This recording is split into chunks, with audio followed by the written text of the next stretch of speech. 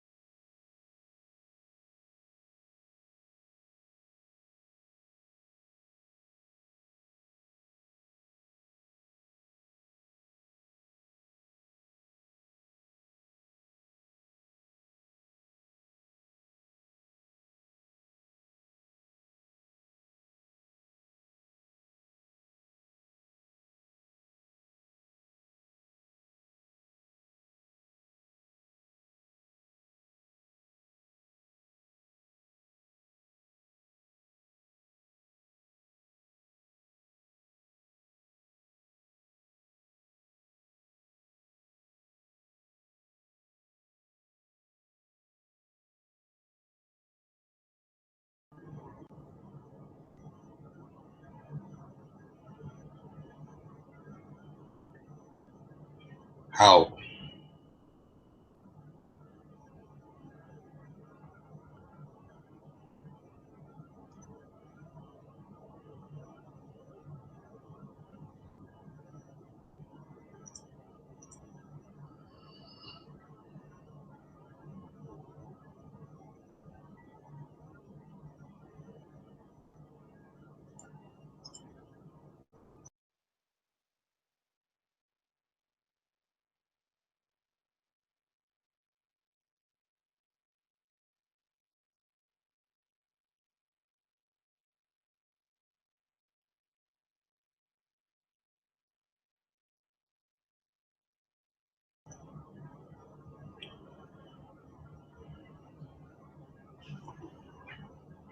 I like guns.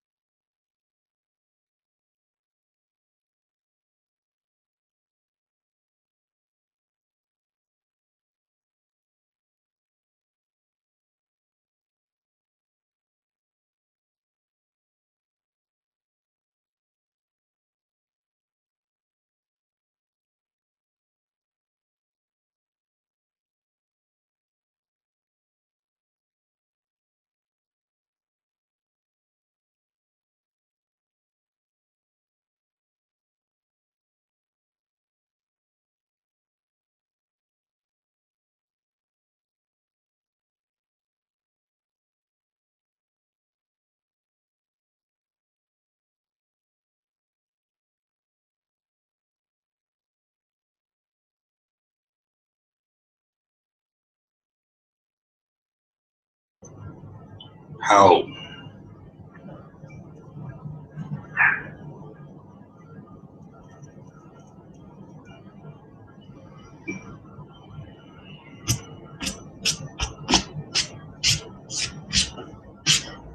How about them Cowboys?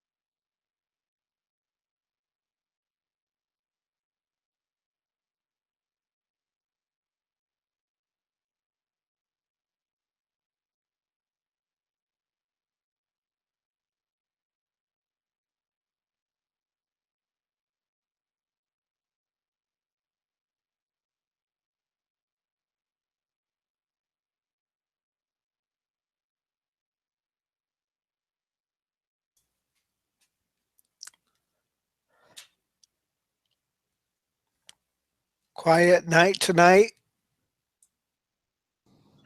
No, I'm here. I don't know. Moon's just hosting, so that's why he's not talking. It's possibly just did it to, to pop up. A chat open. That's cool. Oops, I forgot to close something. There, that'll be gone. There's some big news with the Army today.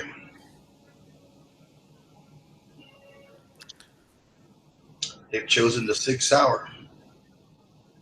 Oh, I did read that earlier. And why did they do that? There's no specifics just yet. Outside of possibly the cost of that pistol not being, it's not like a 226 or a 229 and so on, and it's very modular. So for a service pistol, and so on, you can really change it out. That's typically what they don't do. They're kind of more of a uniform kind of deal, which is interesting to see if the other branches adopt it as well, follow suit. Now, who did hold the contract on that? Beretta. Beretta? Yeah, since '85, Beretta's pretty much had a contract for every branch, with the exception of Special Forces and Spec Ops.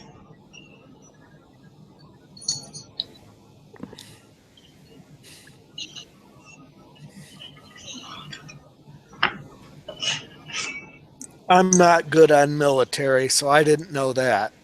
I mean, I guess I still thought. Yeah, I only know that because it's just been rehashed so many times. You know, when I worked at Lockheed for a while, I used to send MPs in the Air Force there, and I asked him one time because I saw his Beretta look like it was almost like it was like stainless, and I asked him, "Is that? I thought you guys all got blue guns." He goes, "It was. It's just been beat to hell that all the finish came off."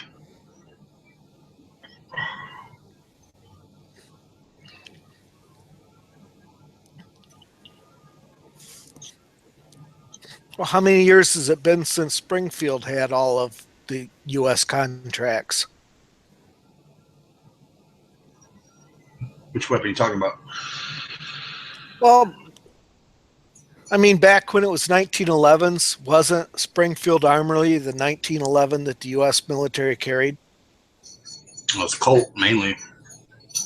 Colt bought the patents from I believe it was John Moses Browning, and then it was adopted. You know, in I forget what year it was, but you know, the final design was 1911. That's why it's called 1911, but in 1911. But that was the gun that everybody used for forever until 1985, and that's when they switched to something with more rounds. And it was I don't know the exact date offhand. I'm sure you can Google it or somebody will make it off the channels. But 1985, everybody went to the Beretta. For 1911, it was revolvers, what they were using.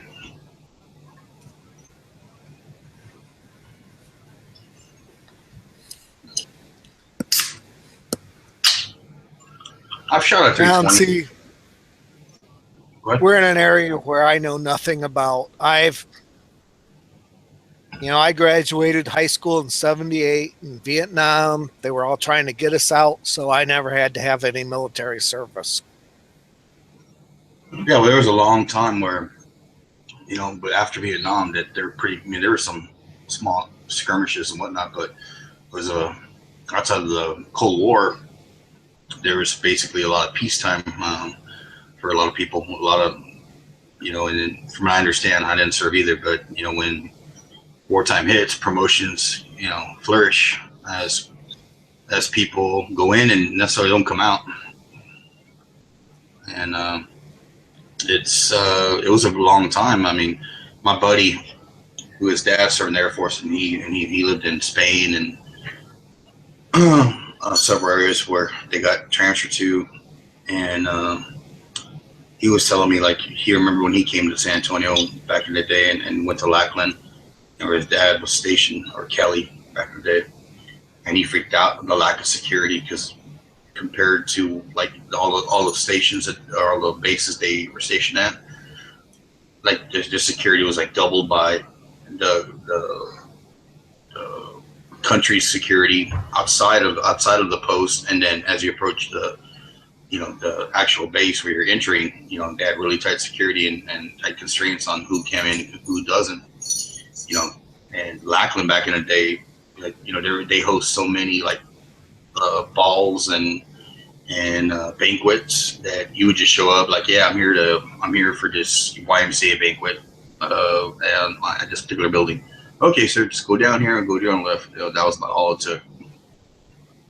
You know, and compared to the security that's involved today on most bases now, or all of them. Big change. I think my older brother served at Lackland. If you're in the Air Force, I mean, almost like 99% of people go through there for basic. There's a few I've understood, I've heard of some other reason they don't get training there or don't get their basic there, but you're pretty much going to Lackland for basic.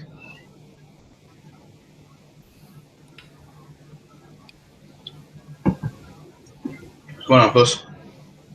Not much. How you doing? Oh, I'm all right. How's the life in Arkansas? It's doing all right.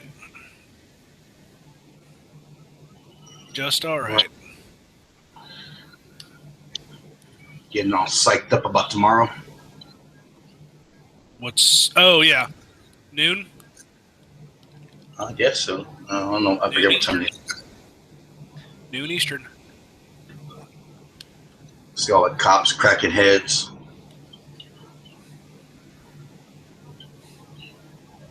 I know people like to get weird political in these chats, but shit, if they would have done that to Obama, you know, people protested the shit out of him and all walks of life, you know, rallying to protest him on his inauguration. Man, they would have blatantly labeled him as like this group of Neanderthal racist. Pretty much.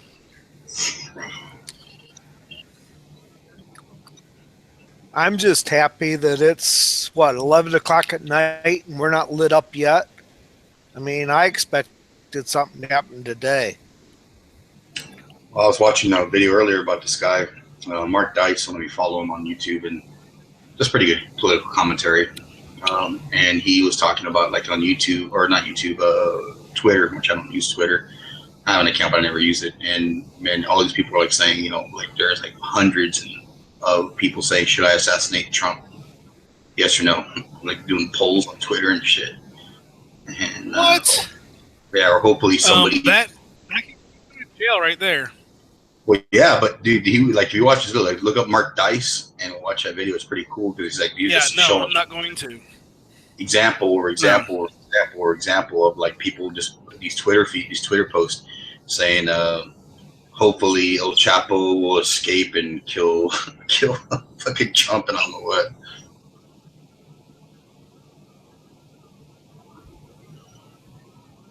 But yeah, it's fucking Yeah. I mean, if you think about it, that's planning to assassinate the president. Well, I mean, from what I understand, the Secret Service investigates any threat, any open threat, and what his one of his points of he wasn't doing it to like to make these people popular, and what he was saying is it's weird because other political commentary or pundits and whatnot that have made posts before that have been somewhat considered very, very racy, but not directly, you know, nasty, have been kicked off their Twitter accounts, and these people are just going on and on and on, and without any interference. Yeah.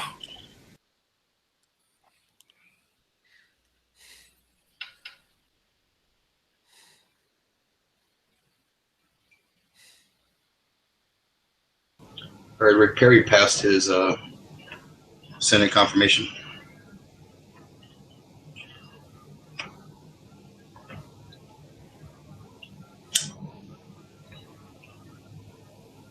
Secretary of Energy.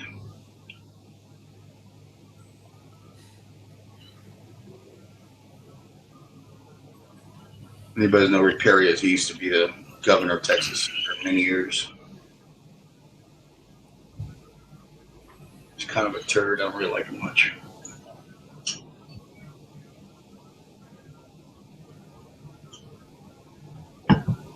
How'd you do in the last competition, Buzz? I got sick out of it. I did okay. I got on my classifier. I got like an 88%, which bumped my entire score up to like 89-ish or something like that. So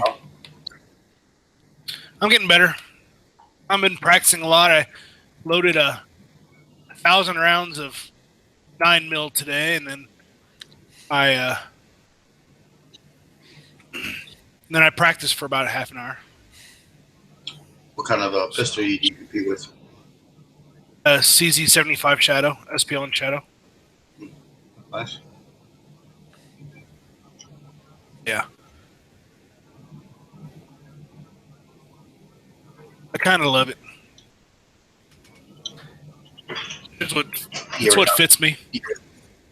You ever thought about going to that stage where you use an armor? No.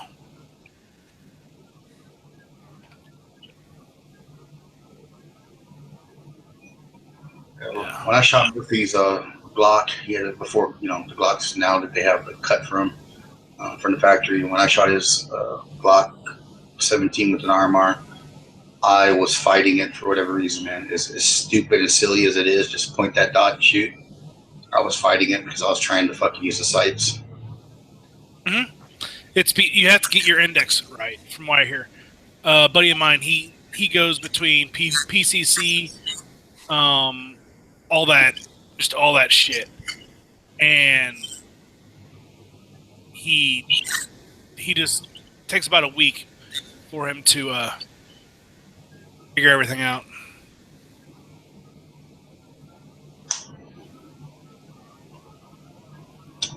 When you compete, you see a lot of guys in 1911s. Yeah, you can. Yeah. Race guns.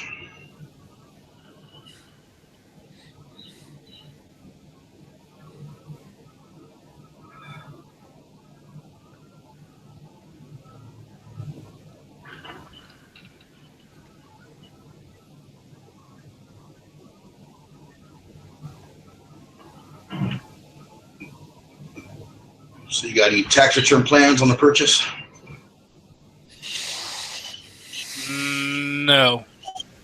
Well, it may go towards a roof over the house. Yours got torn up? No, it's just getting old. The house was built in '99 and it only had 10-year shingles, so yeah, it needs to get. They just need to be replaced. I don't. Well, I mean, I'm sure you know this, but you got a decent insurance agency. You call them first and go out there and they'll help you pay for some of that, not all of it.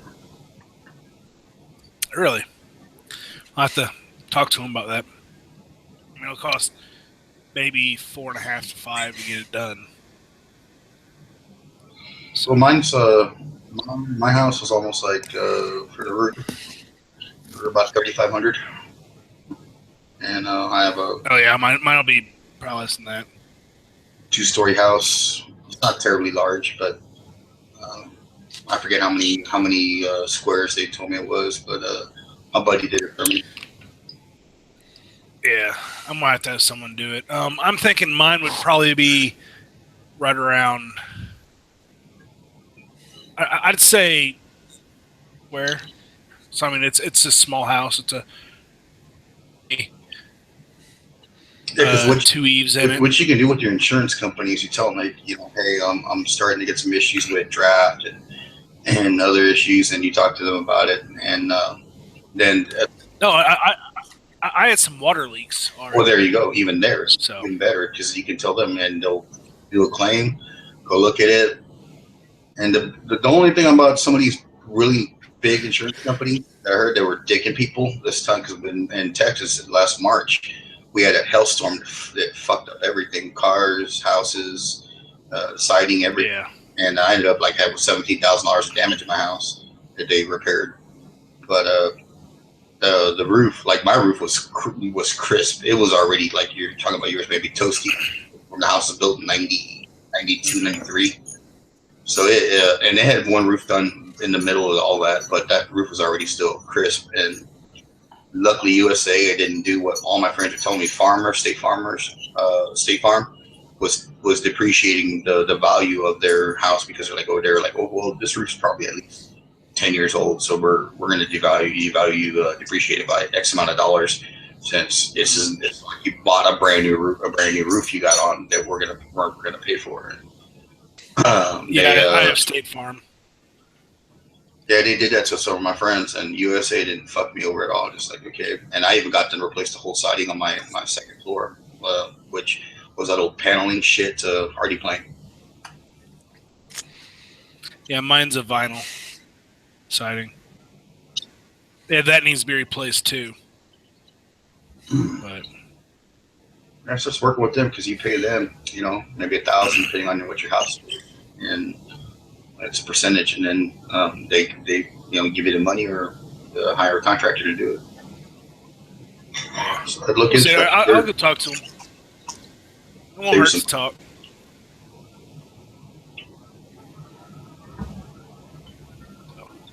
Yeah, I mean, if I could take and save some money on that, it'll go towards majors this year. I got 4 planned. I already have I'm already squatted for 2 of them. So when you going to build the shooting range in the basement? We don't have basements here. We have too much bedrock. Yeah, for me to have my own range, I'd have to buy and build that, or like buy and maybe build on the side of a hill, and then have the basement kind of be a half basement type thing, and build up for the rest of the house, and then I have a decent basement. We got a lot. Next time. Yeah, we got a lot of limestone here. So you dig like in my backyard, my front yard, when I've had to do anything digging, like for plumbing or whatever, dude, you'll find a fucking rock that's like 20 pounds, 2 feet down. You find a big. we have solid rock. I'm like in the Ozark Mountains. Yeah, I wish we just had a 20-pound rock 2 feet down. We have, rock. Yeah, we might have like 2 feet of soil, and then we're bedrock. Yeah. So yeah, you can blast, but yeah, no. But I mean, the next house I'm going to have, I want one of my major places is going to have at least 25 by 25 foot room. I could have it even bigger than that, so I could practice and shoot downstairs, and then or wherever that room is, and then go ahead and have some land where I can have my own range outside. See, if you think about it, because I the dream here in Texas is like to get like a place where you have 10 acres. That's the minimum. And then you have to kind of get along with your neighbors so they're cool with you shooting on your land, so they don't, report you. But all that land that you have, you're gonna have to upkeep it over the years, tractor and so on, this and that, cut all that shit. And if you calculate all the cost, maintenance on a tractor, and you were just to build a, underground, pistol range, or mainly that's what would relieve my stress coming up from work, just getting to shoot off some pistol rounds, every so often. And but if you could do that and you analyze the cost, you're probably gonna break out. Maybe you're gonna probably save some money down the road instead of having all that land, unless you're just a country boy who likes that land. Well, I mean, the land wouldn't just be for shooting. I'd like to have like a little garden and stuff on it. And I would like to have a place where this fucking lab doesn't run off. I know he's not going to come back, or he does come back when he feels like it. If he ever cuts loose on me. Yeah. Where's he going? Yonder. Now, like with my range, I don't care. Now I have 100-yard range behind my house, which I mow it Nice. just like my yard with my lawnmower, so it's not a big deal. But the difference is behind me, I know it's about 2 miles before there's anybody that has anything that could be a of danger to my range. As Yeah. long as you got a big berm you put up, a solid berm, and you're a good, you're a confident shot, and whoever you host there, and you bring people over, you tell them, hey, you teach them what's up, you're good.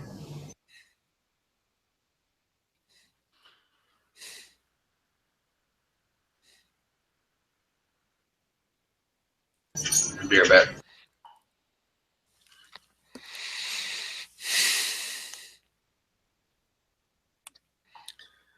But I know I own enough acreage that I know that I'm confident there's nobody behind me from where I'm shooting. I have a berm, so I'm not really uncomfortable with the range I have behind my house.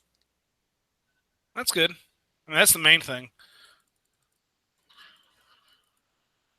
Yeah, I mean, where I go shoot, the berm, it's on the bottom side of a hill. So you have the berm, and then you have another like 30-foot hill on the backside. So that helps.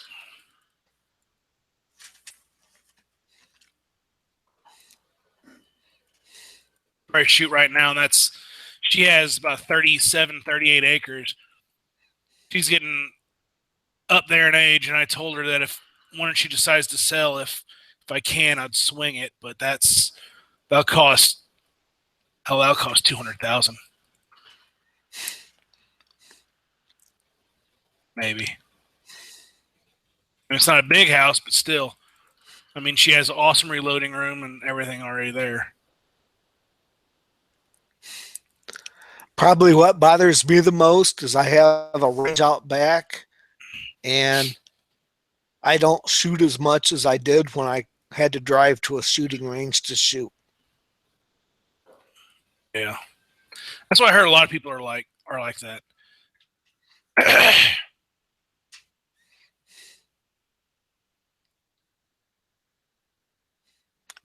But like with reloading, it was very handy because I could run into my reloading room. I could load half a dozen loads. I could run out back and shoot them, and I would learn what they would do real quick.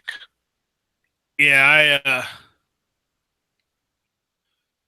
I never just reload half a dozen. Like today, I reloaded 1,000 rounds, and I went and dry fired for half an hour.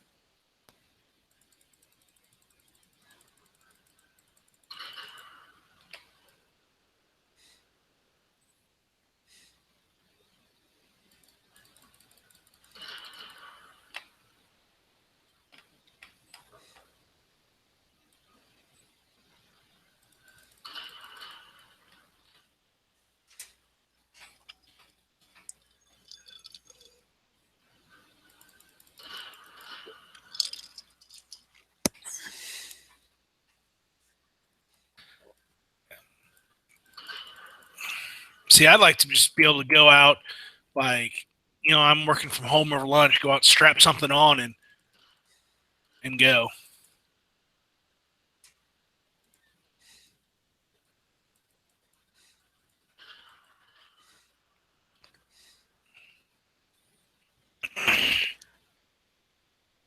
Now, are you mainly pistol or do you like reloading rifle loads or?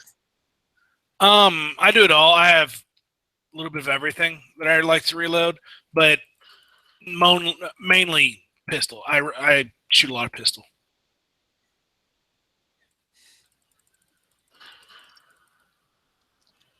9mm, 45? 9. 9? Yeah, I shoot competition production division. Oh, So, yeah. what's your favorite powder for that? I use Ramshot Zip.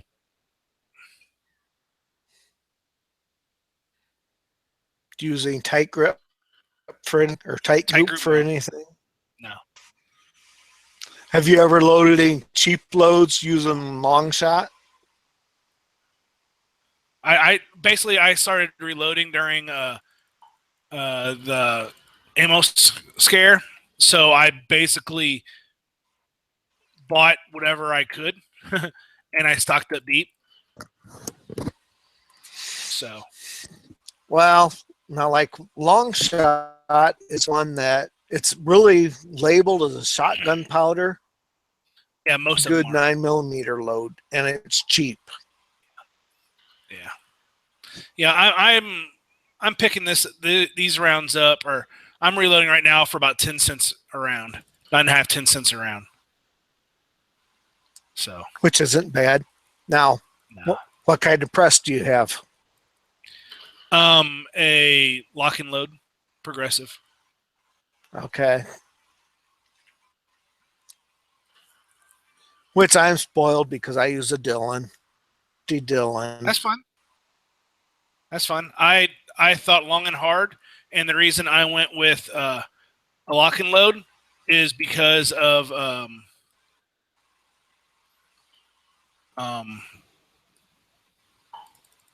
I at that time I was switching between 9 and 223 and 308 and stuff like that, and I just wanted something that was easy and quick to change. So.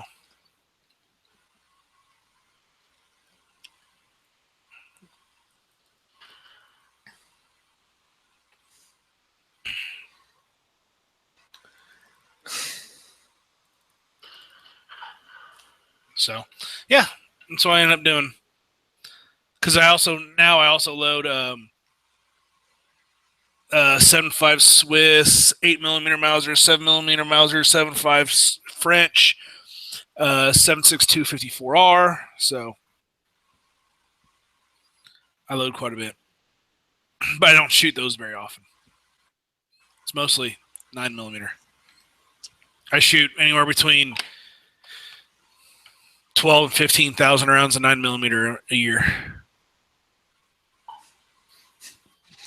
Which I find myself, I end up buying the reloading dies before I buy the gun that I want.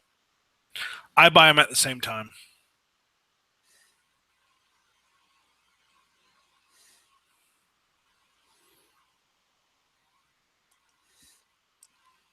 But I'm not into buying ammo, so if I don't have the dies, I usually don't buy that gun. My Russian guns, I don't. I like my 5.45 and 7.62 by 39. I don't reload for. But now, do you have a single stage press? yes, I have a Rock Chucker, and then I have the Hornady quick change put into it. We're a lot alike because that's where I am. If I'm going to buy something that I'm going to shoot a few of, I run it through my Rock Chucker. Mm-hmm. I know I'm going to shoot a bunch of my Dillon. Yep.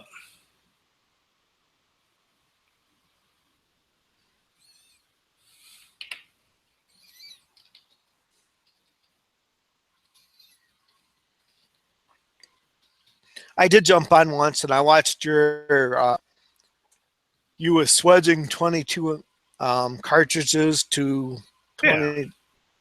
And I enjoyed that 53, video. Yeah. It's expensive. I got my money's worth, but you have to have the time.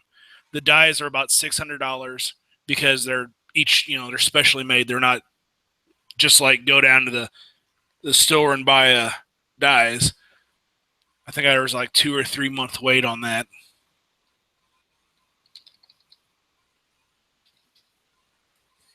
So, but I have such a pile of 20. I have such a pile of 22 ammo that has never come an issue for me. But it was something that I filed away for a few future use. Well, I didn't make 22 ammo. I made 223 projectiles. Right, but the bullets are the problem. What do you mean?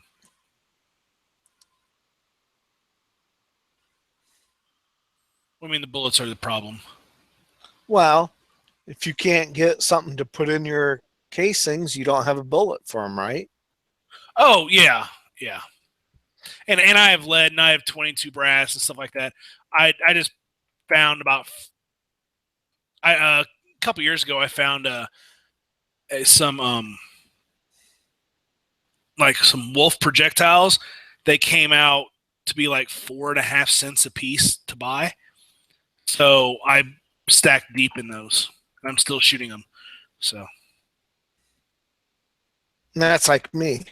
I would hate to add up the inventory I have in my reloading room because I'd probably Yeah. be shocked at how much I'd be shocked at how much money I have spent down there. So I jumped into firearms in late 2011. Probably middle 2011. And through middle of 2013, I was keeping track of how much I spent every month. Yeah, I quit counting after that whenever I realized I could buy a vehicle for what I had in firearms. I was like, I'm not going to do that anymore. So, Well, before the elections, I got scared and I bought 8 group and I bought 8 pounds of I think I bought of Varget. Mhm. I spent like $600 right before the election. Yeah. I always like to have, ever since Scare, I'm like, all right, I want to have at least X amount of rounds. So basically, I told myself that I want to have enough rounds for 2 years worth of loading. So, But then I got told Or from some some friends, and I've never been able to find what is the legal amount of powder to have on inventory in a house.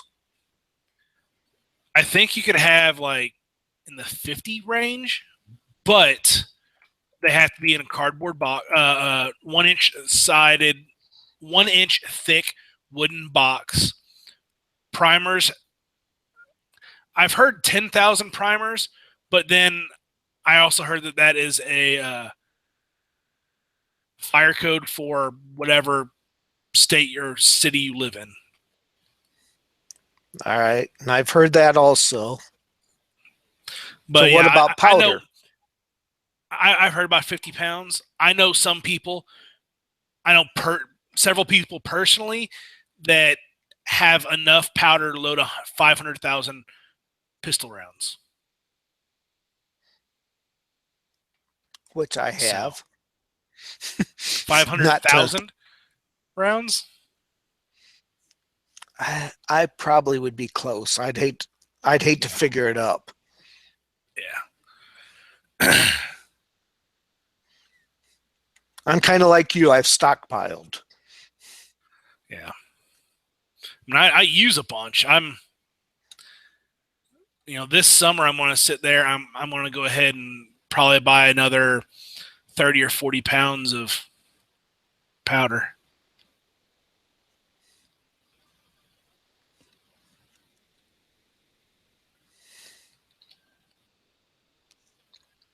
Matter of fact, I think you're the one that told me and got me started ordering from what was it, Valley something powder. Yeah. And so I've made some orders from them, and I'm pretty well stocked right now, I guess. Good.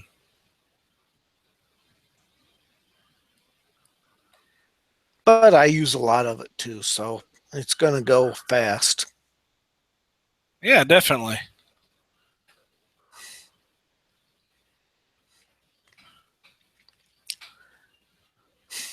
way I look at it, it's no fun to have any of that if you don't use it. Pretty much.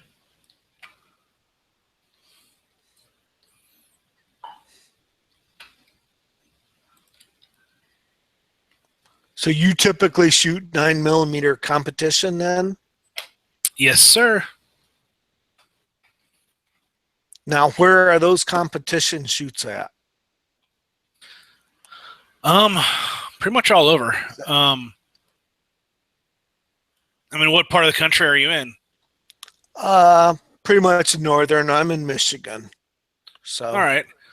You could always look on USPSA's website and look for ranges near you.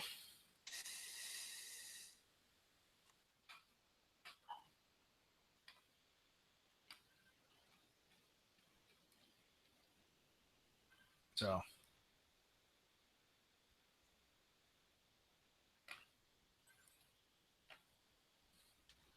now, do you make money doing that, or is it just something for fun? Or yeah, it's you're for fun. laughing. That's not good. It's for fun. Okay. Only about 20 people in the United States will make a living at this.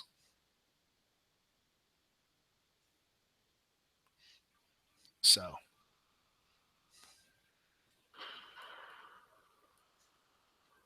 and I'm not one of those 20. I'm sure I wouldn't be either. So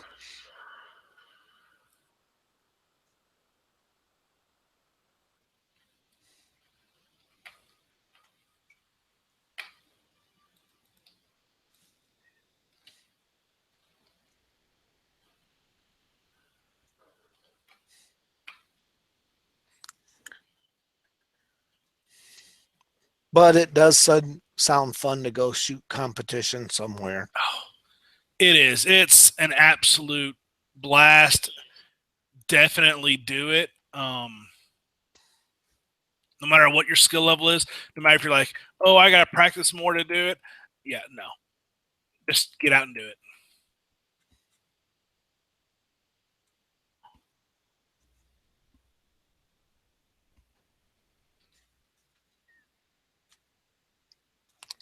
Now, for that, do you use more of a 1911 frame, or what type of frame do they No, use? you can use I use a CZ75 SP01 Shadow. People will use Glocks. People will use Smith and Wessons, 1911s, 2011s. I mean, there's just so many different guns you could play with. Okay.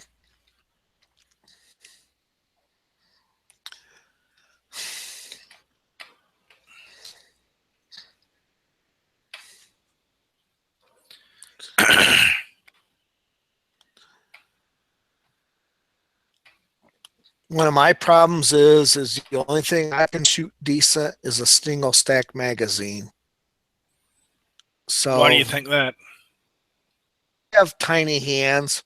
I mean, if you'd compare my hands, you'd be more to a woman's hand. Try a CZ75. They have a very small grip.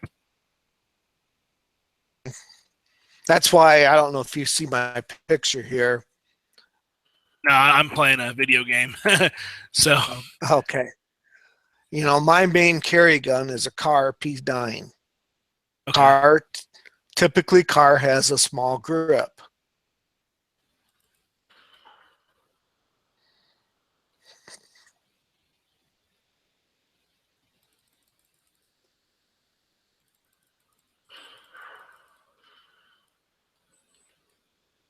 Yeah, cars are to have small grips.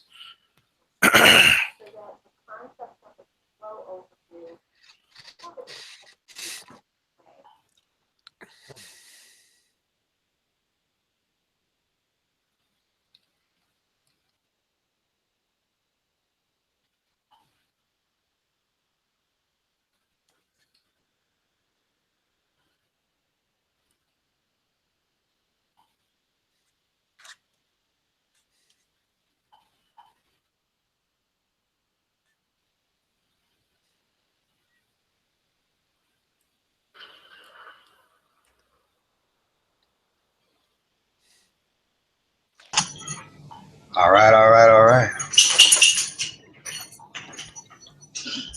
Got royalty in the chat. DB's here.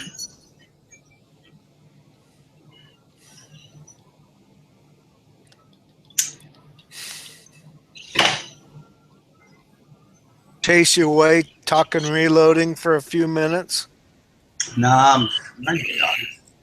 She wanted me to make her some French fries, whatever. Tell her she needs to learn how to make them herself.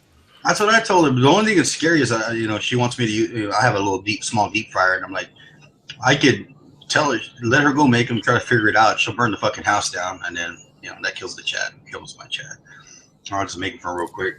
She's 12. Shit. Hell, she has to learn how to make food. She no, she knows how to cook.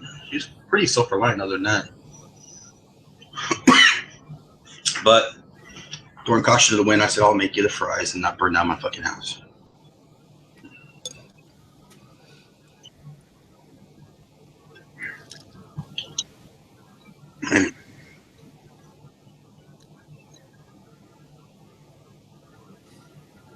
What did you guys think of that Colt 38 Cobra? I'm not a big revolver fan. I have one, but it's a last-ditch thing. Actually, it's sitting right next to me. Play with me. Nope.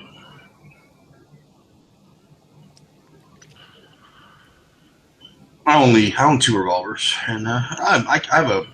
It wasn't until I shot one I had an appreciation for it. Because before then, I just thought they were obsolete. Just things of the past, and like the muskets. Before I shot a musket, I was like, that's just obnoxious and old, old tech. Shoot one, and you're like, damn, this is fun.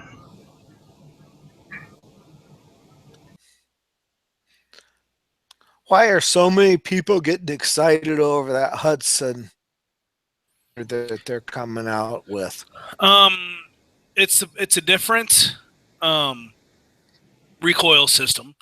So the barrel is extremely low. The trigger is a straight pull back. It's supposed to be an awesome fucking trigger. Excuse my language, but it's supposed to be. I don't know. I'd have to get one in my hands. It's something different than just a little improvement, like when they make pickups every year or something, they just throw a little, this, that, and a dash or something, and just change it up. This is something that's kind of way different because of the fact it's striker fired polymer receiver. No, it's a stainless. It's a stainless steel receiver, isn't it? And was striker fired in 1911. So that alone, just if you're a 1911 person, it's like, well. You've had years people talking about, those images that they've rendered of the Glock in 1911. And that's one thing I can understand about it. But it looks cool. It's a little pricey, in my opinion, $1,100. But really, a striker fired 1911 is nothing new. Well, it's 9mm. No, I've never heard of a striker fired 1911. I have heard of polymer receiver 1911s. Never heard of a striker fire in 1911. Not saying that my knowledge is infinite or whatever, but I've never heard of somebody making a striker fire, because basically you're going away from, you have a straight pull trigger that's still managing some kind of disconnect. They're just able to drop the barrel a lot more because that you don't have that recoil spring on top of the trigger. It's in front of the trigger guard, from what I saw, what from Yankee said. Yeah, and you're going to more of a, even though people are saying it goes so much different, so much further away from a 1911, the barrel design. Well, not, yeah, for 1911 perhaps, but not from a Browning, because that's the way he designed the Browning, was without that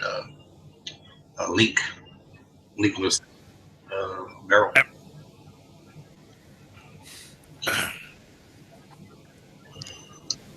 I mean, I think it's cool. I'd love to shoot when he says, and see how it shoots and how it feels. But when I make a 45, that's when I'm I'm thinking about diving into that, because I don't really care for 9mm 1911s.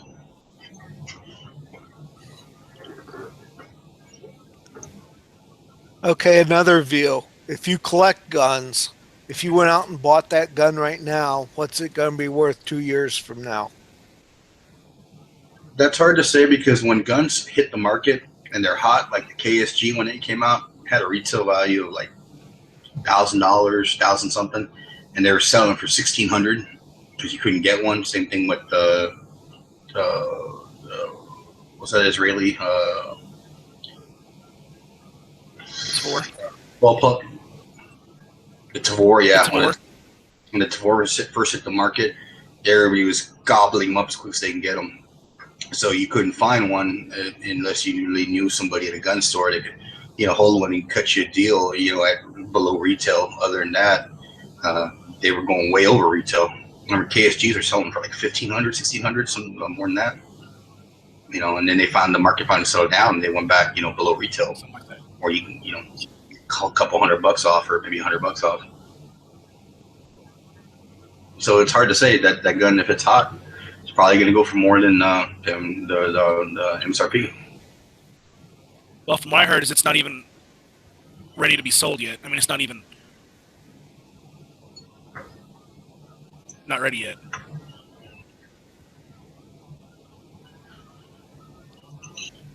Last year, when the Kimber Solo came out, everybody was buying the shit out of them, and that was another tough cookie to get.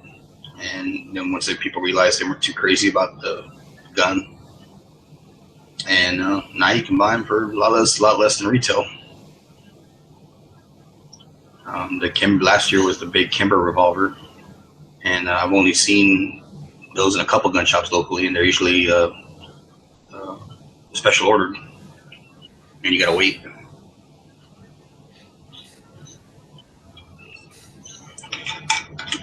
It's a good looking little revolver, and but I don't know if I'm gonna drop $1,000 on a 6-shot 57. No, not at all. Not whenever you have the LCP sitting out there. Yeah, plus I already got a Smith & Wesson Model 19-3 and 2.5 inch stubby. It has a fucking. I can't complain about that trigger at all. It's fucking slick.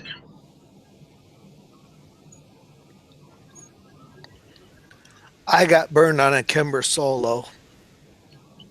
I would never buy a Kimber unless it was a very first generation.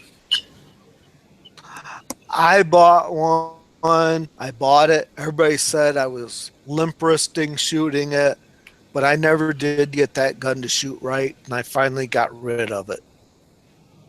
That was the best thing you did, was get rid of it. I buy a Kimber. I try to get a deal, maybe on the used one unless I had money burning a hole in my pocket. But I've heard mixed stuff and people saying the first gen Kimbers were great, but that's also because the second gen Kimbers went with the external extractor. It was a nightmare for them, and a lot of people that opinion, from my understanding, comes a lot from that. Well, it's not just that. It's they went from a hand operation where every gun was hand put together to, okay, we're now going to mass produce this thing. And I was astonished when I found out they were actually making these guns in Yonkers, New York. Yeah.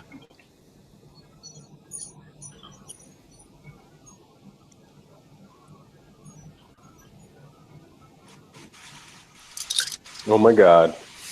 Guess who just jumped in? Shit just got real. Harry and the Hendersons? I don't know what the fuck. I just farted.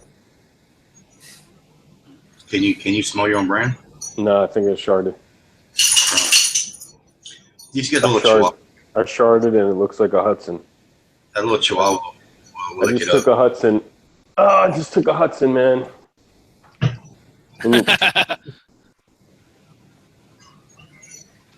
My little chihuahua will fuck your pit bull up, motherfucker. Especially when I'm shooting that motherfucker. At the same time, my chihuahua's barking at him. I don't have a pit bull. That's irrelevant, God. That's irrelevant. So that you would have heard these? What? That you're producing a special comeback out What special name Special Ed's number one song? No. I Am the Magnificent. Remember that shit? Or what was the other one? You're almost old enough to remember Special Ed. It sounds familiar. I'm 40. Yeah, you were into fucking, hey now, I'm an all-star, get your game on. I remember. You were that guy. You were fucking Smash I always Mouth. said get laid on that one. You were a serious Three Doors Down fan. You had all the fucking posters. Oh, hell yeah. Oh my God. Green Day. No, I was more into Soup Dragons and the Lemonheads and late 90s, mid 90s. And No, you were hardcore. You were into Mudhoney. yeah, all that shit, man. Like, Grunge. Puke shit. What was that one band that made that run of Soul Asylum? No. I don't know. Just fucking You're on around. Soul Asylum. All white kids who were into rock were like, I'm into rap too, Cypress Hill. And that was it. Cypress Hill was it. I was Everyone like, loved Cypress Hill, man. like the Soul. Click the Soul's actually a techno band originally, like an 80s techno band. It just said, fuck it, we're going to go jump on this whole grunge thing and make some rock, break up rock albums or whatever. No, I heard that dude, man, from the white rapper, John Brown, man. Yeah. You're going to do his new album. Dude, every time I actually was there that whole time. That was filmed in my studio that I worked at for fucking 5 years. Every time you say that shit, it's fucking hilarious. I refuse to be on camera and I refuse to be a part of that show, but I had to be there anyway. So did he give you like one of his?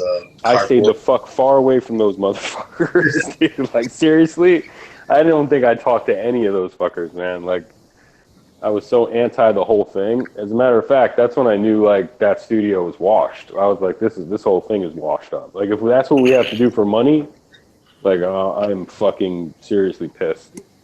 I was never really into rap, but I never like. What was the name of that group that they had? The guy who hosted the show, MC Surge.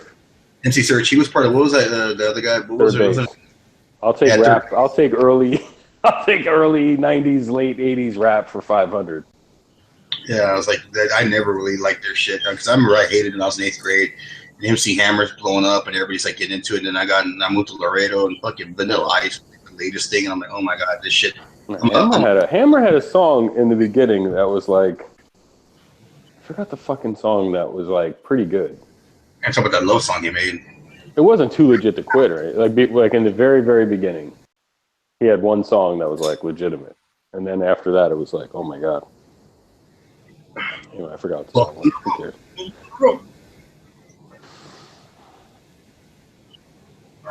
Something about Oaktown. Anyway, that was a good time, man. All I remember was watching it, like John Brown, man. Hallelujah, holla back. I actually wouldn't even go into rooms. I would chill in the lounge in the office. He didn't ever give you one of his business cards, the cardboard paper. Dude, I looked. They were literally pond scum to me. Like I couldn't believe we were doing it. It was like working at Abbey Road and you just worked on like fucking Sgt. Pepper's Lonely Hearts Club Band, and then they were bringing in karaoke or some shit. You know what I mean? Like now working on karaoke. They're bringing That's Oasis. the way I felt. Where Oasis said we're bigger than the Beatles. You're like, oh, have Yeah, fun. well, and probably. Let me tell you, in 2000 and what was that? 2000 and not even. It was like in 1999 they were bigger than the Beatles, right? Like that one summer, Oasis was crazy, man. Wonderwall and all that shit. And That was one of the worst fucking rock shit I used to hear back in the day. I was like, god damn, where's the fucking? I mean, Soundgarden. dude, you're tripping. That album was epic, dude. That album was definitely. It was good. I still have that album. It was epic. It sounded epic. It sounded expensive. Like it just sounded good. The last bands I thought that really kicked ass was like System of a Down and Typo Negative coming out of like the late 90s. Oh yeah. I like the You know you like Papa Roach? What was that fucking band that Dave Grohl was the drummer in it? And Foo Fighters. No. It was like some redhead mother. No, that's Nirvana. It was a red. Nirvana. No, it was recently. Dave Grohl was Dave Grohl was Nirvana, but then he became Foo Fighters. And then he didn't play drums in Foo Fighters, did he? No, he was a Right, he's guitarist lead there, but But he was the guest drummer in a band that I thought was pretty fucking badass. And I don't even remember the fucking name. best fucking albums I ever played was Temple to Dog. They did that thing for that guy who died when Pearl Jam and Soundgarden got together. Tenacious D was probably one of the best rock groups. I hate Tenacious D. I just went to a wedding. Twisted Sister's fucking rock, dude. I can get damn right. But Oh, that was. I like that group. Okay, Queens of the Stone Age. Remember that they came out like in. Yeah. I like that shit. I thought that was good. I never liked them. All these fucking bands are trying to repeat the 80s again with these skinny ties, skinny jeans, and white shirts. I'm like, there's a thing called the Ramones, and fucking, they did all this shit way back in the day that you're trying to fucking hose over. Nah, dude. I refuse to. Dude, there's good music out there. People like you will never find it because you're so jaded. Because you sound so crazy jaded, man. Like if everything sucks nowadays, you won't even bother go looking for anything other than you won't bother. It's just like the shit sucks. Dude, there's people that come out of some places that I can hear a song or so, and then I'm like, okay, cool. Shit, I mean, I'm not much into rap, but when who is it? What the fuck is that band? Doom. No, Cypress Hill. Crazy. Yeah. They came out. Who's the fucking band? I can't remember the name. Rap. Right. Fat dude, dressed like Darth Vader. Sounds. What was it? They dressed like Darth Vader. It's sort of like Goody Mob. He was like in Goody Mob way back in the day. Oh yeah, CeeLo. CeeLo, yeah. And then what's his face with the other guy? They turned into Gnarls Barkley. That wasn't rap though, man. That was. No, it wasn't. Well, I wasn't. I only heard. I can only listen to one song. Yeah, that song "Crazy" was so fucking beyond one genre. It was just good. I liked it. Man. That song, but anyway, CeeLo and Goody Mob was awesome, man. They were really great. The other guy, Pharaoh, that one hit that he had, or he had several hits, but that classic one, I thought it was a cool jam. I mean, if they make an awesome song, I can listen to it. Oh, dude, I couldn't stand shit like, dude. I listen to all kinds of music, but I can tell quality no matter what genre. If you played me some polka music, I need to hear maybe a bunch of polka music. And then you play me like one, a polka song that's like next level, I would be like, wow, for polka music, this is off the charts. You know what I mean? So no matter what it is, there's good and bad in every genre, but what can you do? So I got to look for the good shit. Otherwise, I suggest to people like you, go on pitchforkmusic.com, and every year they do a top 100 albums of the year. And dude, they don't give a fuck about genre. It could be anything, man. Like it literally is the top 100 albums of the year in any genre. And there's something for everybody on that list. That's new. Because I mean, listening to old ass music all the time sucks, man. I remember like family members from back in the day, like stuck on Bob Dylan, like playing Bob Dylan in the 80s and in the 90s, and like. Oh, dude, I love a lot of old music. Sucks. I love a lot of folk music back in the old days. Songwriter music like Jim Croce, Arlo Guthrie, James Taylor, several people that came out of that era that just really made some but awesome. Remember in the 80s and like maybe in the 90s, remember those guys that would just listen to 70s rock? And that was 20 years ago? They'd be like, oh, well, all you listen to is 70s rock. And if they're still listening to 70s rock, that's like almost 40 fucking years of listening to the same shit over and over. And it's like, I like 70s rock. I'm more inclined with the 60s rock, where there's a lot more imagination going on there. It just wasn't all balls to the wall. It was just more, a lot more creativity in the 60s, in my opinion. This is music channels right now. Musicchannels.com. This is where are they now? Where is DB now? Right now, I work for the post office. I'm doing pretty good. I don't give a fuck about no fuck shit. You know what I mean? I ankle carry at the post office. No one bothers me. VH1 behind DB's life. Yeah, DB's life. Where are they now?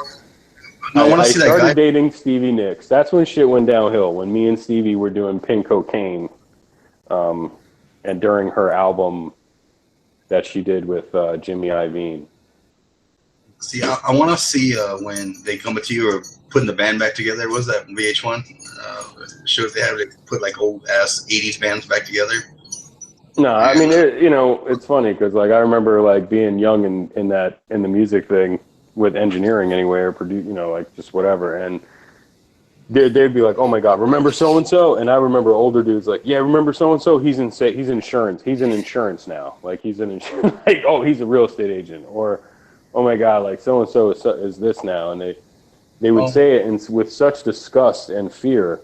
But 1099 independent contractors with no benefits, no set hours, and it's a hustle, man. So these hustles don't last forever. The very top of the top type of people, no matter what fucking person you are. Like if you were an independent, if you were a welder or some shit, and I don't know. Maybe if you're a plumber and HVAC and shit like that, you could keep it going. But like web design or fuck, dude, you better get your shit together. These 1099 jobs don't last forever, man. Are you talking about the music industry?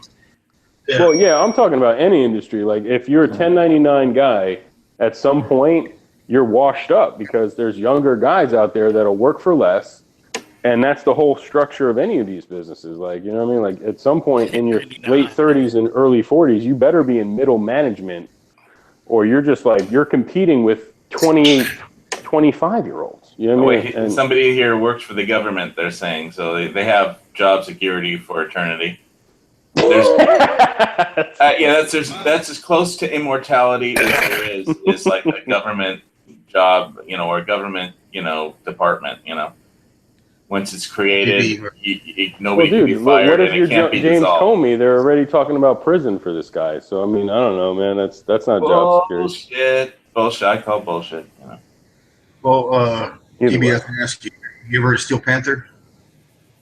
I did. They're like a spoof band, right?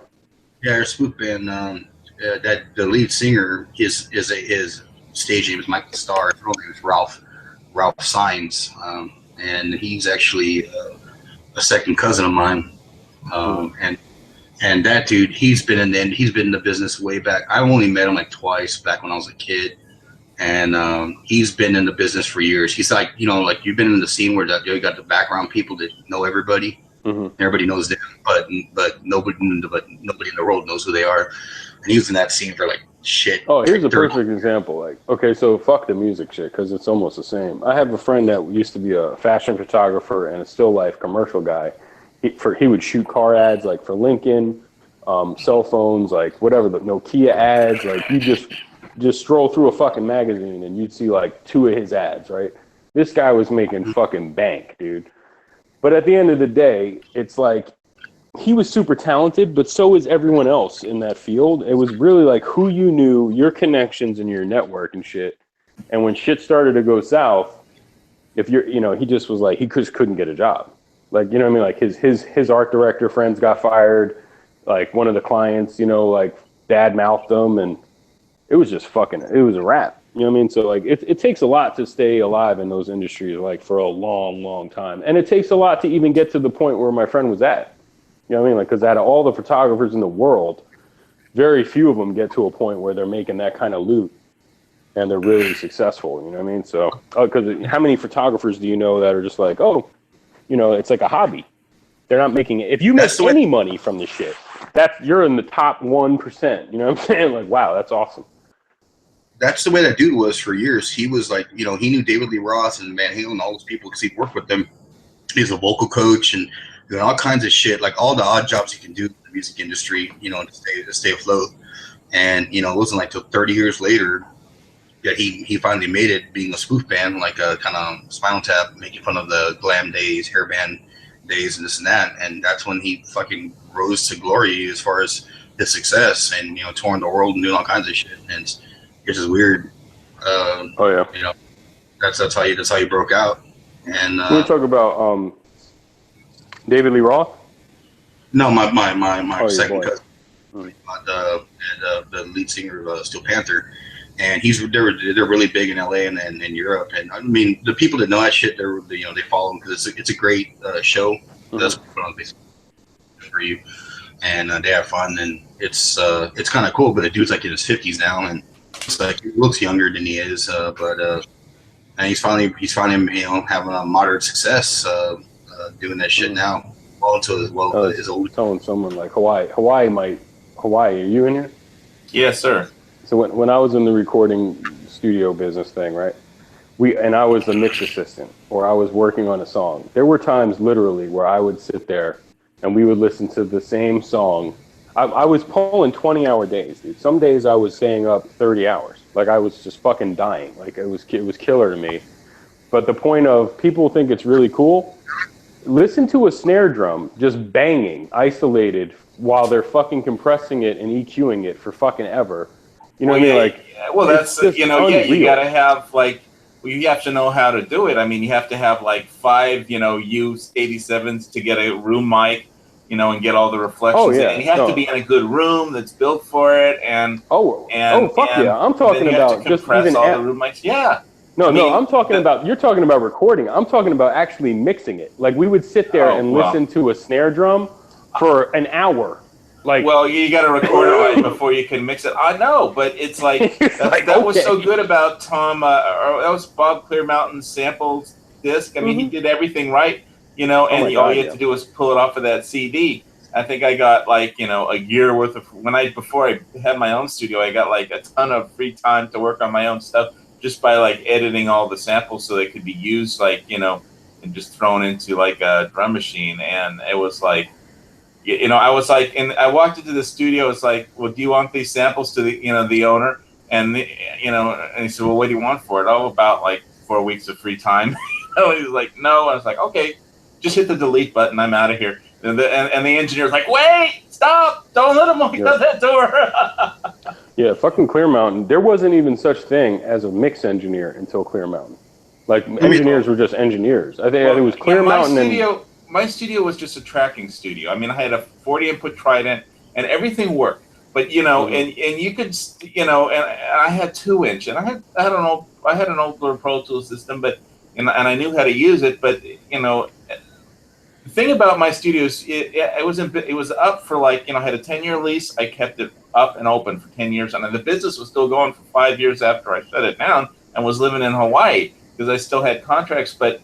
Some people would walk into my studio and ask, what I charge, and I tell them, and they look around, and I was like, well, it's a nice studio, but I don't know if I want to pay that kind of money, or I don't know if you're going to mix my film right or record us right, or I was like, well, okay, take your tapes and go in peace, and then they look around and say, well, actually, the studio is still open, and that says something, for that long. I mean, keeping a studio open for 10 years. Dude, the power bill, right? Like, just the power bill was insane. Not in Burbank. I was in the city of Burbank.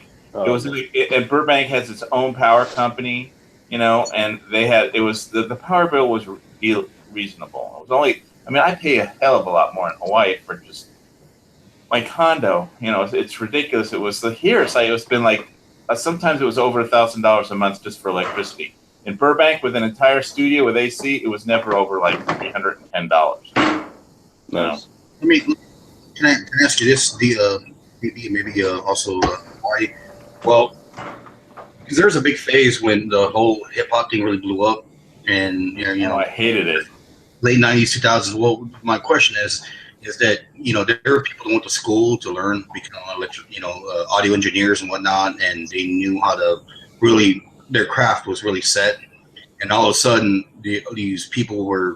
these hip hop dudes were having all their friends, produce their albums and mix their albums and do all that shit.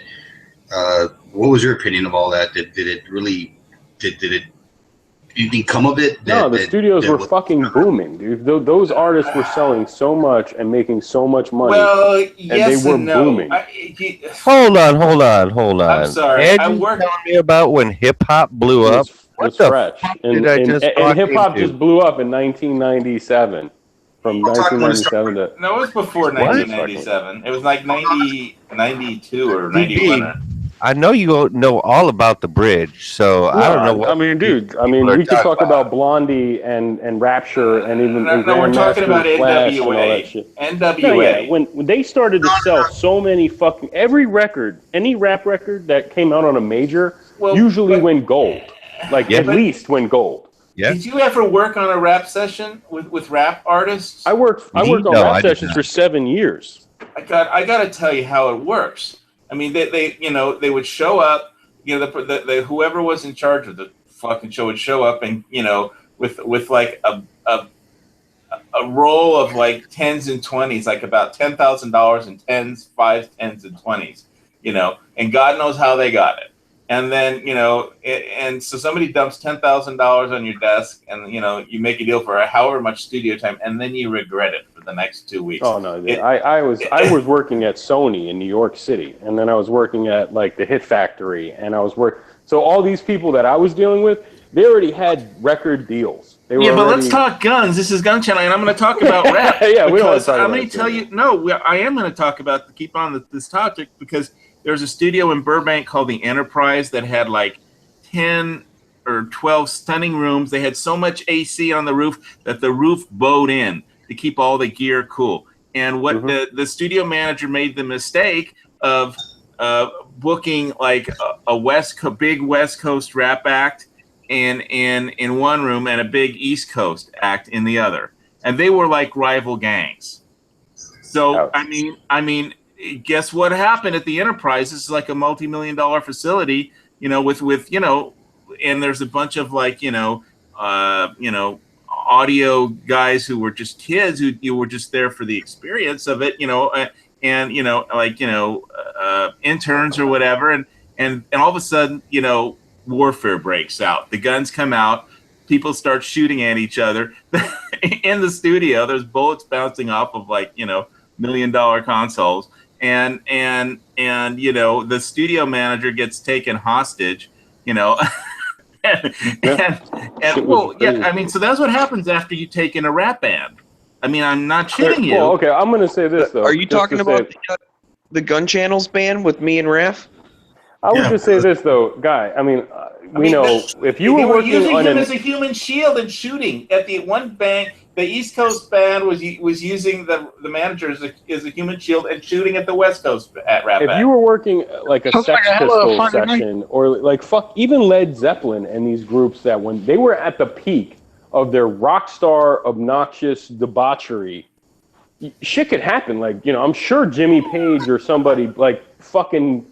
Who is pulling? Yeah, I remember reading every stories time like. with those. Have you ever rappers. Seen that video where John Lennon is screaming at the engineer? I know Brother Rab. I mean, he was in my studio all the time. If you saw the NWA movie, he was in it. Well, he was in my studio all the time. I told him, I mean, he said, I basically threw him out of my studio. Oh yeah, I'm not defending it. I mean, dude, because you had real violent street level criminals who became artists or wanted, and for me the most dangerous were what you were describing, where people were trying to become successful in the music business with their drug money. They were successful. Well, I mean, but once they became successful and stuff, I worked with more of those people than the guys who were just trying to like scramble some street money, like some drug dealing money to go to the session and like pay for it cash and all this stuff. Yeah, well, it wasn't just drugs; it was hookers and everything else, and or whatever it was. But it was dangerous. And I couldn't carry nothing. All I could carry back then was a fucking Spyderco. Well, I mean, I had a 45 for all the good it would have done me. With it would have done something, man. Like if you had to lock yourself in the control booth and like just wait. There was my control room. I was at a recording. I was the mixing guy, and I kept turning up the volume louder and louder. And it was one big party, and everybody was. The louder I would turn up the main volume, the louder people would scream at it, and so they could hear each other over the volume. And then I had everything cranked up as loud as it could possibly be, and I just had to I just screamed as loud as I could. Everybody, shut the fuck up! I can't hear what I'm doing.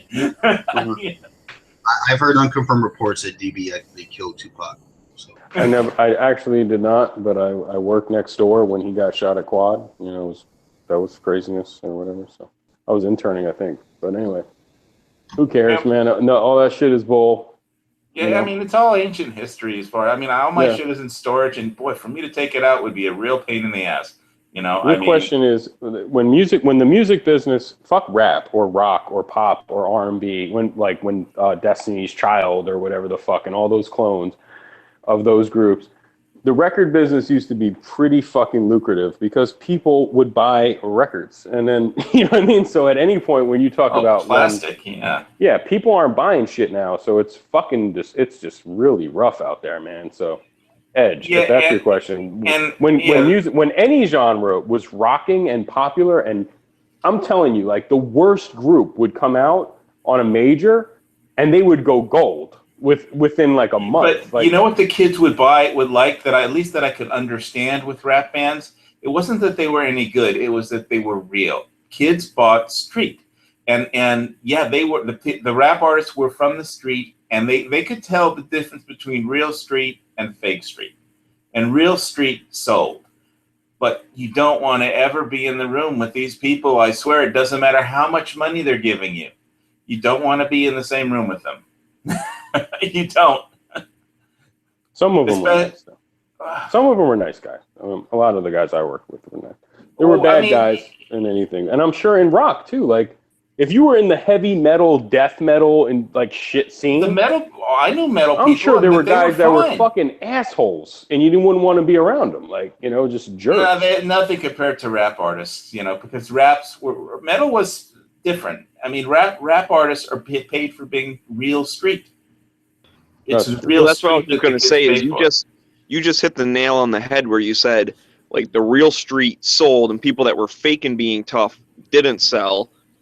And getting to what you said earlier, if you were dealing with people that are trying to break into the business, then they're gonna have to like be over the top like crazy because that story needs to get out in order for people to start buying their shit. Hey, don't fucking diss Snow. Don't diss. Which I mean, there were so many horrible groups. Was a way ahead of somebody. Hey, I'm not sure anything I said dissed anybody, but okay. Well, Phil Spector, I mean, this guy from back in the day would pull pistols out all the time. My cousin worked with Phil Spector. My cousin ran Gold Star. What caliber did Phil Spector shoot that lady in the teeth with, gentlemen? My cousin is dead. Stan Ross has passed away, so I really couldn't call him up and ask. 38 special. They were nuts, but no matter how street you were, there were always people behind the scenes that were like little white Jewish kids on the keyboard that were making the music. Or I worked with Little John for like a month. You know what I mean? I worked with a lot of producers that were just really kind, nerdy. Yeah. And he was completely a nerd, like a complete gear nerd, like nerds. I worked with, in LA, DJ Quick, total fucking nerd, like totally cool. No thug street. I don't know if he was street at any point, whatever, but this guy had an SSL in his basement at like age 20. You know, he could out-engineer anybody. You know, I don't know about that, but he was oh, dude, he was insane. He really was. That guy, DJ Quick, was insane. DJ Quick? No, he was meticulous in his mixes and shit. Like he knew. Well, mixing is different, but yeah, he was the shit. Anyway. And everybody would go to all the rappers would go to Big Bass Bernie for their mastering. Get the bass right. That guy was famous, man. Any engineer that was famous like that, like I said before, no matter what genre it was. We talking pitching on a potty? What are we talking about here? Talking about we're going to talk about if you had to carry a gun at a recording studio, it should be a good one. It should be a good one. It should be a good gun. Well, I did. I had a 45. I remember one of the guy that sold me the Pro Tools walked into my studio. It's like, why do you have like a cannon on your front desk? You know? I didn't even I didn't even have like a decent holster for it at the time. I would just leave it on my front desk. Well, I think the statute of limitations are up, but even then, I didn't even touch the shit. But like in the one studio I worked at for a while, there was a Ruger P95 that was stuck underneath the TV in the lounge, and it was only for emergencies. You know what I mean? It was for. It was like we all knew where it was. Like the studio there was a story. Knew. If you've heard of, I got my mixing board from Music Box, so I kind of had a relationship with that particular studio because The owner sold me the board. Then he sold the studio to somebody else, which was an empty box. And now somebody else owns it, who bought it, put an SSL in. But that studio got robbed at gunpoint. And, basically, Mike, basically they tied up the guy. I mean, the owner had somebody running the studio for a week, and some, people came in and just robbed all the rack gear, took everything, and so he filed the police report. They found it at a pawn shop. The guy at the pawn shop wanted to sell it back to him, and he wouldn't pay him a penny. But he got it back eventually. It just took forever. And, the guy who actually stole it, they caught him. He tried to get away from the police. He tried running across the 405 freeway, jumped over like the side and broke his leg, and he was like limping away when the police got him. So he said he was happy, how that ended. But, so that shit did happen, I mean, all that rack gear, I mean, like, I still have in storage. Back then, it used to be worth its weight in platinum or gold, but if it's a good analog shit, it'll always be worth something. It'll always be worth. Well, I mean, yeah, but it's like doing anything with it. And so I suppose I should get off my ass, go back to like Yuri's, fucking Yuri, like Neve and shit, and all that hard stuff. Hardware. Well, getting it to work, I mean, is a lot. There's a Neve and an SSL. If it doesn't work, then you could spend the next 20 years trying to make it work. So I don't know how much it's really worth. I could talk about this shit for a while, but there was a lot of shit that happened that I used to see, the drugs, the fucking things. But I used to work at a studio where Billy Idol did White Wedding at, and then that entire album was the same studio that like Stevie Winwood did Back in the High Life or whatever the fuck. And I remember the studio manager telling me, "You should have been here back when Billy Idol was here. They used to walk around with plates of cocaine, hookers, guys would pull guns out. It was fucking crazy. You know what I mean? Like, it was just fucking nuts, man." Like, and I'm like, and we at the time we had like Pink and DMX and Nelly was there working. I was so happy to get into the film industry because there wasn't any of that shit.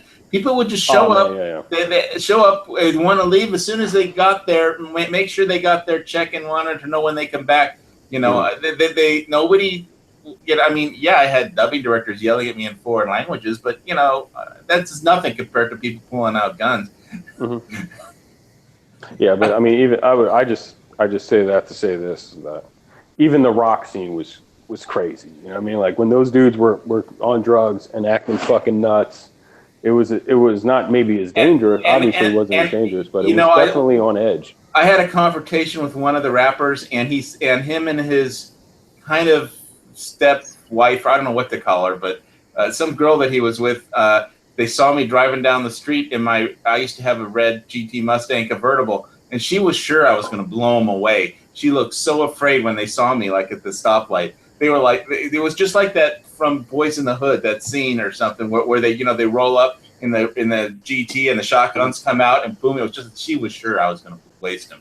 Oh, it's because you're the big Jewish kid, I'm the big tough Jewish kid who had to deal with 40 rappers in my studio at one time, having a gigantic party, and 10 of them were packing. So,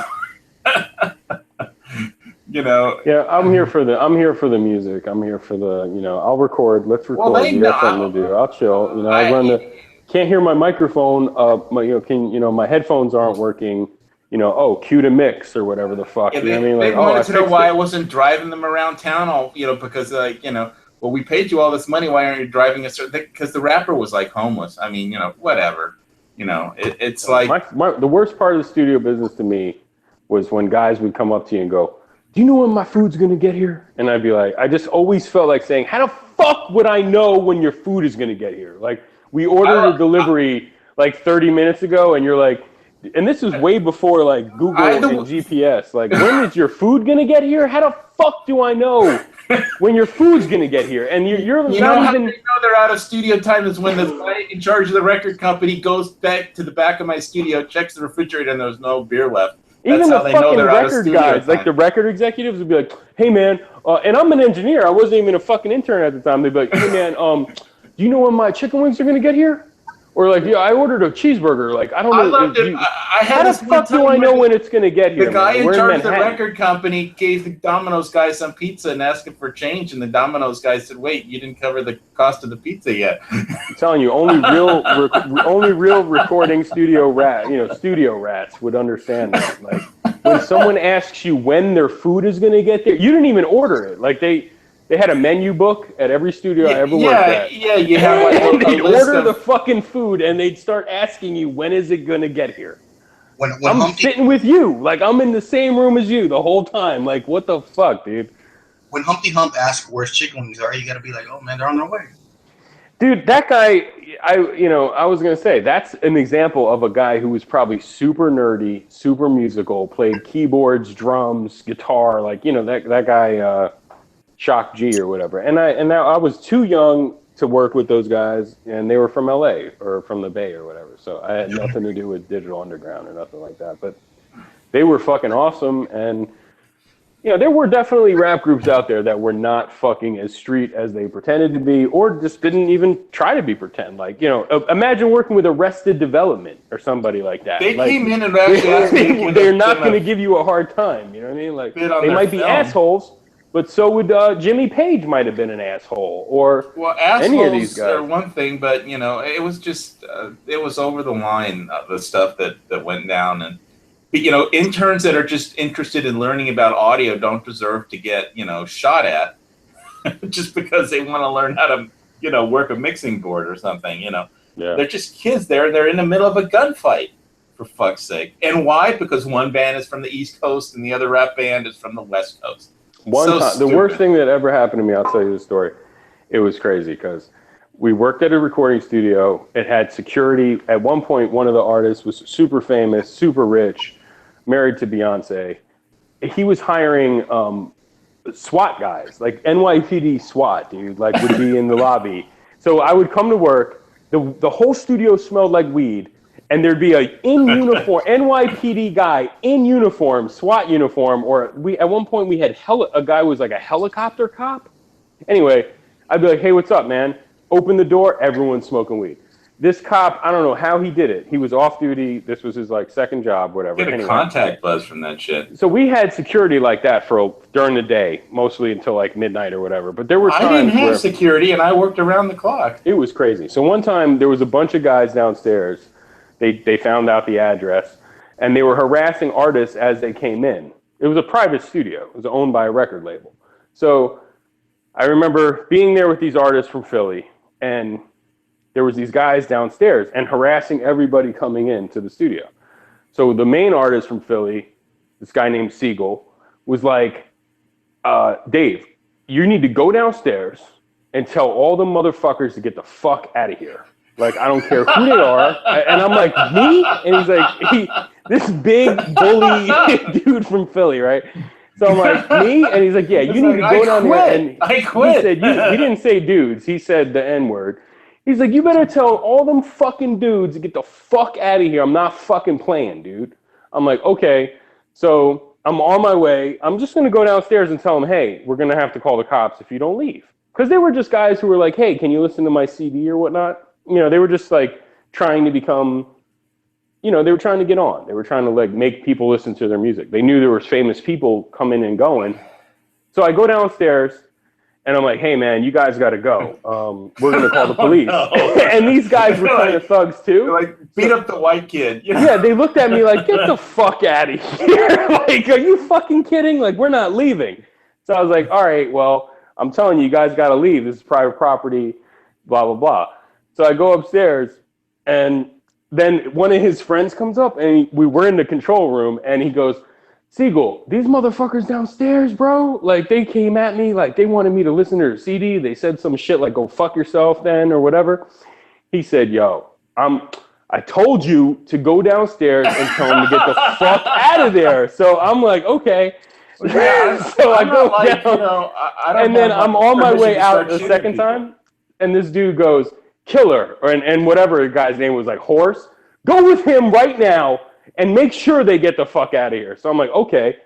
So they're with me in the elevator, and the dude pulls out a gun and racks a fucking round in the chamber, right in front of me. And as I'm in the elevator, with these guys. Things people do that, you know. Yeah, it was crazy. The elevator you're door not in the opened up. music industry. If you're, you know, I mean, it's not an The industry. elevator It's door just opens up, right? And I didn't stupid even have a drunk chance. people with guns. I didn't even have a chance to get out the elevator because they did it right before the elevator door opened. They pulled the guns out and they loaded them. The door opens and they come out pointing guns at these guys, right? Like straight. I stayed in the elevator. I could see them go out. I was so fucking scared, dude.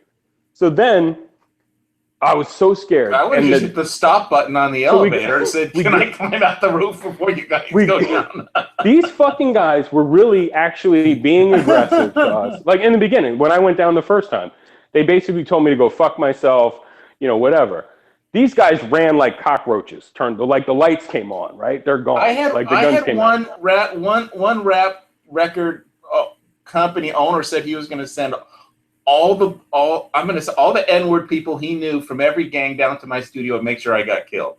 You know, I was like, well, it's nice doing business with you. And he was calling me up at my place in Malibu. You know, my story is not even over yet. So these fucking guys come out the elevator with the guns, right? These guys scatter like cockroaches. They just told me to go fuck myself, right? So anyway, they're gone. I'm so scared. I get back upstairs. And the dudes are there, and they're like, "Yeah, they're gone, dude." Like they tell the dude, they're gone. They'll be back. So the phone rings. No, the phone rings at the studio. I'm the only person there. It's just me and a bunch of artists. Like there's no interns. There's nobody. So I pick up the phone, and the guy's like, "Hey, man, you shouldn't have fucking done that." Like, he starts talking, and he got the number from I don't know how he got the telephone number. It wasn't even listed. He's like, "You motherfucker, you." Guns, bro? He was like, that shit, yo, we're going to come back and fuck you up or something. Like, he started making threats to me over the phone. And then he said something like, we should call the cops. This was, you know, by the way, it was like a long time ago. So anyway, you call the I was now I'm double scared. I'm scared of the guys that went down the elevator with me. I'm scared of those guys. And now I'm scared the cops are going to kick in the fucking door, NYPD, and I'm the only person there.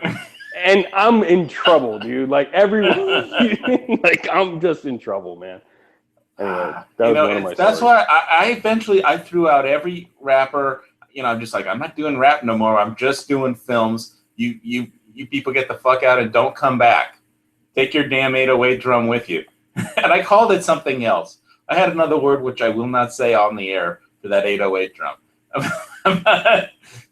It was a string of epithets, but you know, it was just. But people think they're in the film industry if they're like, you know, I know girls who thought they were in the film industry or in the music industry if they were like having sex with like a bass player or something, you know.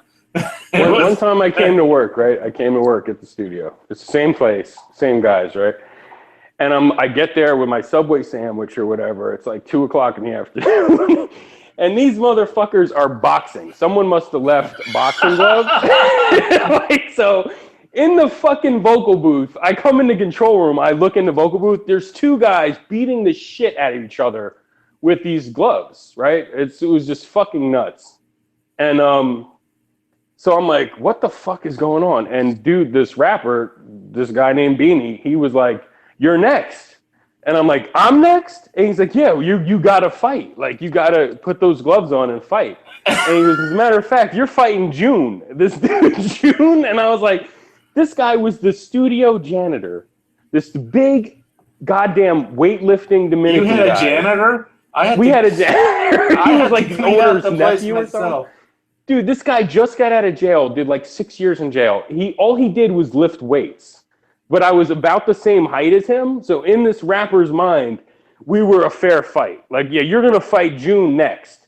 Put those gloves on. Like, it was so... Well, you know, here I am. This is the last rap story I will tell you is when I was negotiating time with the rapper, you know, we were the first time I ever heard anybody talk to me like this and use this particular phrase, you know, we're haggling over the studio rates. And he says, hey, you trying to Jew me, boy? I was like, what? You know, what is that? I never even heard that before in my life, you know? And I was like, because I'm Jewish, you know? So I was like, well, I mean, no, I'm just haggling over the studio rates, you know? and you know, before they dropped their $10,000 or $20,000 in 10s, 5s, and 20s on the desk, you know. So it was just, that's, you know, I was so happy just to have people yelling at me from Europe.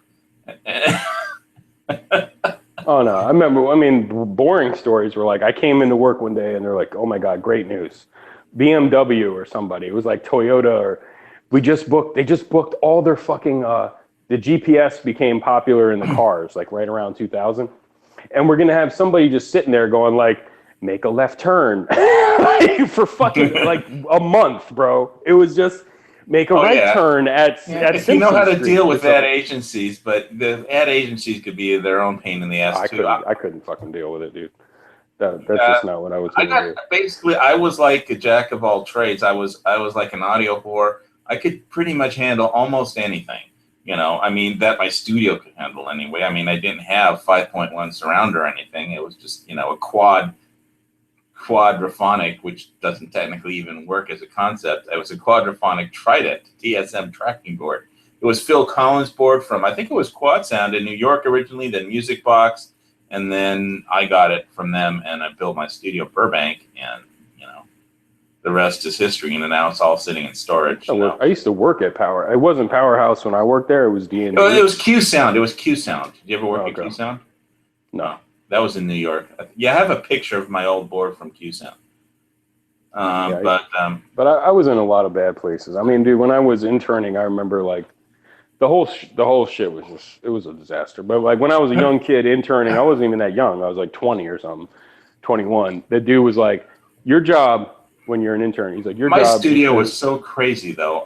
He said, your job, let me tell you, this is the west side of Manhattan, this old ass building. This is a famous studio. Like remember Technotronic, like Pump Up the Jam. Like there was tons of shit that came out of the studio. But when I worked there, it was just rap. Like that was what we did. But he goes, your job is to go get the dead rats out of the rooms.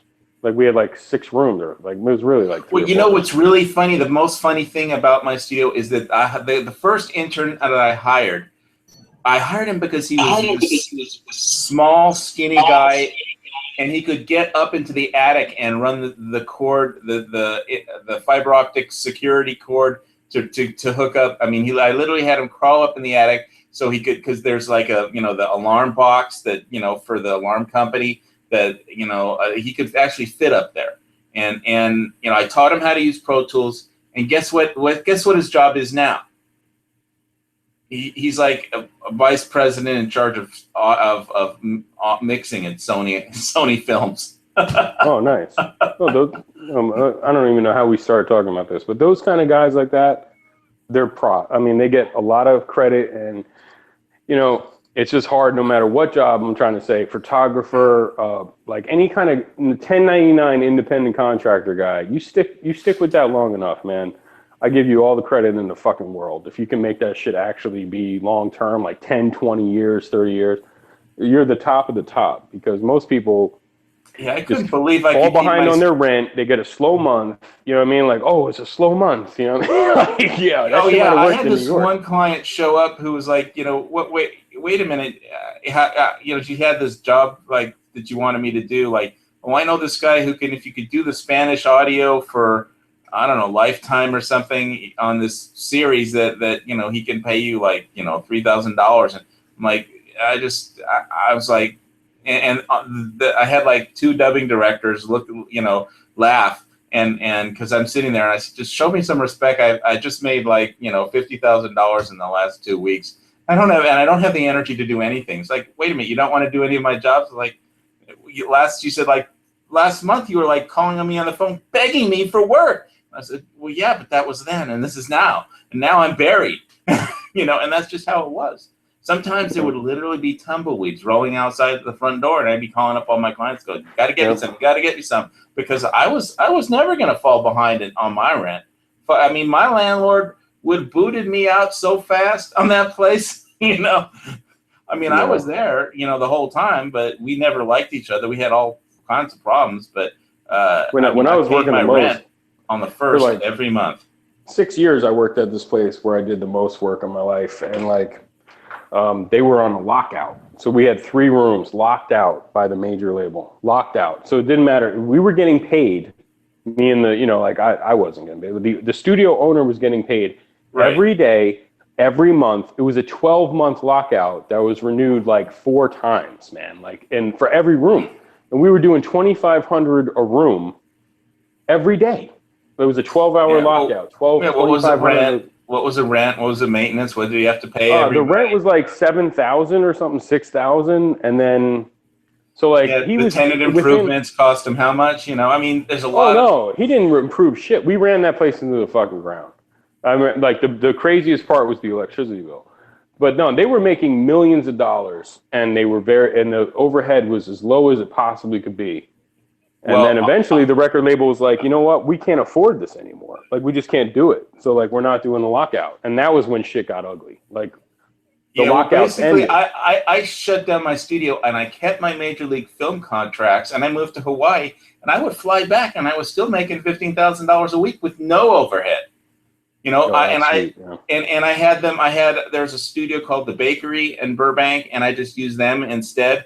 And I said, I just made a deal with him. I walked into the studio and said, you know, I got some work, you know, I can set up for you guys. You know, it just, you know, the major label, it's like a film company. They'll pay your rate and just give me, you know, whatever's left from the dubbing budget, from the film budget, you know, whatever your rate is, you know, and I'll just take the rest of the money, you know, for the job, and I'll get you the jobs. You don't have to do anything. Just, you know, give me one engineer and you know, for, you know, like a week. You know, and I'll like be able to block it out for a month at a time, you know. So I'll just like book your studio straight for a month, and you know, whatever your rate is, they said, okay, we'll charge you $95 an hour. And I said, fine, charge me $95 an hour, and the film company will pay you. I'm a 1099 contractor. Whatever after your $95 an hour is gone, pay me whatever, you know, whatever is left off of the budget of the contract for the film. And so I would be making $15,000 a week just for showing up and shooting hoops out in the back of the studio, and you know, walking into the control room and nodding my head and looking around, and you know, and say, you know, go faster because I'm paying by the hour. Dub faster, and you know, I got into.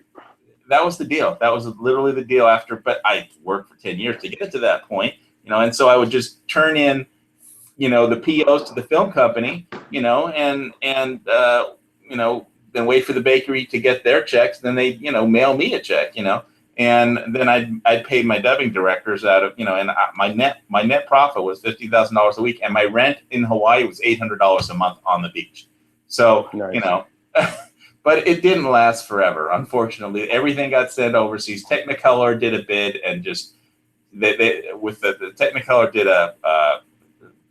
I already complained about this. They went to the accounting department and said, we want all your post-production work. We'll give you a check for 15% of your entire post-production billings, but you have to only if you we'll do that, and we'll make you look good in the accounting department because you can have a nice big, you know, 7-figure check to wave around. Oh, look what we got to the people at the, you know, the head accountant at you know, all the film companies basically. And the only thing you have to do is guarantee us 100% all of your post-production. And so it was illegal for anybody at any major film company to send it to anybody, any work besides Technicolor. So, you know, it was impossible at that point. And, you know, everything, all my $15,000 a week easy gig, you know, went to shit. But so did a lot of other studios and post-production companies at that time, you know. And Technicolor sent most of it overseas except for some duplication. So, but you know, where is Technicolor? Well, they have offices in LA. I mean, but when you were saying like they shipped the shit overseas, where well, they have offices all worldwide. I mean, because they had to, in order to. If they didn't before, they sure as hell did after, because they had to have an office in every country to do a lot of the work. You know. Basically, I mean, I know they have an office in like, let's see, I've driven by it in one of them big facilities. Is it in Westlake? Someplace like Westlake? Mm. Yeah, I mean, they're based in Los Angeles and they have offices around the world, especially now. And because they got like when one film company says, okay, we'll give you all our work, just don't forget to send us our 15%, rebate check at the end of the year for their entire post-production billings. And this is the people, some guy, I mean, those are the damn bean counters, the film companies, basically they take red pens and they just, they make themselves look good by seeing how many people they can, in departments they can shutter and how many people they can fire. And, they did a pretty good job of firing pretty much everybody. If the film industries were to just shut down, it wouldn't be any big, great loss, because there isn't anything left of the film industries. It's just a distribution hub. So, but it was really sweet the way things wound up for my studio. Except now I've got all the shit in storage, and no way I'm going to build another studio. So it's like I had a girlfriend who was like, her father was huge in construction in New York and shit. And at some point he was telling me like shop manager, and he was a union guy and blah, blah, blah, and concrete buildings. Like he built all these buildings and shit. And at some point it was like, well, what did you do then? And he's like, at some point I just literally would come to the work site and sit in a chair and eat a sandwich and just make sure. It's the guy that's sitting in the chair eating a sandwich and behind that doesn't, and just drinking a cup of coffee, not doing anything. That's actually I forgot the name he strings. had. It was like the shop foreman or something, the site, like something or other. And he was like, yeah, I worked my way up in the union. I basically, one of the guys that helped wire up my studio when I first built it, he owned part of a concrete company, and he made millions of dollars after that big LA earthquake. I mean, he literally just hit the big time after that. Or he just made millions and millions of dollars in concrete after the work. And then he bought he was a kind of a crappy tech as far as techs go, but and I told him so. But he bought some big nightclub in LA, with all his millions. He made it in the concrete business because there was an earthquake in LA, and concrete prices went through the roof after the earthquake. It was like having your own money factory. It's like this chat, man. We lost Edge. I didn't even notice that. We were just talking. Yeah, I've been wanting to tell him something too, but he's a fucking bitch, man. It was all right. Well, he listened. I'm telling you, he used to be a big fucking Smash Mouth fan, dude. He used to listen to a lot of fucking Three Doors Down and Green Day and shit, man. Green Day. Yeah, Green Day. You know what I mean? Like Green Day. I'm just fucking around. I just wish, come back in, man. Edge, come back. We ran you off, man. There's a really good Silat martial artist doing a tour, seminars in San Antonio. I think it's in August or April. I posted it on Gun Channels. No, look, Randy, we're losing everybody, man. This is Randy, come back, man. I don't know. We started talking about audio, and it's just I don't think this is not like. Let's get back to the Hudson, dude. The Hudson 9 Moon. Where the fuck are you at? He's probably eating. He's probably sleeping. Well, at least we're still live. They haven't shut us down. We're live, man. Let's see how many viewers we got. Let's see. I can tell some of these assholes what to buy next. Let's see how many viewers we got.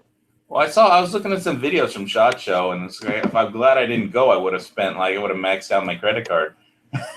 15 people are watching. So, but there's 5 of us, so that's like 10. That's it. 10 people watching. Well, I'm not watching. Yeah, SHOT Show. Oh, okay. But they don't count you unless you're actually watching it on your computer in like another window. Yeah, SHOT Show looked whatever. I mean, I don't think it would be worth it to travel there. That's a lot of money, but there was some cool shit there. But I saw some knives that looked pretty interesting. Some snug pack like rain gear that looked interesting. So if you're on Gun Channels and want to talk about guns, you better come on. Otherwise, we're going to wind up just talking about audio or something stupid. Like music. Who started? I didn't start talking about music, by the way, but whatever. Yeah, I think it started because we were talking about, I don't know. I just was talking about 1099 guys. But shit, props to you, man. If you can do that. I know it's rough, and especially when you start having a family and shit, and you just don't. Oh, I never had a family. I just had, studio girls that would show up, like in between sessions or late mixes, and then they'd just show up and they'd be like, We had like worse than groupies. We had male groupies. The male groupies would come by the studio and bring chicks, and then those chicks were like a fucking Eskimo offering, like please sleep with my wife kind of shit, like hey, yeah. I got a question for you, man. Shoot it. I want to know your real opinion on that Hudson H9 shit. Like, what do you? Okay, this is my real opinion. It's pretty cool. I just feel like if they would have fixed that dust cover so it wouldn't have been so much like a integral light or something and then the rail, like at that point, why even have a fucking rail? I don't understand. But and then the other thing that was shocking, I told I told the Gun Channels guys, like, dude, I wish you guys could, bring a light with you. Like, and when you're at media day, attach the fucking light to ask them, can I attach the light to this rail so we can see how fucking ridiculous this looks? Or is it functional? Because now I'm seeing posts from like instructors and shit that I respect a little. I might even take a class from them if I had the money, but like they're saying, hey, I don't know if it's going to be such a big deal. Masada Ayub is on Instagram. So he posts a picture of it and he's like, hey, it looks pretty good. Trigger feels good. I said something to him about the light, the rail. And he goes, yeah, that's kind of stupid. You know what I mean? Like the rail is what it is. But flash shooting, it's a Night Striker fired 1911 or whatever the fuck. There's no roll pins. It looks like it's a pretty simple detail strip, but all proprietary stuff. Is it going to take off? I doubt it. You know what I mean? I just doubt it. I mean, look, if anything was going to take off, that fucking Arsenal, that Strike Fire shit, that Strike 1 or whatever, man, ultra low bore axis, flat shooting. Remember Yankee being like, this is the best striker fire trigger ever and all that shit. Like, there were tons of people who were like that, and that gun didn't even take off because people like me and people like you and other people in the that have already set in their ways. Once you get 30 spare Glock mags, you don't need nothing. You don't want nothing new, because that if you bought a new gun and that shit was awesome, you'd need to get a bunch of spare mags. You need to get a holster. You know what I'm saying? Like, you might want a second one. 2 is 1, 1 is none, or whatever the fuck you're doing. Anyway, you know what I mean? So my opinion of it, it looks like it's a great idea. 3 is 2, 2 is 1, and 1 is none. Yeah, it was a great idea that just something was done wrong at the end where I don't know. Because you've seen the dust cover, the recoil system, the way the barrel locks in there. It looks too fucking strange. Now, I don't know if this is true, but from what I heard is that Hudson went to Smith & Wesson, SIG, HK. They went to every fucking firearm manufacturer and tried to license that gun to them, and everyone turned that gun down. Turned down that design, and they're like, no, we're not fucking buying the rights to do this shit. So then they got some rich fucking millionaire to back them. Okay. And then and that's how that whole thing got started.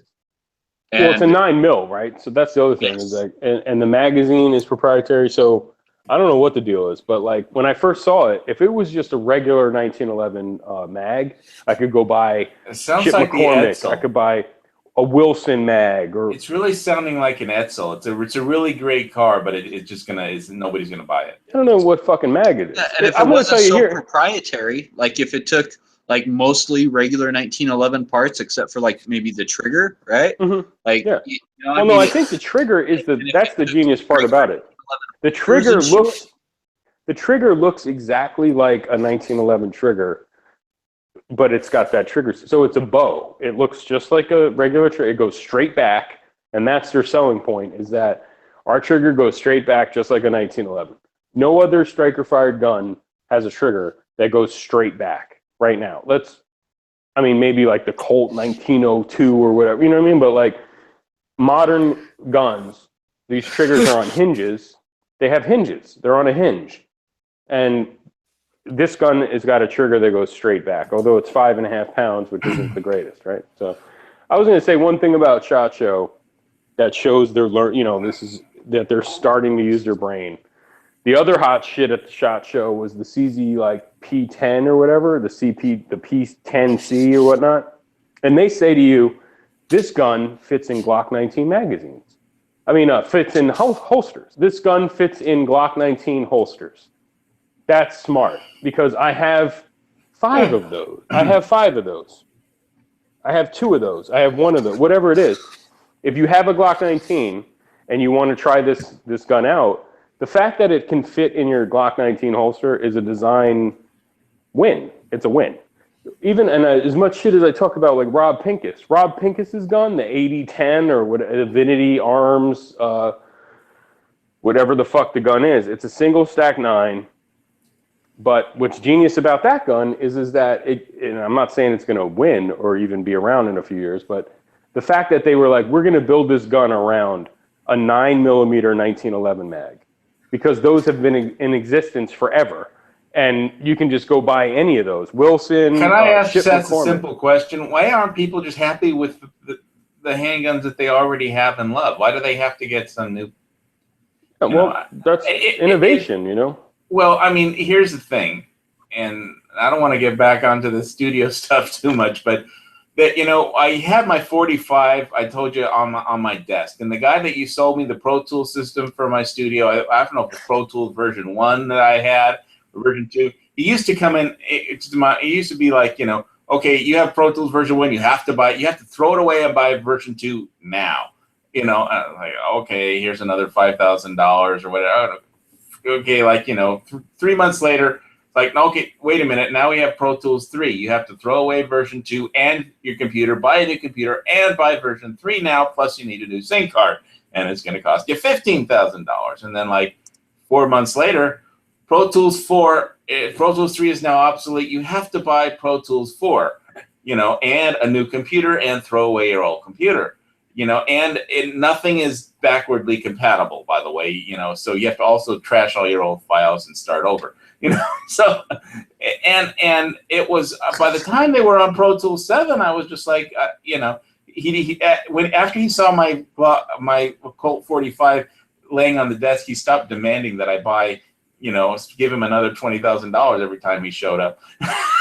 I think, honestly, real quick on the music shit, like I remember being, at some point you were okay with whatever you had, like 5, 6, and 7. I probably came in the business when it was like 4, but at some point you were okay until they went HD. And that's when you fucking had to buy HD cards. Well, you had was to out get of the it. HD shit. It was fucked up, dude. The time HD came, I was working at like the bakery, and I was in Hawaii. Fucking 2003, I think. I was in Hawaii. Whenever that HD came out, it was like, now I can't open shit. We got a session came back from LA. You know how many people complained that I was still using analog 2-inch tape for audio? Like everybody. And I said, I don't really give a shit. I'm the guy getting the gigs, and I would, but the way I set it up, I really couldn't even tell anybody that, even though I was. And it was like, I really don't care. I'm going to record it on 2-inch tape, and you motherfucking actors better record, loop it right. Because I'm not going to sit here and cutting tape was a son of a bitch. So I never really. I wasn't even going to load it onto Pro Tools and move it around for him. I could. I just no. It's like your job is to get the fucking loop right, And I actually got them so good that when we went to the bakery, that after like 10 years of them working with me on tape, when we went to the bakery and the engineer could just press a few buttons and move everything around, I was like screaming at him, "Don't move a goddamn thing.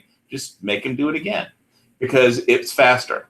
I know the engineer can press 1,000 buttons, but that would take him like 60 seconds. And it only takes him like 10 seconds to do another take. And it may piss off the actors, but eventually they're really, after 10 years, they see their mistake and then they'll fix it themselves. And you shouldn't have to do it. Engineers shouldn't have to work that hard because the actors are fucking lazy. Yeah. I was the same way. Like, I would be like, can you do me a favor? I know you want me to fly this hook, and that's fine and dandy. But can you just, like, I would say right after your verse, can you just start the hook real quick? and then I would just fly the hook to their right after their verse. They would just start the hook just for a second or something like that, and I'd just fly it. I'd line it up in Pro Tools and be like, I'm done. I don't got to sit there in grid mode and all that crazy shit. But I'm gonna say about these gun stuff, it's like if you have a fucking AR-15 and you've had one for 10 years and you might have had a few of them, and the new hottest rifle comes out, it would be awesome if that new hot rifle used the fucking same mag. You know, like stuff like that, because then you might be more prone to be like, I'll give it a shot. But if it's totally different and it's like, oh, I need to buy a new holster, I need to buy a new fucking same thing with guns. Shit. I need to go buy new magazines. I need to go buy a holster. I need to go whatever the fuck I need a new caliber of bullet and a new new die for my reloading press. You know. To be honest, I don't. The caliber wars are kind of over, but like, you know what I mean. But like, hey. For now, Dead Horse's question, what do I think of it? It was the cool thing at SHOT this year because it was so different, and that's cool. So like, people go, it's like car shows. You go to a car show, you see like Lincolns or Fords or whoever's the concept, Lexus's concept car. That car ain't never coming out, right? Like, it's just the coolest shit at the car show. And this gun might come out, and that's cool, but it's just something weird and new, and people can go, oh, wow. Because other than that, if literally, and out of the handgun stuff, we had the new Colt that looks like a fucking Charter Arms. I mean, but really, at what point does it become just a money thing? It's like, I'm not going to buy another goddamn gun because I don't want to spend any more money on goddamn guns. You know, really, I've got 4 long guns, 2 dozen pistols. What more guns do I really need? Well, you know, I mean, really. That's the thing. It's a target audience of new consumers. Like new guys who are right now just thinking about buying their very first handgun, that this is like, oh wow, like options, you know, like they're looking around, they're making their decisions. It's SHOT Show. Yeah, and obviously when you're running a business like, like a recording studio, it's like, well, I don't need to have the fucking latest version to do my job, you know. So, and I don't want to spend any more money than I have to. So you're gonna fucking record on tape whether you like it or not, you know. Yeah. Analog lives. I think I was the last guy to ever have his 2-inch heads relapped at JRF Magnetics. You know, that was I'm thinking about when I was in school and aligning the 2-inch machine was the biggest hurdle. Like that was it. Like once you figured out how to align the tape machine, you were the man, right? I figured it out. I finally passed, and when I got to doing it, I probably aligned like 2 tape machines, and then it was Pro Tools. You know, it was over with. We weren't using them anymore. Even when they had Pro Tools, they still use 2-inch. You know, but we did. But like, I wasn't the one aligning the machines. Like that was a straight intern, almost like it was an assistant's job, and that's what I was. And then the interns would help, but whatever. Those were the days. I still have instructions on how to properly align a 2-inch. I still have in storage. I still have my alignment tapes. My 2-inch. But I remember that when I I called in JRF Magnetics. Can you please relap my 2-inch Atari, tape heads? They're like, really? What for? Everybody in the world is using Pro Tools. What do you use your fucking 2-inch machine for? There are albums currently. Like I remember, not even that long ago.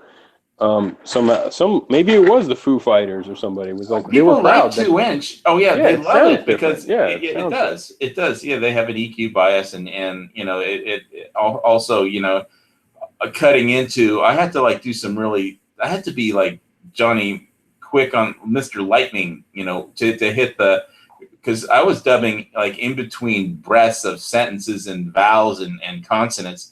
When people are talking. So I had to be Mr. Lightning Quick. And of course the Atari has like a crossfade. When you hit the punch in button, it crossfades in. It's not just a punch, it's a crossfade, Mm-hmm.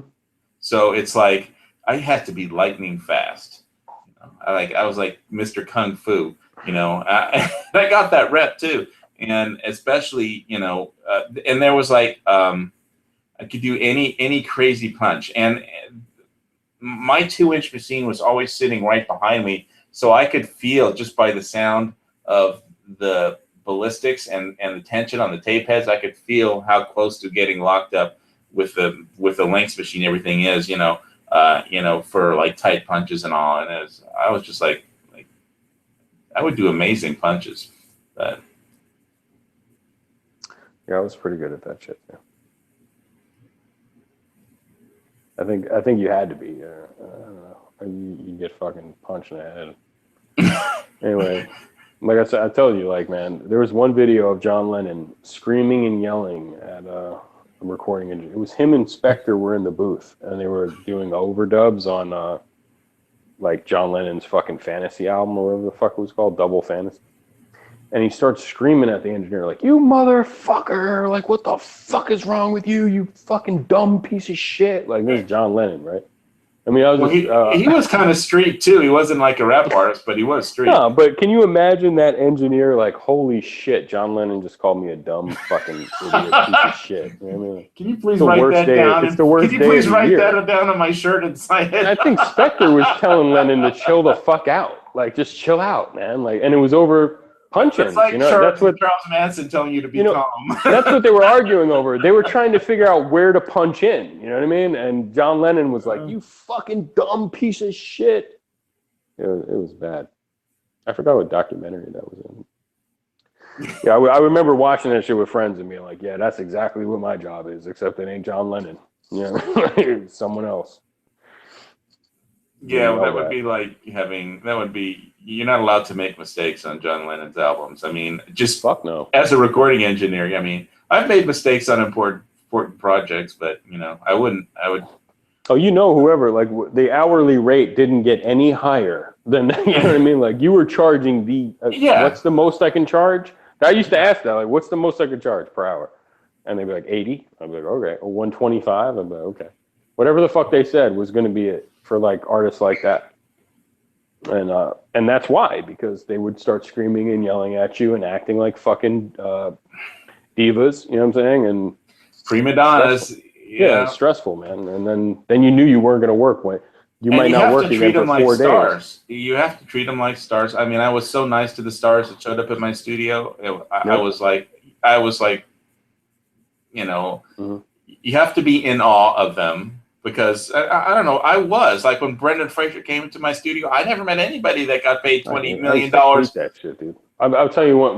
I never met anybody that made $20 million to do a movie. I never made $20 million. I was impressed. I was honestly impressed. At my studio that I was at for a long time, I came to work. I would see the cars outside, and I would be like so upset. I just wanted to go home.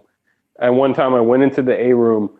It was Denzel Washington, Nicole Kidman. I think she was dating Lenny Kravitz. It was Denzel Washington, Nicole Kidman, Lenny Kravitz, Jay-Z, Beyonce. The guy from the movie The Piano, Adrian, whatever the fuck his name was, he's won like best. I just looked in the room. I just looked in there and I was like, hey, and then I closed the door. I was like, holy shit.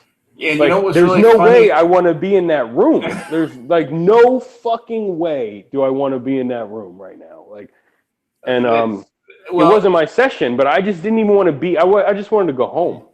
You know what I'm saying? Like I just couldn't deal. Too much pressure. The thing that happened to me is because when I first started, working at not my studio, just working as an audio engineer. I think I was a keyboard programmer at a studio in Hollywood, and I met like the guy Don Bassman who mixed The Hunt for Red October and a bunch of other films, and his mix fee was like $1 million just for him to mix a film. And he was like in charge of the sound department at Fox, and he had a meeting with me and he said, yeah, look, it's not about the gear, at all, and he was really nice to me and just explain stuff, and he was like on a different stratosphere than I was, Mr. Starting Out Keyboard Programmer. I mean, I was like, really cool kid with my Mac Plus, my FFT analysis program on my Mac Plus for my emulator too. And I could do all kinds of cool stuff with keyboards, but I wasn't for Red October. But so I wound up at the studio where I was doing all this keyboard programming. I redid all the sound effects and audio for an Aliens trailer, and I re-edited the video for an Aliens trailer, and I turned it in to the sound department at 20th Century Fox, and they were all very impressed. So after I built my studio, I stopped by the sound department, handed out some brochures. Don Bassman had long since passed away from cancer, but they remembered me. And so occasionally I would get gigs from 20th Century Fox. They would send like, some film company guy down, for on some, which like on the Brendan Fraser gig, that was like for that he had just blown up in The Mummy, and he had already, unfortunately for him, signed a contract for almost nothing to do that film Monkey Bone. So they needed some place to do pre-production audio, and they didn't want to tell me that 20th Century Fox had told them to go to my studio, but they were trying to get a good rate out of me, and I just charged them my regular rate, but I was making more dubbing films in foreign languages than I would ever make just doing straight audio, working with a star or something, But it was really funny is that I went out and bought like a special music stand so they could hold their scripts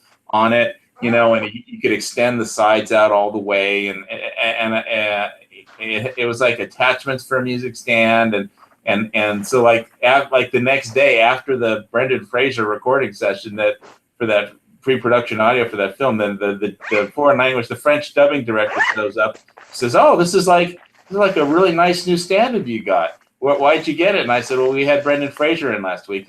She said, "I've been dubbing here for 2 years. I'm making more money. How come I didn't get any special stand? Why'd you buy a new one?" Is it because you're not Brendan Fraser?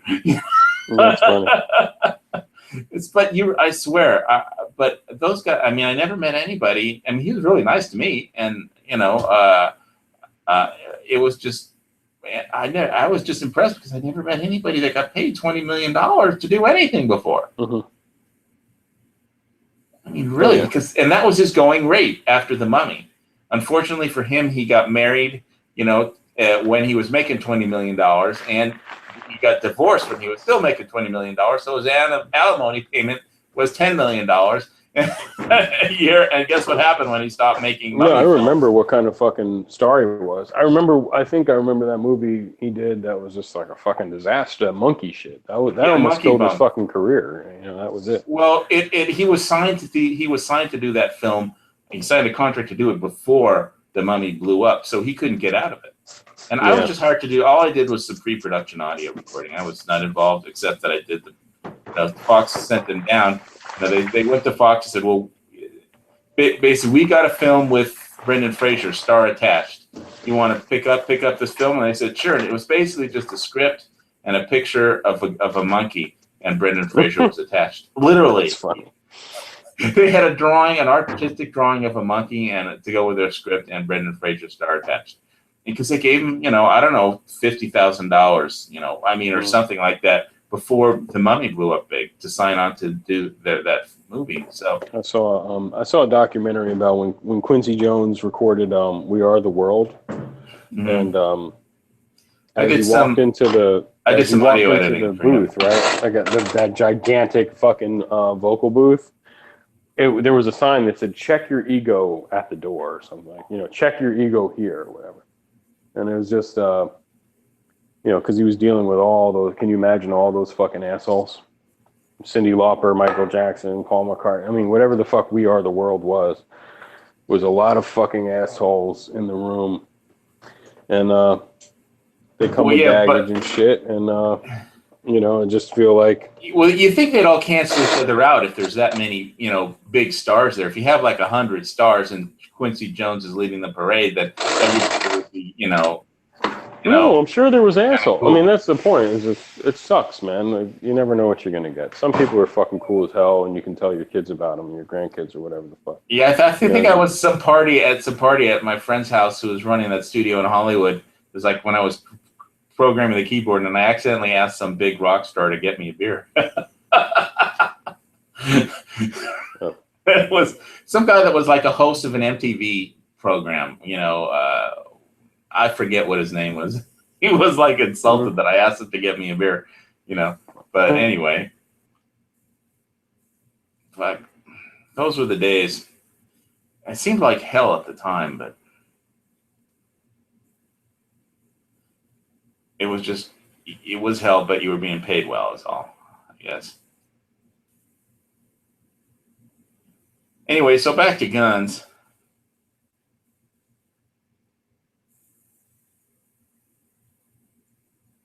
Is anybody out there on the gun channels Type something if you are. Just I want to see if anybody's actually still out there. See, Ballistic was the last person that typed something.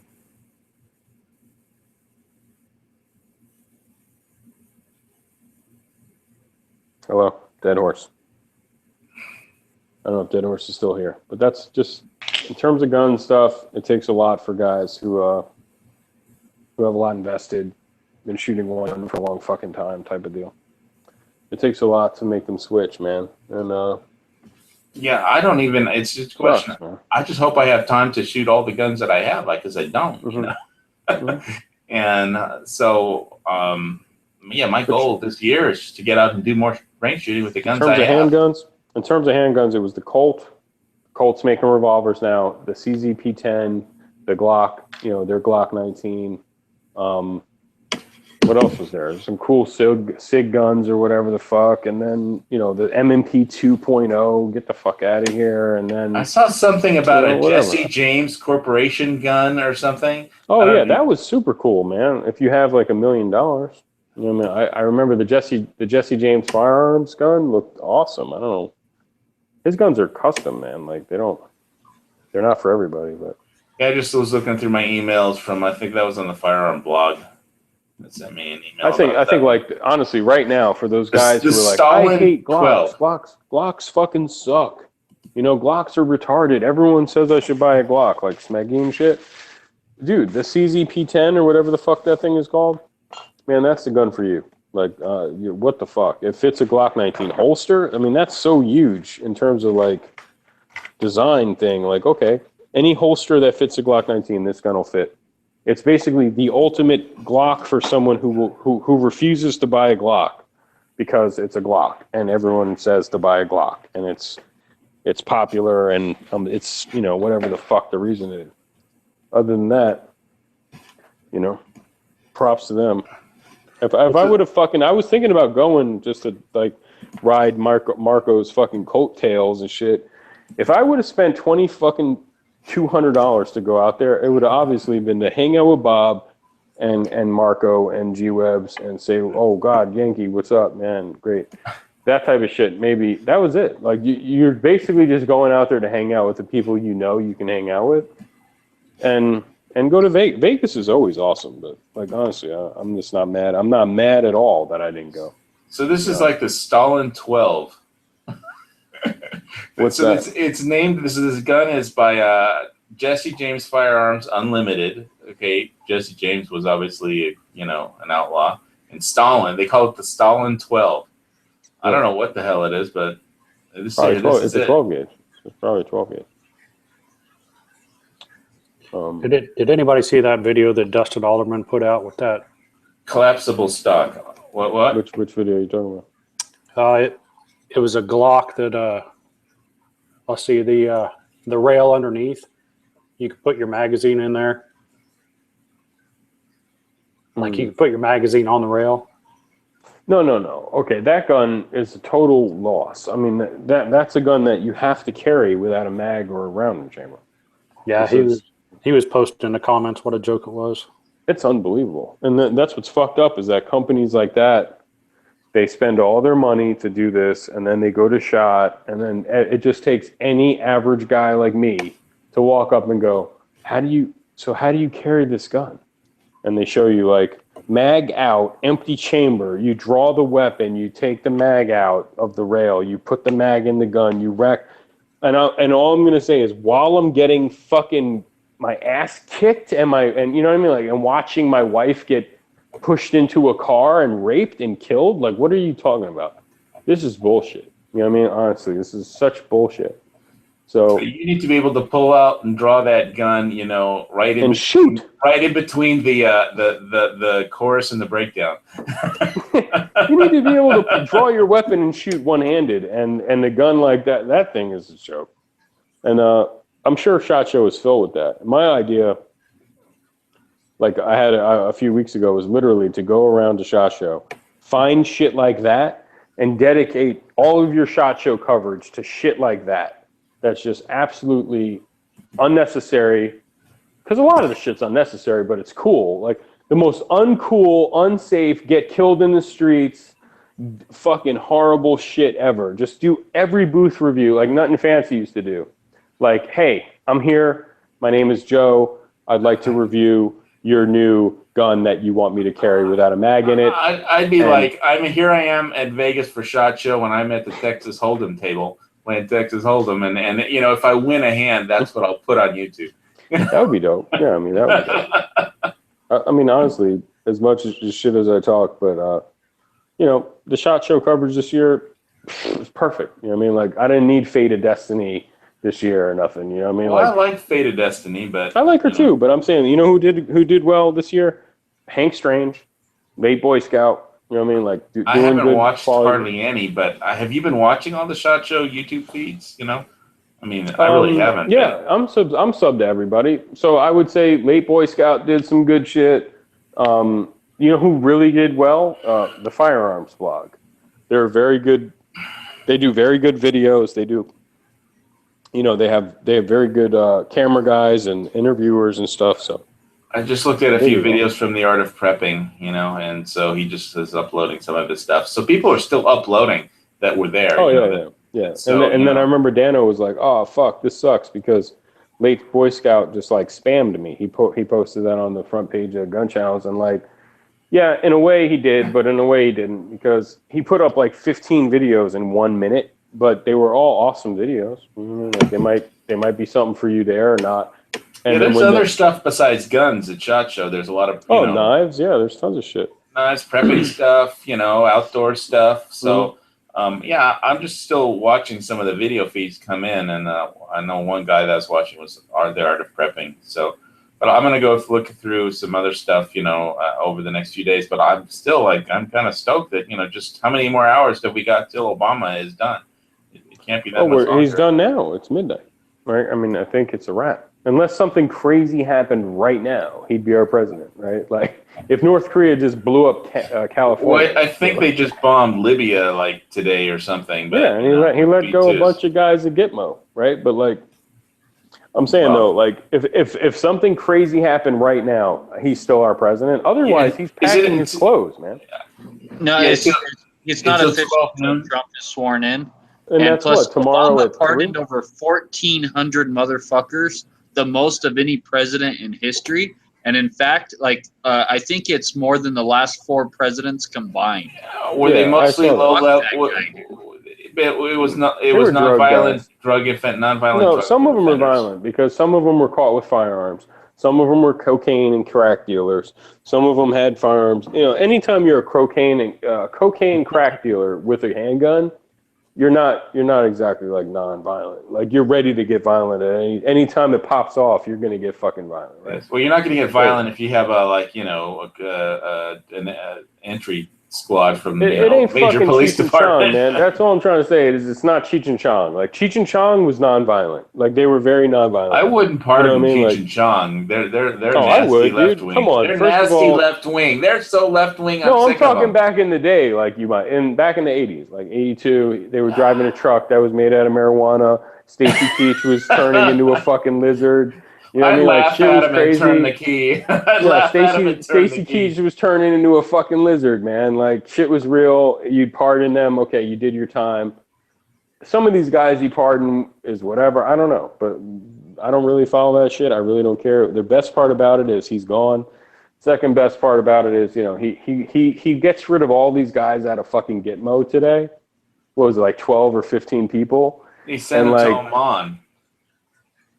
Okay, but my point is this: is that these motherfuckers they can be as dead as a doornail tomorrow when Trump could just be like, where did he release those guys? Kill those motherfuckers! Like, just send a fucking drone. I need those fuckers dead. You know what I mean? Like that's great because that's what I remember. That was what Obama's excuse was, man. Like Obama's excuse was, we'll let them go. I don't want them in Gitmo. We're going to shut Gitmo down, and we'll let them go. And if they get crazy, we'll shoot them with the fucking drones. What? You know what I mean? Like, that was his thing.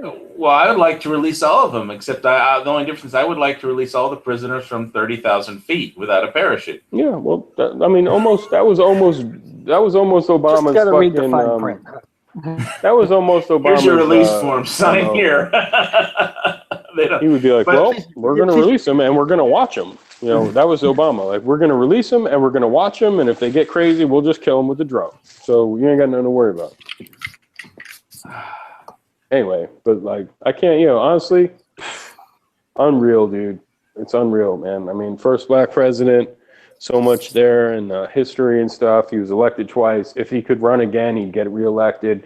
He could probably run again and again, and maybe even again. He could be a 5-term president if it wasn't a law against it. So, man, you know, next FDR, I guess. I would tell people that were like liberal Democrat friends of mine, like, look, I will give you this. He's the coolest. He's cool, man. He's so cool. He can be cool, man. He can be funny. He was awesome. He's kind of like whatever, but you know, we're in a new day, man. A new day. We got a new sheriff in town, and he's not Reggie Hammond. His name is Trump, and it ain't Reggie Hammond. In 4 years, yeah, you know what I mean? It could get crazy. And it's gonna be fun, dude. I saw some T-shirt online that was like, "I survived 8 years of Obama. Relax, you'll survive 8 years. You know, whatever. You'll survive Trump. Like, just calm the fuck down." There's a new sheriff in town, and his name is Trump. Yeah, y'all be cool, right on. Yeah, Trump's coming back, man. He's lip syncing a fucking 3 Doors Down song. He's been making a list and checking it twice to find out who's been naughty and nice. He's literally Donald Trump is gonna, you know. Who knew? Since we got into this music trip, you know, on the gun channel, so we did start calling him, instead of Donald Trump, we did start calling him DJ Trump. I just know that Donald DJ Trump isn't those gonna are be his as bad initials. as you think. Those are his initials. DJ Trump. That's true. I mean, The baddest DJ in town. I'm a big fan of hip hop music my entire life, pretty much. And I'll tell you what, the hip hop community always looked up to Trump. And he would, in lyrics, his name would always come up in a positive manner. So, all this crazy hatred coming from, like, you know, everyone. Oh, Donald Trump. Okay, I get it. He's gonna be rolling through the hood. Used to fuck with this guy. I mean, he was awesome to you guys. Subwoofers and the Dozier in the trunk. Yeah, everyone wants to fucking talk shit, but I can't wait till tomorrow. It'll be fun. It'll be a fun 4 years at least. Oh yeah, that is tomorrow, isn't it? Yep. Sorry, I had been paying attention. I've been paying more attention to the SHOT Show. Yeah, it's gonna be fun. It's gonna be fun. It's gonna be fun stuff, man. I'm not Should gonna be watch interesting, if absolutely nothing else. I'm not gonna watch it, but Here we come again with Donald Trump. yeah, I think it'll be interesting. Subwoofers and the Dozier in the trunk. It'll be interesting. It would be hilarious if you just saw, what did Donald Trump do first? He put subwoofers in the beast. I think you'll be surprised. He's gonna take Air Force One and pimp it out. He's gonna do okay, man. He's gonna do a lot better than people think. He's gonna, you know, people are acting like it's the fucking end of the world and shit. I'm not that worried. Yeah, he's gonna go to Russia on a summit, and like Putin's gonna like take his hand and make sure that the hair is real. Yeah. Oh. To be honest, if he ever did do that, that picture would never go away. I know, it just already a shitload of edits of Trump and Putin, and that one would just make their day. They wouldn't have to do shit. It would, yeah, they wouldn't. The news, they wouldn't. The commentary on the news shows or the late night comedians, they wouldn't have to say anything. They just put the picture of Putin making. I describe it. Ding. You know, please submit your submissions for a headline for this. No, you put that on Imager, and that's the next Photoshop challenge. Oh, God. Did anyone else see at SHOT Show that Webley revolvers are making a comeback? Mm. They're making a comeback. They're making new ones? Yeah, making new production Webleys for the low base price of $5,500. Oh, fuck you. I swear, I don't want a bad 38 that bad. They're 357 and 44 mag. Well, I know it's like, you know, people make a lot of really good vacuum tube gear and they're really good at it, but I have vacuum tube gear. You know, so it's like it's sitting in storage doing nothing. When that was one thing that scared me, you know, about after I built my studio around the block in Burbank, you know, and even closer to Disney, there were these little storage lockers. They were like used to be a garage. It's like that there's this professional building, and there used to be these little garages underneath it, and each one had a bunch of old audio gear in it. And they actually gave the stuff away, and I got some of it, and I gave it to my tech because it was like he's like, "Do you want me to fix that and make it workable?" It's like it was like ancient tube gear that had just been sitting in a garage forever, and they just. Wow. They wanted to empty it out, so they just gave it away to anybody. I said, "Well, I'll take that." I know a guy that, and my text says, "Do you want me to fix that and make it work?" "No, here, it's yours. You fix it and make it work." I don't want it. It's now yours. You know, own it. You know, but because it looked cool. I don't know what it was or what it did, but it was vacuum tubes and it looked cool. I mean, we actually found plutonium vacuum tubes in some old gear one day. Oh wow! And yeah, real plutonium element vacuum tubes. And the way we found out was because we looked on for replacement parts for the in the catalogs that had equivalencies for tubes, you know, and what you replace a tube with, and they had radiation disposal hazard warnings on the parts listed in the catalogs that you would go through to find, you know, whatever tube equivalent, you know, worked for this particular part. And it's like radiation disposal hazard warning. Oh, fuck. Plutonium element tubes from World War II, you know. So plutonium element tube. Wow. Yeah, so that's how crazy, you know, I had a really good tech. You know, he built the back rack. He was like Steve Vai's tech. But he got started because I hired him to help do the maintenance on my Trident, you know. But he was slumming it at my place. He had a lot richer clients than me.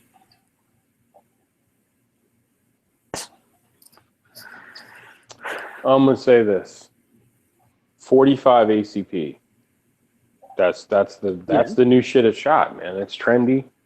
It's making a comeback. It's retro. It's retro cool, man. And I look forward to getting a used Glock 21 so I can be a 45 guy again. Well, I still got my Colt, you know, that I bought for $410 back in 1980 or whatever, you know. Nice. I've got a Glock 21 Gen 3 that I converted to 460 Roland. Whoa, you're a fucking daredevil, dude. That's awesome, man. I don't know, where do you buy 460 Roland at? I could just throw away all my other guns and just keep the 45 that I started with now and be cool. What's your barrel that you got? What aftermarket barrel did you get? I got it. The guy had got it from the 460 Roland website, just a place you buy all the 460 stuff. And we got it secondhand off of that guy for a hell of a price of ammo. And we threw it in that Glock 21, and it's so fun to shoot. That 460 Roland is dangerously fun to shoot. What is it, like super faster than a than a 45 or what? Yeah, apparently it's got like close to 44 mag ballistics. You can feel it because the barrels come, like you have to attach a compensator to the barrel and install a much stiffer recoil spring, or else that thing will fly out of your hand. With the compensator, it doesn't kick any more than like an uncomped 10 millimeter. But it is is CNN like actually fucking hoping and praying for a disaster, right? Fuck out of here, dude. CNN has turned into probably the biggest piece of shit trash. Are you watching CNN still? No, someone just sent me a meme. It's been a meme all day, but like basically CNN was every few hours would run a story going like, this is, I'm looking at it. The disaster could put Obama cabinet member in Oval Office as the nation prepares for peaceful transfer of power. Like, you know what I mean? Like a disaster right now or something horrible could perhaps put an Obama cabinet member. Like, shut the fuck up, dude. Their whole, who's running that shit now? Like Zucker or Jeff Zucker or whatever. Fuck. They made a conscious decision to not be fucking the news anymore. Like, and just have straight out, like, we need to out MSNBC. The other day I went on their fucking website. I that was my homepage for like 20 years. Or CNN? Yeah, it was my homepage. The other day I What's went on there. wrong with you? No, I'm saying back in the day, man, they really were the most like they weren't Fox and they weren't MSNBC. They were just like a cable news show, like cable news. They were sort of independent, or not independent, but like in the middle. Like they were in the middle. The other day I went on there, every fucking headline was like Trump, an incredible racist. Like it was like Trump, what a disaster. His wife's a whore. It was, the headlines were so outrageous on every article link. It was looking like the Drudge Report, but for them, you know what I mean? But for liberals, it was just like, all right, I'm done. Maybe they just figured all their audience, the only people who watched them were left-wing lunatics, and so they were just playing at their base. I can't wait. For the first 3.5, I think it was like 3 years, Obama didn't take one question from any Fox News representative in the press room. Did you just love it when Trump told that CNN reporter Acosta that he's... Yeah, I loved it when liberal fucking losers were like, this is outrageous, this is disgusting, like, this is whatever. Take my questions. No. Obama didn't take one Fox question for 3 years. That means Trump doesn't have to take one MSNBC question for 4 years. It means he can diss CNN for 3.5 years. It means he can do and that's fine. That's up to him, man. You didn't have a problem then. But when CNN, that I felt a little bit bad for that CNN guy because, I realized that guy that's their job. Gonna feel so lonely. No, that guy was the White House press correspondent.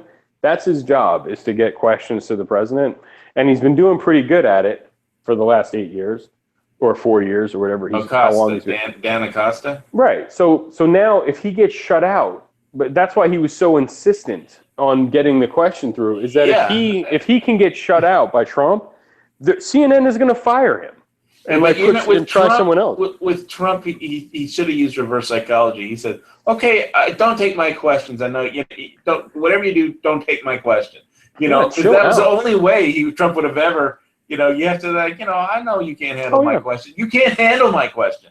What did he say? I think he literally said like, this is inappropriate for a president. He said something so stupid to the president, like that's the president anyway. But he said something like, "You're being very inappropriate right now." Like he's talking to the president like a 3-year-old. No, I remember listening to some podcasts where these guys, they weren't Obama fans. They didn't vote for Obama. But at the they were talking about like, well, you're going to respect the fucking office kind of deal, right? So I don't like, they were saying like, I don't like when people call him Barack or Obama, or I didn't like when people would call Bush. Trump just needs to have, what Trump will do is he'll have like ejection seats. We can't, that's what I'm trying to say is that he's not even Trump anymore. No. He's not even Trump anymore. We shouldn't even be calling him Trump. He's the fucking president. So we just call him the president. He's going to be president in like fucking 5 hours or whatever the fuck it is. DJ Trump. Yeah, he's the president-elect if you want to be super respectful. I have to say, you were talking about ejection seats. I would put them in Marine, and I would put people I don't like in them, and then just punch it, and then just go straight out and get diced up, and then you never have to deal with them again. He's the president, and we're going to respect that because that's what we do. Well, I'm so happy he's going to be president. I can't tell you. I mean, I donated $10 to his campaign, and I'm waiting to get my money's worth. That's going to be my new pet peeve, like this entire first year, is when people are like, then Trump said this, then Trump. I'm going to be like, can you just please call him President Trump? And then if they're like, he's not my president, I'm going to be like, well, he is your president. You're going to respect the office. Remember that? But I was there, but when he was first starting, I donated to him. I wasn't like the Patriots owner who donated after he won. I'm not like Robert Kraft who donated $100,000 after Trump won. I donated my $10 before he won, so I could get to call him my brother DJ Trump. No, you still have to call him the president. You got to be respectful of the office, man. That's the whole thing. You can't call him like this. My dude, he's Trump. My homie. He's my homie. He's the president. Homie now. President homie. DJ Trump. President DJ homie. Trump. The homie, the president, or whatever. He's still the president, Well, I was saying he should be on gun channels, first of all. Yeah, at least his son should be. I bet you, like, Man, if I talked to his son for 10, I'd get his. His son's got a real job. I mean, he's got to run Trump. No, his son now. is. Did you see the video where he's doing a video with Silencer Co., the suppressor silencer company? His No, I son. didn't see that video. Oh, just Google it. Just Google on YouTube. Just put in Trump's son Silencer Co. And Donald he Trump is Jr. fucking Silencer Co. heavy Yeah, it duty comes into. He is such a gun nerd and like a gun guy. That How if come we you told couldn't me, get him oh, on by the gun way, channels? like that's what I mean. If you told me he was a member, I wouldn't be surprised. You know. So anyway, that was the funniest shit at the NRA show when Donald Trump said he comes out on stage, so he doesn't know these people like that. He doesn't understand like gun culture. I don't expect him to. But he said something that was so funny to me. He said, you know, I'm Second Amendment. We're gonna cherish it. We're gonna hold it and cherish it and protect it. And he goes, hey, my son, he owns so many guns, he scares me. You remember? And it was so funny because the camera like panned out to the audience, and they were all like, huh? Like, you can't own too many guns. Like, what the fuck kind of statement is that? Like, my son, he goes, yeah, my son, I mean, he scares me. He's got a lot of guns. I mean, a lot of guns. And I was scared. He's like, anyway, it was just so funny for him to be in a fucking on stage at the NRA convention. The entire audience probably, every single person in that audience probably owned like 10 to fucking 20 guns. Well, he says a statement like that, like my son owns so many guns, he scares me. Like, what the fuck, dude? I got a funny story about Hollywood. My dad in Hollywood with guns, because what was really funny is my dad used to drive to work with they carpooled with the chief Tom Sherrick, who was the chief operating officer at 20th Century Fox for quite some time, and they would carpool to work. And so one day he got my dad to like pick up his son, Tom Sherrick's son, and at school and drive him back. But on the way back, my dad stops off at the gun shop and picks up his S&W 686. The kid is like, "Oh my god, you're crazy." It's like, what? It's just a revolver. What are you scared about, kid? And totally freaks. I mean, the kid was just in. I think back then. Now he's in charge of a film company. Back then, he was just like in 8th grade or something. My dad's driving, the president of 20th Century Fox kid home, from school or something after he picked him up for him. And then wait, I have to stop at the gun shop, picks up a S&W 686, puts it in, in the glove compartment, says, "Oh, I'll take you home now." So I thought that was pretty funny. Hey, 686 is a good gun. It's a great gun. I got a picture of me holding it too. Somewhere, let's see. I'll have to go dig it up. My downloads folder. Let's see if I can.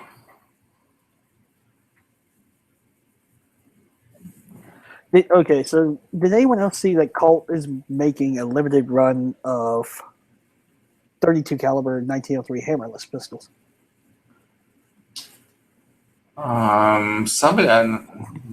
No. I heard something about a new rifle, but it's not new. They're just reissuing the M16A1. Yeah, that's what I meant. Yeah, I've got photos. I think that Pink posted. Where is? Good God, people! I really don't care what you're doing. If you're going to go protest the inauguration, I really don't care. I'm keeping my head down, like I said I was going to.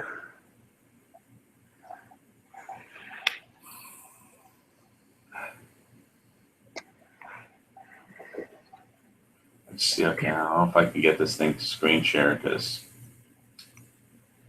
people are freaking out front, left, and center about tomorrow, and I could honestly give a damn. There you go. It's on the gun channel side. The pics that Pink put up of this new production 1903. Okay, give me a chance to get over there. No rush. I was trying to go through all my old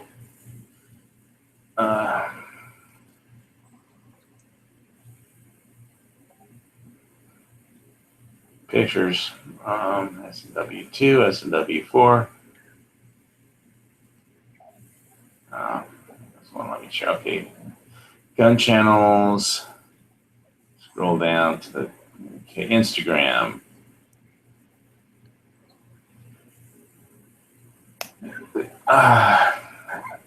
32 ACP. Yep, just like the original. Well, I always, when I got my Ruger LC9, I always thought it looked a little bit like the Colt 25. The vest ACP. pocket? Yeah, the pocket pistol. And it looked a little like the pocket pistol. That was used in what? Maltese Falcon? Yeah, exactly. Yeah, I got you. The 1908 vest pocket. Yeah, because I really like that. He kept taking it. Sam Spade keeps taking it away from what's the name of the character? I can't remember. It's been forever since I've seen that movie. I was on just recently.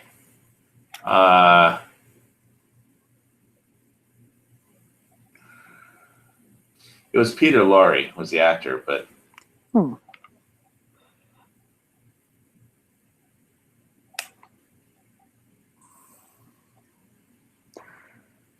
that's a cool looking pistol. I don't know how much did they want for it. I think the MSRP is listed on the poster behind them. Yeah, the MSRP is $13.49. Nope, I don't like it that much. I don't like it. I'm not paying $13.49 for a 32 ACP. That's MSRP. I mean, I'm sure the street price isn't going to be a whole lot better, but I know it's just like it's not in the right to be honest, like say, no, it's not in the right time zone. I could buy one of these, like a used one, for $400 off of my local gun shop, and then go completely. I could get it replated, put new grips on it, replace all the internals, and still spend less than that much money. I would just rather, not keep the money in my pocket.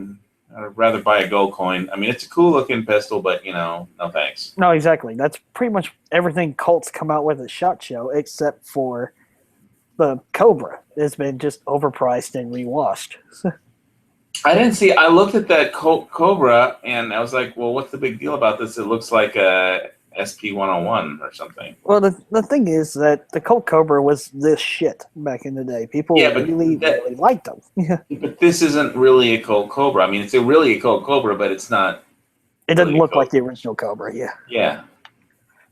I think they're just banking on everybody who's been waiting for Colt to make a new revolver to just buy it. Because they're going under anyways. Well, there it is. There's the S&W. I'd rather have that one.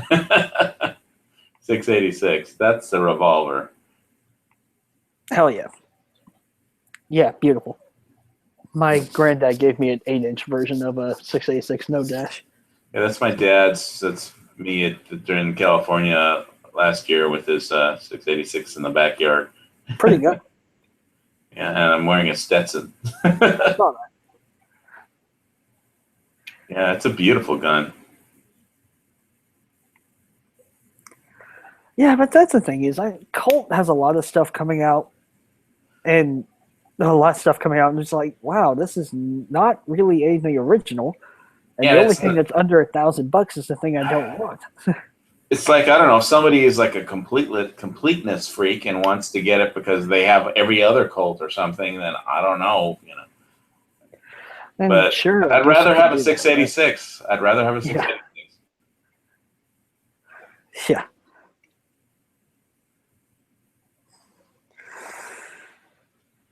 But I'm happy with my Glock 17. I don't need to buy every new gun.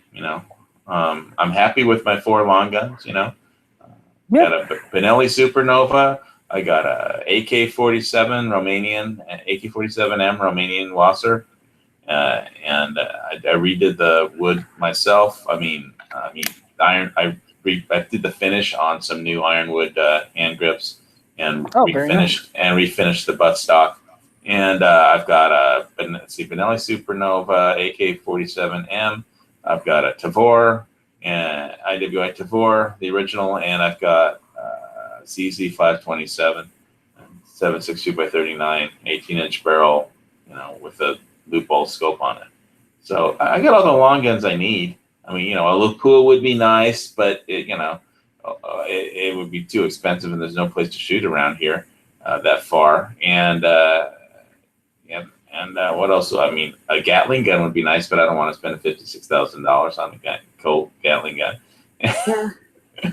As fun as it would be to shoot, so a 50 caliber would be fun, but I can get by without a 50 caliber, unless there's an imminent invasion, of the Russians. Yeah. If I thought the Russians were real, or the Chinese were actually going to invade the Big Island, maybe I'd break down and buy a 50 cal, but.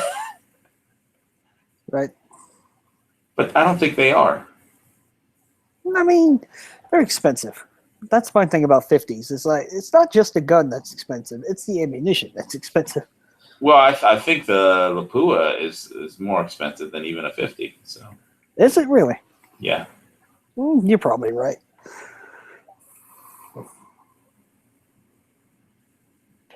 But yeah, I know what you mean about being happy with what you got. I mean, I'm happy with my Glock 26, Glock 34, 686, the Glock 21, my AK, my AR, my hunting rifle, my shotguns. I like those. But handguns and the Hudson H9. The H9 looks pretty badass. I'm going to have an H9. Well, really practically, what threat that you would possibly face that you can't defeat with the guns that you have, and that a new gun that would actually make a difference? Is there a new gun that actually would make a difference? Absolutely not. But yeah, to be honest, I don't care. No, if you just want it because you want it, okay. Yeah, that's pretty much it. Like I've got all my bases covered. Yeah, this is gun channels. Yeah, you don't need a reason to buy a gun. I understand, Yeah. But I do. I do at this point in my life. Well, I mean, yeah, that also kind of has to do with surroundings as well. So, and like, I get it. I get it that there's people who only buy them when they need them, and that's great. It's awesome. I wish I had your level of self-control. That's not very high level of self-control, I promise you. Now, oh yeah, I will be starting up my YouTube channel before too long because I've got 2 pieces to review already. I've got a sticky holster for my Glock 26 and the 12-round Magpul Glock 26 magazine. So. Okay, you want to see what I have not that much control over buying what I panic buy or some stuff like that is like gold coins. I put a new video with like one of my latest. I bought a American Gold Eagle. So oh wow, a 1 ouncer, and it's beautiful. It's stunning. It's spectacular. I like it. But you're looking at $1,200-$1,300 a coin or something like that. So for they have them in 10th ounce, quarter ounce, half ounce. You don't have to buy a full 1 ounce. But yeah, they're pretty. And they have the American Buffalo nickels are like 24 karat, even more pure gold, 99.99 pure. The American Eagles have a little bit of copper in them to make them tougher, but not much. But they're still very liquid coins, and as an investment and just for fun collecting. Yeah, if I was going to buy anything, it'd just be gold or silver coins, But this is gun channels, and I know people don't just want to hear me babble about gold and silver. So, I enjoy collecting coins, just like I do, like custom-made challenge coins. Like I have a Mad Max silver challenge coin that has the skull that'd be cool. And the War Boy chant on the front. So. Well, I've got the pirate. I got one of the high relief finish of the pirate coins with the cap with the it's got like a skull, on the back, and it says no pray, no pay. Oh, nice. Yeah, you could say I got it. They're not that expensive for silver, so yeah, I got it off of JM Bullion. They have them, at least they used to. And on the front, there's a picture of a pirate. On the back, it has a skull. It says "No pray, no pay," and which I thought was pretty cool. But I like that. That's cool. There's a lot of custom silver and stuff out there. What's really a good-looking coin that I saw is British Bank of whatever, the Royal Printer or whatever from England. They've got the 2017 Year of the Rooster coin. They have it in gold and silver, but in gold, it's another spectacular looking coin. It's the rooster on it, and it's engraving of a rooster, Year of the Rooster, and it's the Chinese word for rooster, and it's a 1 ounce coin. It looked fucking awesome. I was like, oh man. But I would say that the American Eagle is probably more liquid than the rooster, but they're probably both just as liquid, easy to sell. When the time comes, if metals go to some crazy, insane price, and the dollar, just the debt bubble pops, and nice sound effect. Yeah, that's my one sound effect. Nice. And I did see that Google's API is shutting down the sound effect thing, but I didn't use Google API for that. Well, dang. But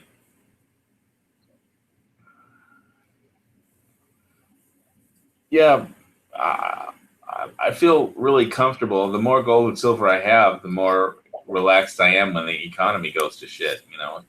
It's like when there's ammo. If there's a run on ammo, I don't need to panic. I got a ton of ammo in my condo. But yeah, exactly. I was just about to say I do the same thing, except I do ammunition instead of gold. Well, I do both. So. Lead ammunition and silver ammunition and gold ammunition. Oh, I said the magic word gold, and look who comes on. It's Dano. It's Goldo. It's Dano Goldo. I'm here to retrieve some gold. Howdy, Dano. Yeah, my last video was of a gold eagle. And not this 92% pure American Eagle stuff. I want the 100% pure. Well, then you have to. Pure. You have to settle for 99.99. Nobody makes 100%. It's impossible. But that's what the purpose of 0.999 fine, which is what the gold maple leaf is. Well, the buffalo, American buffalo, is the 99.99. Right. I'm not saying there aren't any American. But I mean, come on, gold eagles are very liquid and they're beautiful coins. I mean, come on. But they're 0.92, not 0.99. Yeah, I know. And that's, you're giving away an eighth of an ounce, which in gold is a lot of money. They sell gold, but you could flip you can turn into currency a gold eagle really easy. Yes, with today's markets, you're absolutely correct. But that's not why I pursue gold. Oh, you pursue gold? Yes, I pursue gold for when times have changed. Times are tough. Well, I promise you, my next gold coin will be 99.99. Because in fact, I keep it out right next to me. I mean, I do have a bullion 99.99. A Sunshine 1 ounce bullion bar. I have almost all of my gold is U.S., but I do happen to have 2 gold maple leafs, and whether they were new stampings or not, I don't know. But have you seen the English rooster Year of the Rooster 2017 Year of the Rooster coin yet? I mean, no, I have not. You gotta find it. It's beautiful. But in my hand, I have a Canadian gold leaf. I don't have a Canadian. I have a maple. So I have a silver one. And it's not that Queen Elizabeth is all that beautiful, but the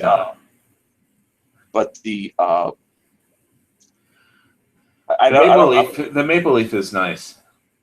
The intricacy of the leaf itself is amazing, and the you've been mesmerized by a coin. I got it. It's spectacular. Okay. And her face, it has nothing to do with her looks. It's everything to do with not the shine, but almost like a chrome effect that they can get off of her face, off of the stamping. I had a girl that had the same effect, but I knew a girlfriend. And this particular one is 2010, but it is 999 fine versus 92 fine, which means nothing to most people, but you know what it means. Yeah.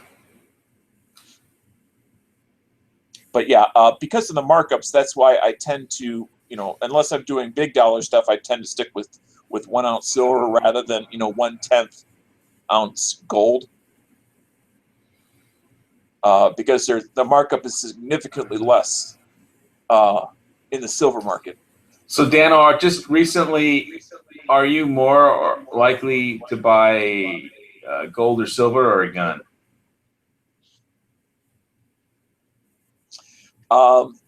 I'd say gold or silver over a gun, because I know you have a lot of guns for 2 reasons. One is because I believe everybody should have a quality handgun and a quality long gun. And then beyond that, it's optional. I enjoy firearms, so I have more than 2.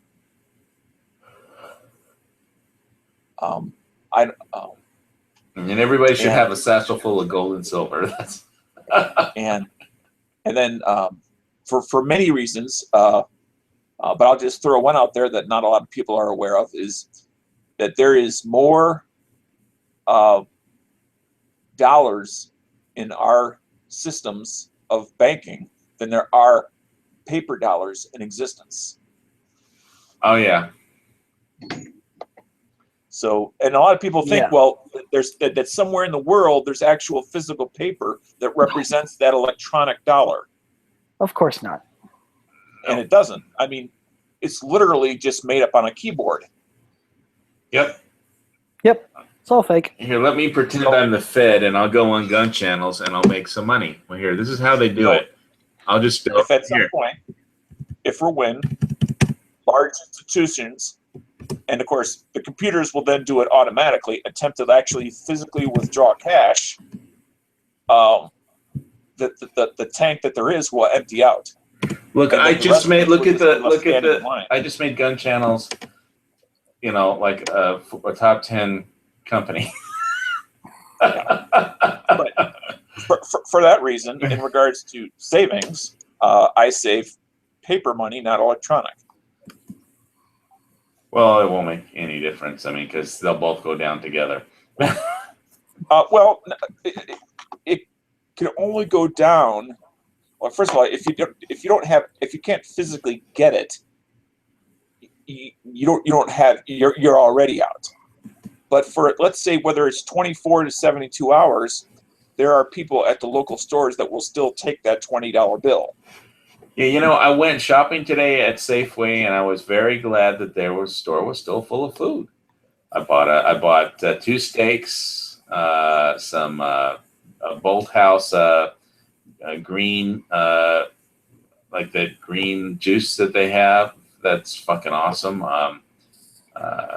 And it's like Green Machine from Naked Juice, except it's a Bolt House. It's a different company.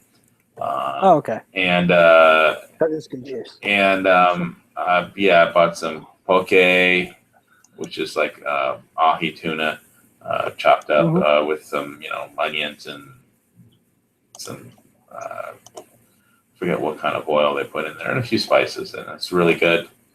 I had a barbecue today, and I bought some salads, pre-made salads, and some red leaf lettuce and some cilantro. And I haven't had a barbecue since I got out of the hospital. I hadn't had a steak, so this was like my first one in a long time. Yeah, I hadn't had a barbecue. I hadn't barbecued a steak since I had my bypass operation on March 4th. So this was the first steak that I actually barbecued and ate. Did you video record it just so you yourself could re-enjoy the event at a later date? No, but I'll eat. I have one more steak. I can have that tomorrow. So there you go. You know, but I did have a salad and a lot of healthy juice. So and I went swimming. I did a few laps in the pool today. So let me ask you: once you were able to eat solid foods again, whenever that was it? Did you find it mentally difficult to make the transition to a more healthier lifestyle? No, it was because of where I was living. It was easier. I mean, it was so easy. I mean, well, first of all, when I was in the rehab hospital, I didn't have any choice besides, healthy foods. They don't give you anything that's, they strictly control your diet. And then when I got out to the retirement place that I stayed in for 2 months in Honolulu, because it was the only place I could rent, with that had, a kitchen staff, I would just pick the healthy things off the menu that they had. I would never, if they had something unhealthy, it was very easy. I just remembered the chest incision pain, and then I didn't want to eat anything that could possibly make me go through that again. If there was pizza on the menu, I'd order a salad. If there was, anything with cheese, I would order something else. I would order the healthy thing every day, and I would have, chopped up fruit for dessert. Well, how long was it till you were from being flown into the hospital until you were literally living back at your home or apartment, whatever? March 4th. I think it was like 3 months. Okay. In Honolulu. So let's say 6 months afterwards. Let's say you just did a walk by and you got a smell from a restaurant, and they happen to be cooking something. Oh, that's easy to walk by. Yeah, I get, let me just explain it to you. One time, I was at the retirement home, and this old lady came by and said, because it's mostly older people there, and they said, "Oh, Steve, you can't skip dessert today. That they're having German chocolate rum cake, and it's awesome." I was like, "Why did you tell me that?" I got up from the table and I ran out of the room. I literally ran away from a German chocolate rum. It scared the hell out of me. I don't want to go through that incision pain. I mean, the operation's easy. You're unconscious, but when you wake up the next day, your chest is sawed in half, and there's just a little steel wire holding it together. Jack, I see you screen sharing Webley there. I didn't even know Webleys were still being made. No, that's the thing. For $5,500, they're being made. I mean, no, thank you. I'd rather have some gold coins. Yeah, no, the thing is, Webley is bringing them back, but they're only doing 50 of them as of right now. Oh, okay. I guess to gauge market interest. But they're going to be at 357 and 44 mag. So if these things take off, you bet your ass I'll buy one, but not for $5,500. Yeah. Yeah, give me like a 680. So for $5,500, I just buy gold. For a gun, I'd buy a 686 or an SW 500, and I'd have plenty of change left over for. But I'd be able to build a badass bolt action for $55,000. But Dano, to answer your question, it's just really easy because you just remember the incision pain and then you just walk right by. Gotcha. Okay. Pain is the ultimate teacher, and the pain is the ultimate teacher. That's a good one. It is, and I can say it was soul-shattering pain, and that it doesn't mean anything to anybody, because it's just 2 words, soul-shattering, because it didn't happen to you. Right. But it really was. So it's more effective to say, take the worst pain you ever imagined and multiply it by 10. A factor of 100 would be more accurate. I mean,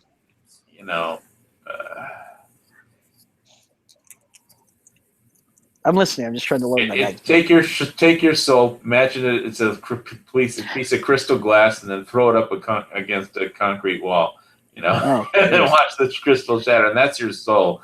And that's and it's like that every day. It's not like that for a minute. It's not like that for 5 minutes.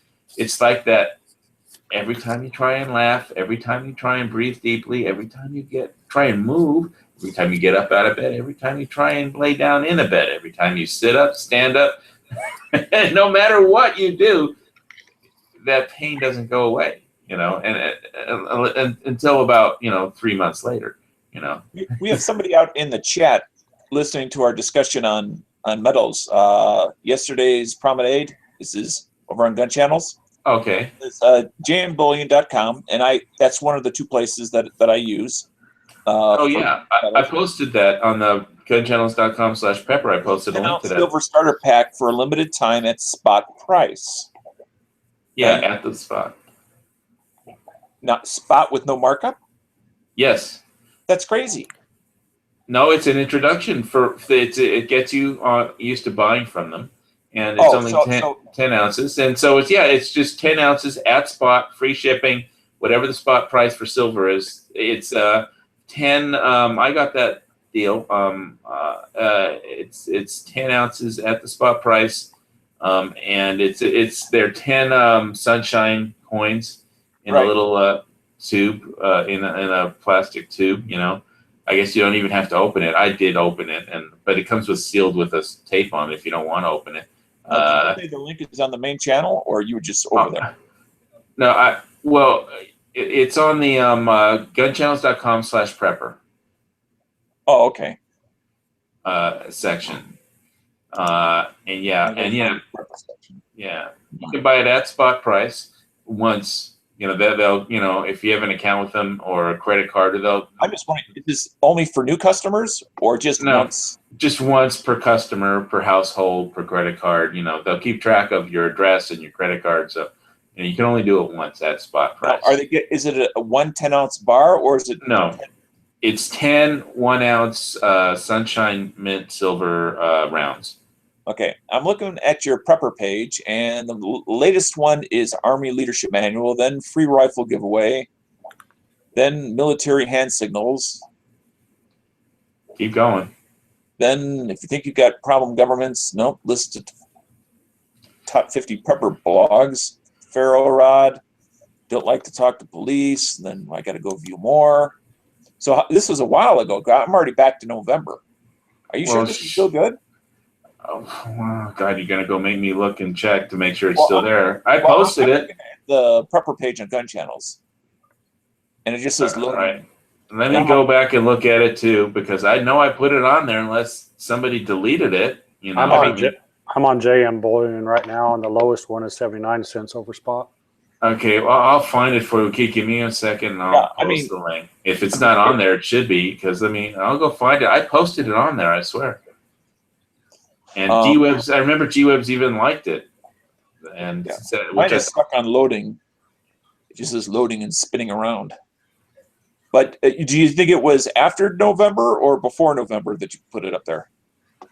Well, hit the view more. Well, I did, and it just says loading, just spinning around. It's not? It's not giving me the more. I'll get the link for you. I have it. Yeah, it's spinning for me too. For some reason. Now, Gun Channels may be under load doing maintenance tasks, the server itself. Okay, either that or somebody's out to get me. But let me. Let me get you the link. Let me get you the link. I'd get out the credit card and just buy it. Yeah. Because playing one little thing I do is I play the I don't order unless I can get free shipping, which means that my order has to be $100. So I even if I got $75 extra, I don't buy it unless I can get the free shipping. But the other thing is here it is. Let me get you the link. Copy. I'm copying it right now. Copy. Right. I'm going to go into Gun Channels and hit paste. Well, hopefully I'll strike gold and it'll be good for existing customers, not just new customers. There it is. It's on the Gun Channels live chat. I just posted it there. Starter pack. All right. Let me check that out. Y'all keep talking about gold. I'm going to mess with my Glock 26. Okay, but I did just load it into the Gun Channels goldmapeletools.com. That's spot off from Slash- free shipping. So rounds from trusted American Mint. Yes, Sunshine Mint is the name of the mint. Right. And I know you know that. I'm saying that for other people. Correct. Gibson Right. Classic Cube, all orders shipped with tracking insurance. Yep. Ships one business day to clear payment. Now it's a spot offer, limited one per household. Yeah, so you see that plastic thing behind the coin? It's like that's what it looks like, and there's 10 coins in there. And there's a piece of tape it's sealed, and it comes in that little baggie that says JM Bullion. Yeah, and those are the ones that hold 20, right? Because I got a bunch of those. Yeah, but there's only 10 in there. So, Right. yeah. That reminds me, I have a rather large silver coin somewhere that's made. I think it's in my desk down in Pflugerville, actually, but it's made of 0.99%, like 0.999 silver. But it's like it was like a $15 piece or something. See, now you got me. I was not planning on buying a damn thing. I was gonna just talk and go to bed.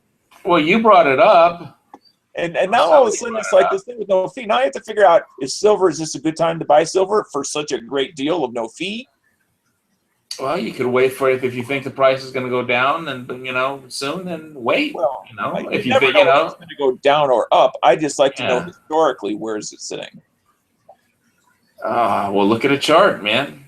Well, that's what I'm going to pull up in just a minute. It's right there. It says charts right over the spot. The words where it The says silver price per ounce is $17.12 an ounce. 11, according to JM Bullion Bet. Yeah. I'm looking at APMX. So. Which is, for rounds or bullion is a little bit on the high side historically. Well, that's the speaking. ask price. For rounds, no. Then don't buy it, dude. Well, that's not what I'm saying. I'm just saying that price period. But it's the no fee part. It's like I gotta buy that at some point. You don't have to buy anything, dude. Oh no, I have to. Why? What makes you say that? Well, there are people that have to buy a certain gun, to get free shipping and no fee. I have to buy something. Fair enough. Well, yeah, but you could wait. It could be lower tomorrow. Well, yeah, by a nickel.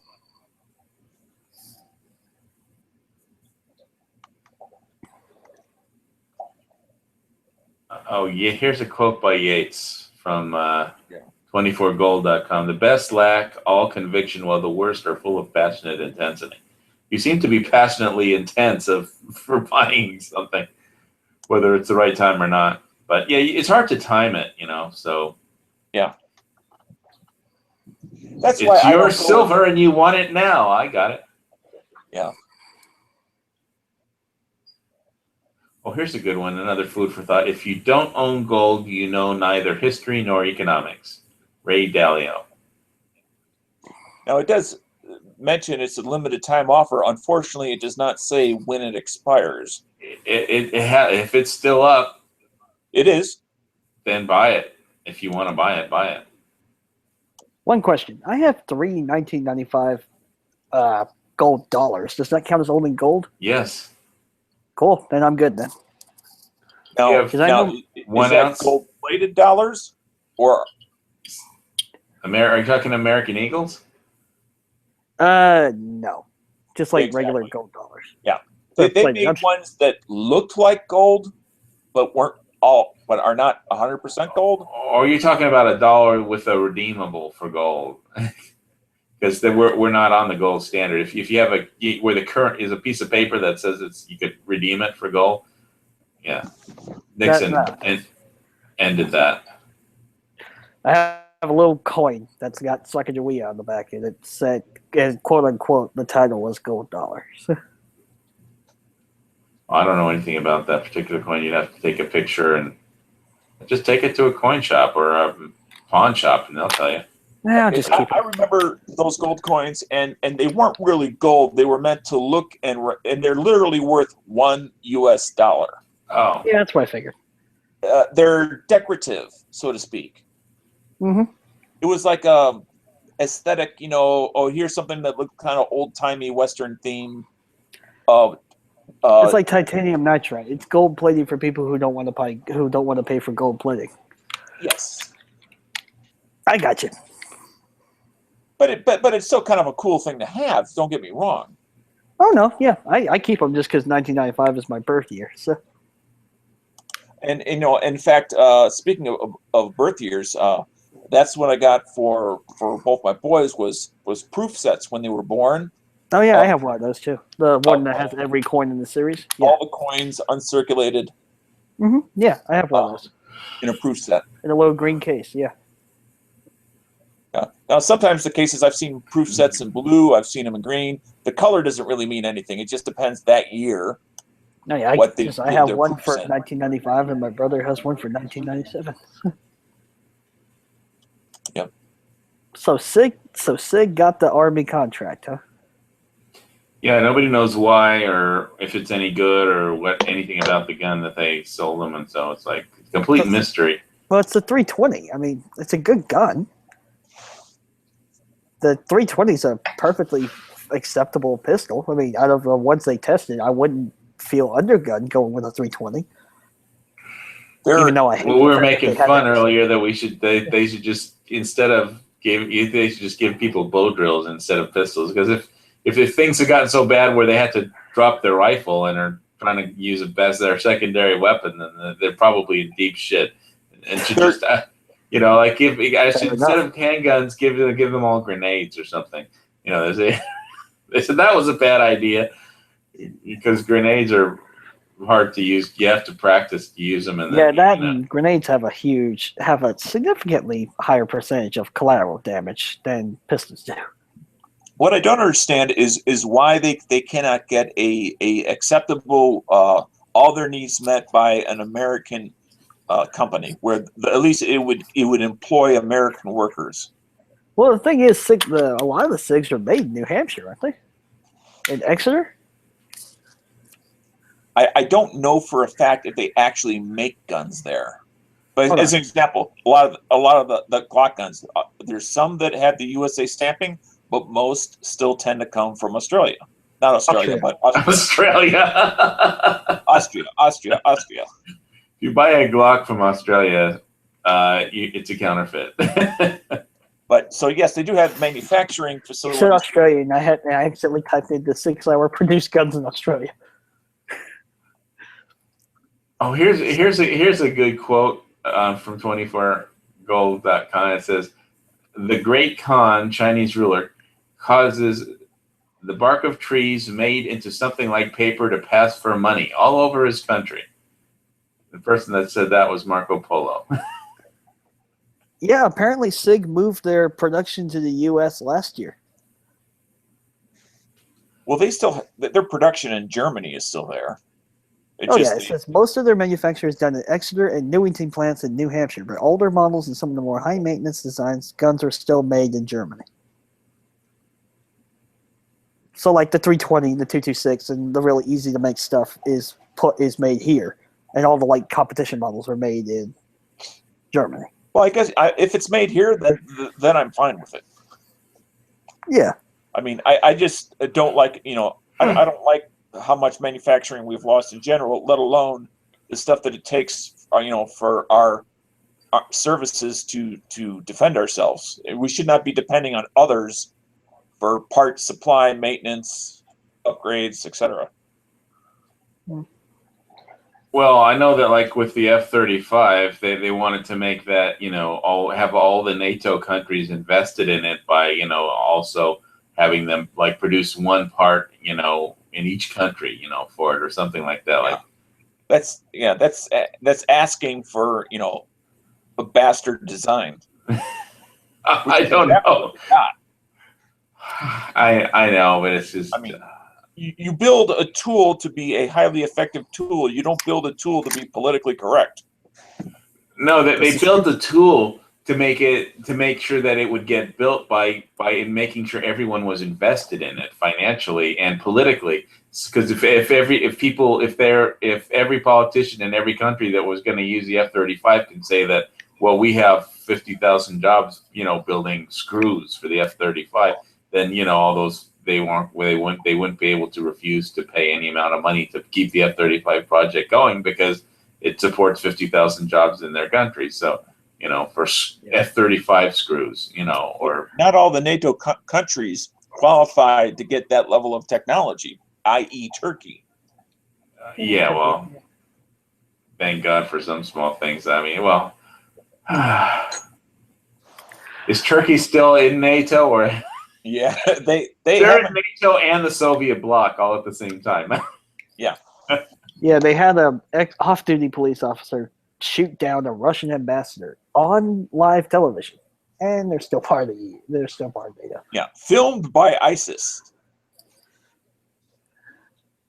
Like I mean, it's one of the most screwed up countries as far as every current power is trying to push it in another direction. Mm-hmm. Did you guys hear my chat on the last Lock and Load when I was, complaining about I don't know, was it Pink or no PBR had put some. I passed out halfway through your Hollywood rant.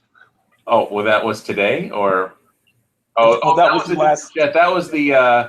And I got to look at my own channel and see what the hell that was. That was Hollywood hypocrites attack Trump chat. Yeah. You were going to talk about some stuff that was interesting. It's just you had to do your rant, which lasted so long, I fell asleep. Yeah, rants tend to do that. If you did it in reverse order, I might be able to stay around a little longer. Well, but I had a rant in me, and I had to get it out. Being a filmmaker, an amateur filmmaker, but a filmmaker nonetheless, I hear about the crap Hollywood does all the freaking time. So, but it's only an example of what happens in many other industries as well. Oh yeah, I know there was a point that I was trying to make, but now I've completely forgotten what it was. Got you back on that Hollywood thinking, huh? No, but what were we talking about before you said the magic word Hollywood? We were talking about the Army replacement pistol in Turkey. Oh, Turkey, right? No, I did a rant also about PBR. Did you listen to my last chat, the last Lock and Load that I did? Well, like I said, the one where the first part was about Hollywood. Well, but that wasn't my last one. That was 2 weeks ago that you're talking about. Then maybe I did miss your last one. Okay, well, you should listen to it. But let me just sum up the part that I wanted to talk about when you started talking about Turkey. Was because PBR had said something about that, posted something, or no, it was Island Z. It posted something that Israel bombed Syria and with their new F-35s, and this is going to be bad for us because they did it. And I was like, are you kidding me? First the UN passes a resolution, saying that Jerusalem is not part of Israel. I mean, Jerusalem has been the capital of Israel for 3,000 years, and then they complain about Israel bombing Syria. I mean, first of all, Russia. Every day, the United States bombs Syria. Russia bombs Syria. Once in a while, Great Britain and France bomb Syria. Turkey bombs Syria, and even Syria bombs Syria. So once every 2 years, Israel dropped a bomb. Maybe it wasn't about them bombing Syria. It was about them bombing specifically Damascus with F-35s. And let me tell you, every time there's an unexplained explosion in Syria, which is like about once every 5 minutes, they will blame that unexplained explosion on 2 stealth Israeli F-35s. I mean, they have no idea that they were there, or if they did it. Israel never said they did it. But anytime anything goes boom in Syria, it's going to be those. Well, it won't be Syria or Russia, the United States or France or Great Britain or Turkey. It has to be one of those 2 F-35s that the U.S. I just am really suspect. Can an F-35 actually break the sound barrier? I'm surprised they even got it to fly. But I didn't know the F-35s were operational. Yeah, and they just, at least on paper, they've been operating on them for years. They delivered a wing, whatever a wing is, and as far as numbers in Israel, to them. They may have just moved Israel to where the F-35s were, and it was an optical trick. And they just threw a bomb. They just threw it out of the factory when they're making bombs. Oh no! Bombing Syria and bombing Damascus, Syria, and then bombing Damascus Syrian airport. We don't bomb the airport. The Russians don't bomb the airport, and the Syrians don't bomb their own airport. And ISIS doesn't bomb the airport. Yes, they do. They bombed Damascus. They mortared Damascus. The airport, once again, the airport. What's holy about the fucking airport? Oh, I don't know. It's where the airplanes take off to bomb the various factions that are out there fighting. It's where they take off from. What do you mean? Like it has no role? Everybody bombs Syria. I mean, there isn't anybody that doesn't bomb Syria. So this, if it was Israel, which I mean, they never said they did it. I mean, what's wrong with? How come they get mad at Israel when they drop a bomb when everybody else is dropping like? Do you not understand that Damascus is the capital of Syria, and that's the last bastion of the current government? Period. You know, it would be such a crying shame if Hafez. I mean, Syria bombing Syria. That's what started this war. He bombed homes. His father, Hafez al-Assad, bombed homes. You know, they bombed their own country. Yes, I agree. You know, is it a you know, if they bomb their own schools, is that somehow worse than bombing an airport? You know, yeah. They bomb their own hospitals, for fuck's sake. No, they're not bombing the government hospitals. They're bombing what they view as the rebels' hospitals. Oh, that could be pretty much, yeah. Not from the pro-Syrian side. There are differences. I don't think there is a pro-Syrian side anymore. Well, that's why I'll just say pro-government side. Pro-Assad, basically. Yeah. Pro-Assad. And that's the position that Russia has, right? Yes. Russia's position is they want their port in Tartus, and they will bomb as many people as it takes to keep it, and blame the United States. Except for Turkey, apparently. Did you hear that? No. Tartus has never been threatened. Well, if I was President Trump, what I would do is I would say, okay, you know what, Russia, you can have Syria, we're out of it. And then, but at the same time, I was giving them that statement. I would call up a flight of B-52 bombers and just drop a bunch of sea mines and mine the harbor. There's no reason that Tartus cannot be their equivalent of our Guantanamo Bay. Now, I would just mine the harbor and say, you can have the country, but you can't have that port. Because Russia has always wanted warm water ports. If you deny them what they really want, and let them have the shit and take away their candy. Like, ever since they built a fleet, they've needed warm water ports. That's the only reason they're there. It's the only one they have. It's not like they have a couple. Well, no, they have the Crimea port. They have Sebastopol. Do they have Sebastopol?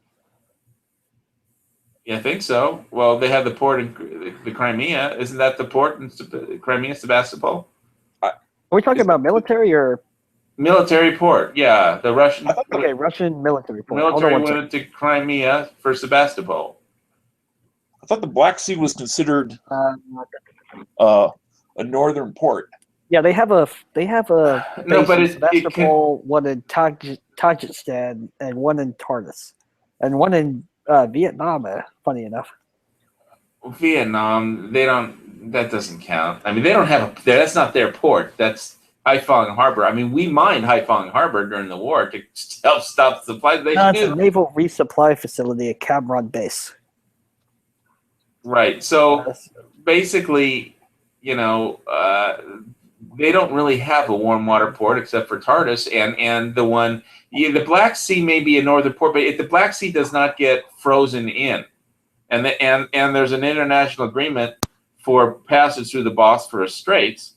You know, I mean, I suppose Turkey could shut it down if they wanted to start a war with Russia, but I mean, they've done it before. Idiotic.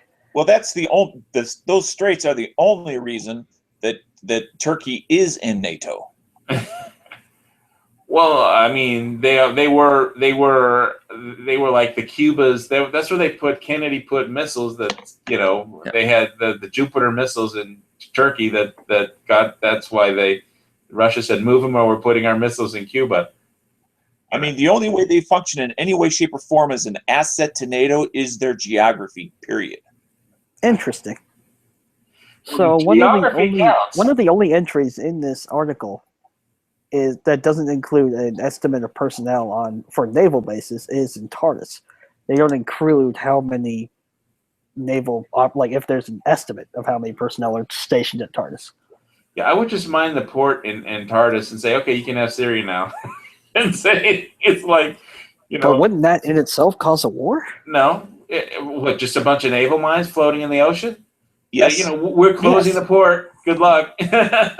What are they going to do? It's a violation of a whole bunch of. Yeah, sure it is, but it's Trump. He'll just tweet him and let him know.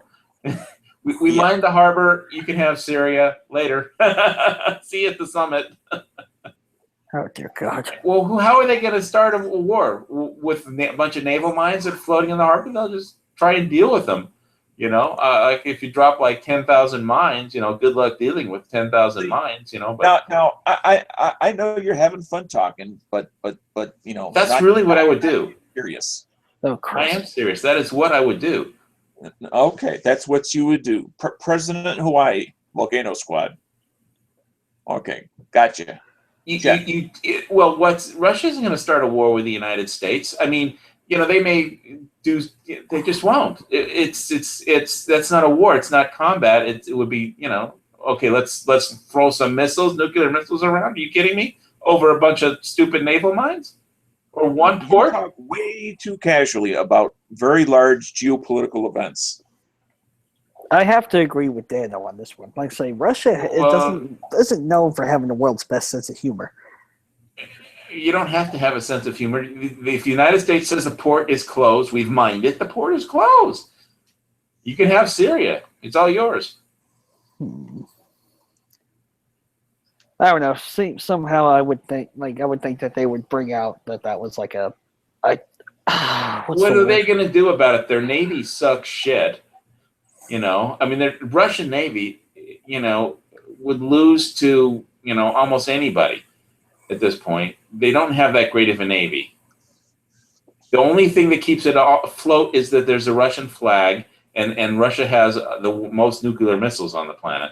They have two things, and probably more than two, but off the top of my head, they have two things, one of which you just mentioned, and the other is energy for Europe. And that is true. The Europeans would not make it through the first winter. Well, without their money, the Russians wouldn't make it through the first winter either. That's a lot of money that they collect from Europe every year.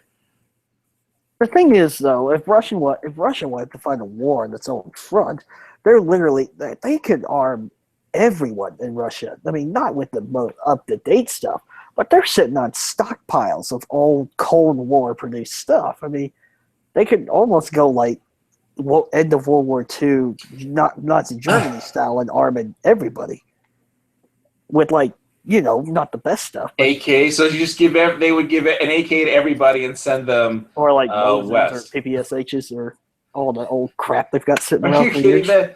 me? I think the fear, that's not what the Western Europe is afraid of. That's not the kind of attack they're afraid of. They were afraid for many years of many, many armored divisions, which no longer exist.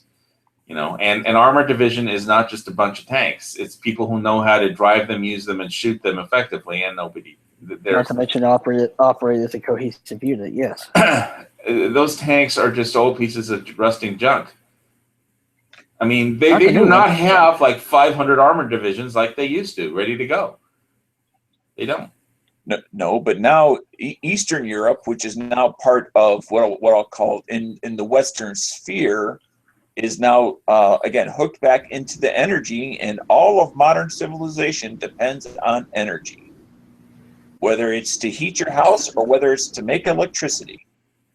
Well, like stopping and selling, your best client, your best product, your only product. The only thing Russia does really is energy, that they export, and without exporting it, they don't get paid. And the economy collapses. The Russian economy it'll do okay unless they do something stupid, like stop shipping out energy to Europe. The Russian culture and the current, most with the exception of maybe millennials, has been through very tough times. All of them. That's because of the change from the early '90s of going from the Soviet Union to Russia, where we collectively in the United States live very soft lives. We have not gone through hard times. We have not gone through those sorts of hardships and changes. Their people are much more likely to be able to go through difficult times with less problems than we And Americans. less available to them as well. Well, I mean, they're going to have a lot of difficult times to go through if they start a war with Europe or stop I shipping out enjoy gas. And light on a regular level. And Look, if you want to start an economic war with, if Russia wants to start an economic war with Europe, they will lose. The West, they will lose to the West. They will get butt fucked. They don't need Europe, Russia, but they will get butt fucked if they try and start an economic war. Yeah, but everybody to one level or another is turned into a paper tiger because all these major countries now are paper tigers because they all typically owe more money than they actually have.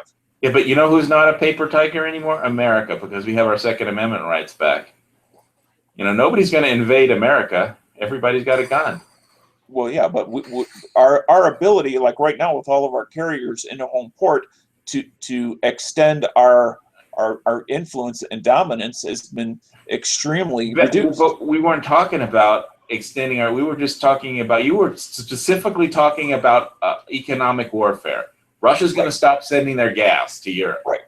And being able to do that is an extension of your power. Yeah, but they really can't do that because if they did that, their economy would collapse even further and upon itself. And sure, they could survive on pine needles and whatever else they have, and pigs and goat milk, you know, for a certain amount of time.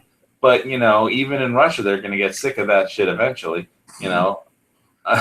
But their people, and I'm not saying all of their people, but they know that they can go through very difficult times and come out on the other side, and there'll be good times in the future. Americans don't necessarily, as a whole, don't necessarily know that because we've never lived through it like they have. But think about a plain old economic battle. But who has more weapons, the West or Russia? They've got almost no weapons except gas. Gas and nukes and. Well, no, that we're talking again. We're talking about economics. Yes, I know. We're not talking about, you know, and nuclear warfare isn't combat or warfare. It's global planetary mass extinction event. You know, that's not warfare. You know? There are many types of warfare of which the physical realm or the military realm is only one kind. There's political warfare, there's economic warfare, there's psychological warfare, there's electronic warfare. Mining the harbor in Syria, that would be psychological warfare. Yeah, I guess since it's not a Russian, you know, it's something they want.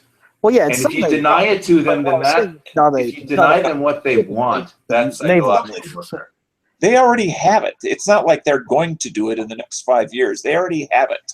So now it's beyond just wanting it. Now you're trying to take it away from them, and that's what they will. No, they can keep it. You say you can keep it. It's just that the harbor is closed. You can keep it, but you can't use it. Yeah, so deny them the use of deny them. You know, think if they have it's an area of naval mines, you just deny them access to that port. So you want to violate agreements and interrupt maritime trade. Oh, you know, I want to close one port. The one port, that's the what port is the one reason they want Syria. One thing I just read, I was looking up, you mentioned Russian armored divisions. The Russians actually adopted a new battle tank, the T-14. Yeah. I mean, I saw that. I think I did a block and load where we actually had a picture of their new tank that they had to tow into place for their parade. So let me ask you a question, Hawaii. How do you think the United States as a country would react if Guantanamo Bay got mined in and said, you can keep it, you can stay there as long as you want, we're just going to put this little line here of mines? I don't think Russia has the capability to do that. To put mines down? Of course they do. Not by air. Well, that wasn't the question. He asked, what would the United States do if that happened? We probably just remove the mines, and it depends who was president, I would say. You know, but we would probably just have the naval minesweepers deal with the mines. You know. Yeah, and then you would get public outroar for spending, and a naval. I'm sure your naval commander would be super happy about clearing mines that someone else. Yeah, the Coast Guard has a lot of minesweepers. They are in the Gulf all the time dealing with Iranian mines, so we just have them dealing with Russian mines in Guantanamo. I mean, we would not tolerate being in the process of being blocked into a corner like that, and neither would the Russians. I mean, I can't blame them. I could see the U.S. leadership taking that as a sign of like not aggression, but passive aggression. No, if it's explosives, it's aggression. That's fair enough. Every part of that is They're not putting Nerf balls out there. They're killing people with aggression. Yeah, anything. Yeah, I was just trying to play devil's advocate for a minute, but I mean, if they said something like sanctions or something, then yeah, then that's different. But I mean, actually mining a harbor, yeah, that could cause. Well, we did mine causing an Haiphong international Harbor incident. in Vietnam. We Yeah, mined and the we're Haiphong in Harbor. war with Vietnam, with northern Vietnam. Yeah, but with the ships that were delivering the aid to Vietnam were Russian. The weapons were Russian. The missiles, the SAM missiles, came from Russia, and those are all being imported to the Haiphong Harbor, which is why Nixon mined it. Okay. That's a fair point, I guess. But we're not talking about what happened in the past. We're talking about right now. Yeah. So you think in the process of mining, the Russians are just going to wait for the entire process to finish? But the United States has the technology to send over B-52s in one pass, a bunch of B-52s, and just drop the mines from the air, and they activate, and then You say that, but they're already trying to mothball the B-52 again because they've had multiple examples of the B-52 recently of engines falling off. Well, I can't help it if our Air Force has problems because I'm just we saying didn't build enough B1 and build more B1s for fuck's sake, and do Why it don't you with just use the B1s. B-2s? We've got ship the B-2. It's not the only plane that can deploy mines, as well as you can deploy mines from a ship. And the same thing is true of Russia. They can deploy mines from ships. They can deploy them from a plane or subs. Or submarines. But we did it before. We've done it before in Vietnam to Haiphong Harbor, specifically to block Russian ships from delivering SAM missiles there. Mines are not a high-tech thing. Many countries have done them before. Yeah, but aerial dropping it from the air, dropping 1,000 mines in like an hour from the air, really? Well, what's changed is the ability to do it quicker and over a larger area. But the process. Yeah, well, I think the quickness would make a big impact because it could just be now they're there. What are you going to do about it? Go ahead, start a war. Launch a missile if you want. But, I mean, okay, you're really going to start a nuclear war because there's some naval mines floating around in the water? Really? Just a heads up. Just another separate deal. Doing some more research on just armaments for different countries. Apparently, China is now in development of the Type 96 nuclear submarine, which will have the capacity to hold how many missiles was it? Well, the Russians have a torpedo that could sink Hawaii. I'm sure about that. I saw that somebody. I don't know if somebody put that on gun channels at one point, but there's like a torpedo that the Russians have that can take out an entire port. So they can. The Type 96 can carry 24 nuclear-capable missiles. Yeah, well, the Chinese are definitely getting into submarines because that's the one thing that their navy can handle just as far as operationally. The difference is they have fixed crews set to their missile boats, and we don't.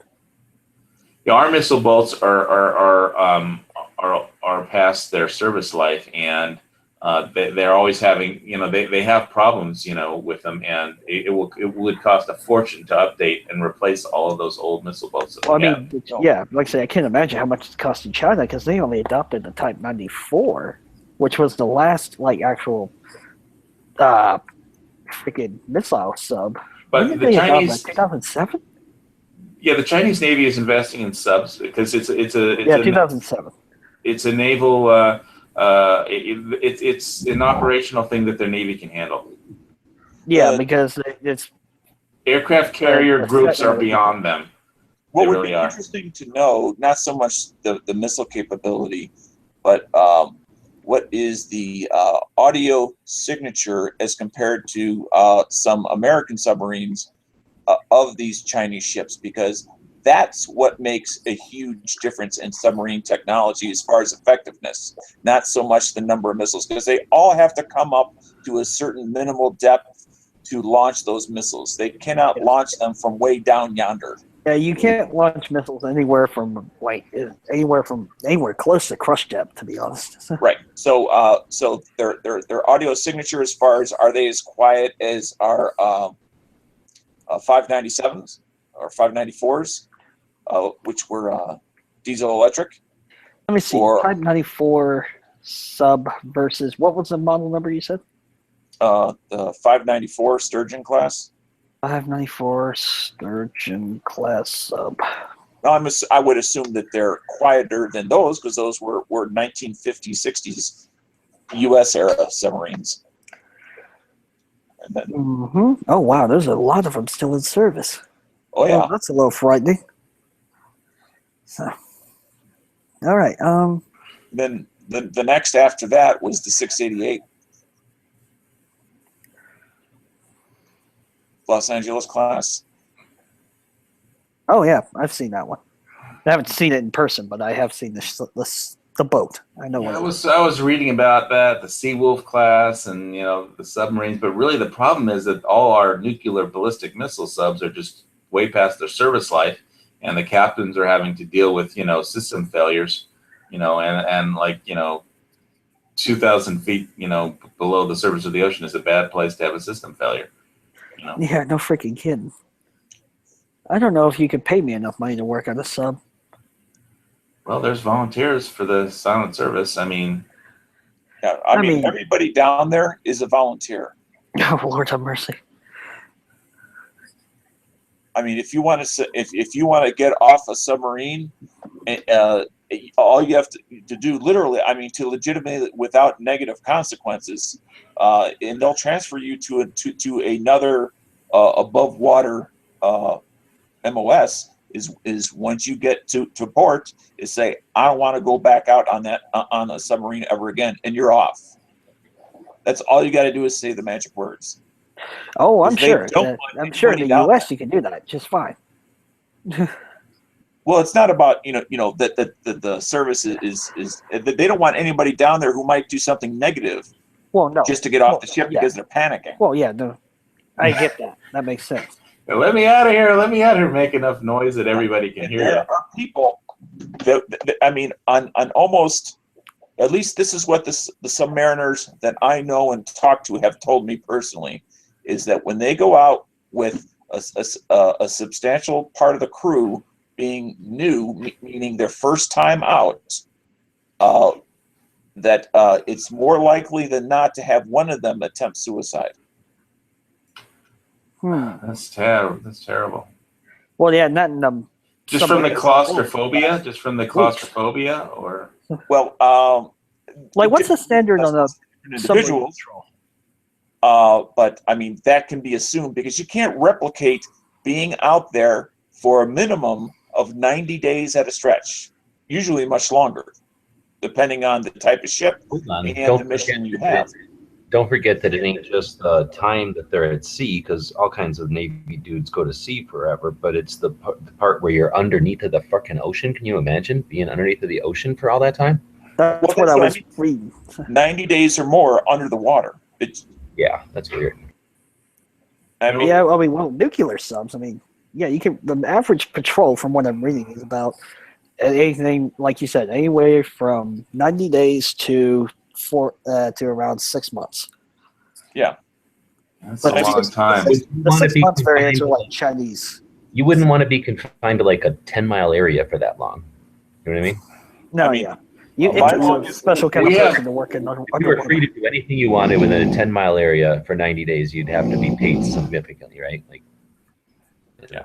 I mean, my longest stretch was 3 days, and I can tell you that I was very glad to get off that sub and get fresh air, psychologically. I bet. We have a great military. It's amazing the stuff that they do. God bless them. I'll tell you what, the guys who, volunteer to man the subs, those guys have some gonads. Let me tell you, because I'm not scared of the water. I enjoy the water, but I'm scared of what's in the water and being underneath it in a metal tube, a nuclear-powered metal tube. I don't know. I'm more afraid of such a size. I mean, you have to have ultimate trust. I mean, I know camaraderie and stuff. I know brotherhood, but I can't even imagine. That's a level beyond that. Well, you just have to trust your captain, I guess. Yeah, you gotta have a good commander. No, dude. That is trusting every single human being on that boat to the same level. Like you're one unit. I can't even imagine. Let's say you're at the bottom of the ocean and you're in real circumstances, and some guy's gonna freak out and you all get killed. Holy moly! You know what I'm saying? You have ultimate faith that those people are not going to do that. That's an example of how one guy could go nuts and at the wrong time and have bad things happen. He just knows that if he does something, the ship will go to the surface. So what he does is he takes a tool, or even just goes to the mess hall, gets a spoon, and starts tapping it on the fucking pressure hull. Yeah, IMU 573 killed me. Okay, he'll be in restraints pretty damn lickety-split quick. But you start doing something intentionally like that? It depends on what boat you're on, to be honest, and whether or not you have any warning. Well, whether or not you have what? Warning. Like if they're trying to do something like that. Because a lot of them have early warning systems nowadays, but if you're on an older boat, you may not know until it's too late. Well, they all have sonar. If somebody starts tapping on the pressure hull, that sonar person will hear it. I mean, everybody will hear it. So, but again, we just have an amazing military that units, not the fact that it could be heard.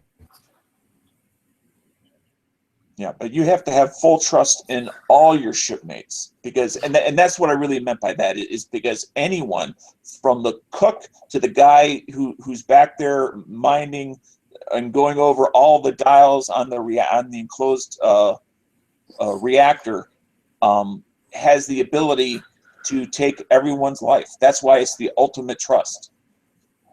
At least as far as ultimate trust in their competence too, because it doesn't have to be deliberate, right? I mean, just it could be accidental. Struggle. Absolutely. Yeah. Plus, they have to deal with the fact that the ballistic subs are very old and they have systems failures. Various systems because they're past their service life. Well, they're carrying nuclear missiles. I mean, that's got to make you feel good as well. But newer stuff, because it is new, has its own drawbacks. Vascular problems. Well, yeah, because there's so many more electrical systems. They're a lot like if it happens, like an EMP could take out one of our subs, no problem, because most of the systems are electric and not manual anymore. Well, the one thing I don't know is how an EMP that happens above the surface affects below the surface, because the water is literally, conductive. That's fair enough. So I don't know how that plays into the subs. Now, surface ships, different story. That's asking a lot. I mean, that's a hell. Can you imagine the amount of energy it would take to move a wave through the entire ocean? I mean, that's the tsunami. Yeah, okay. I was mainly just. I admit that it was a moot point. I don't think there's that much energy in an atomic bomb to be an earthquake. If it was, we'd have cracks in the earth every time one went off. No kidding. I was mainly just referring to the fragility of electronic systems. Yeah.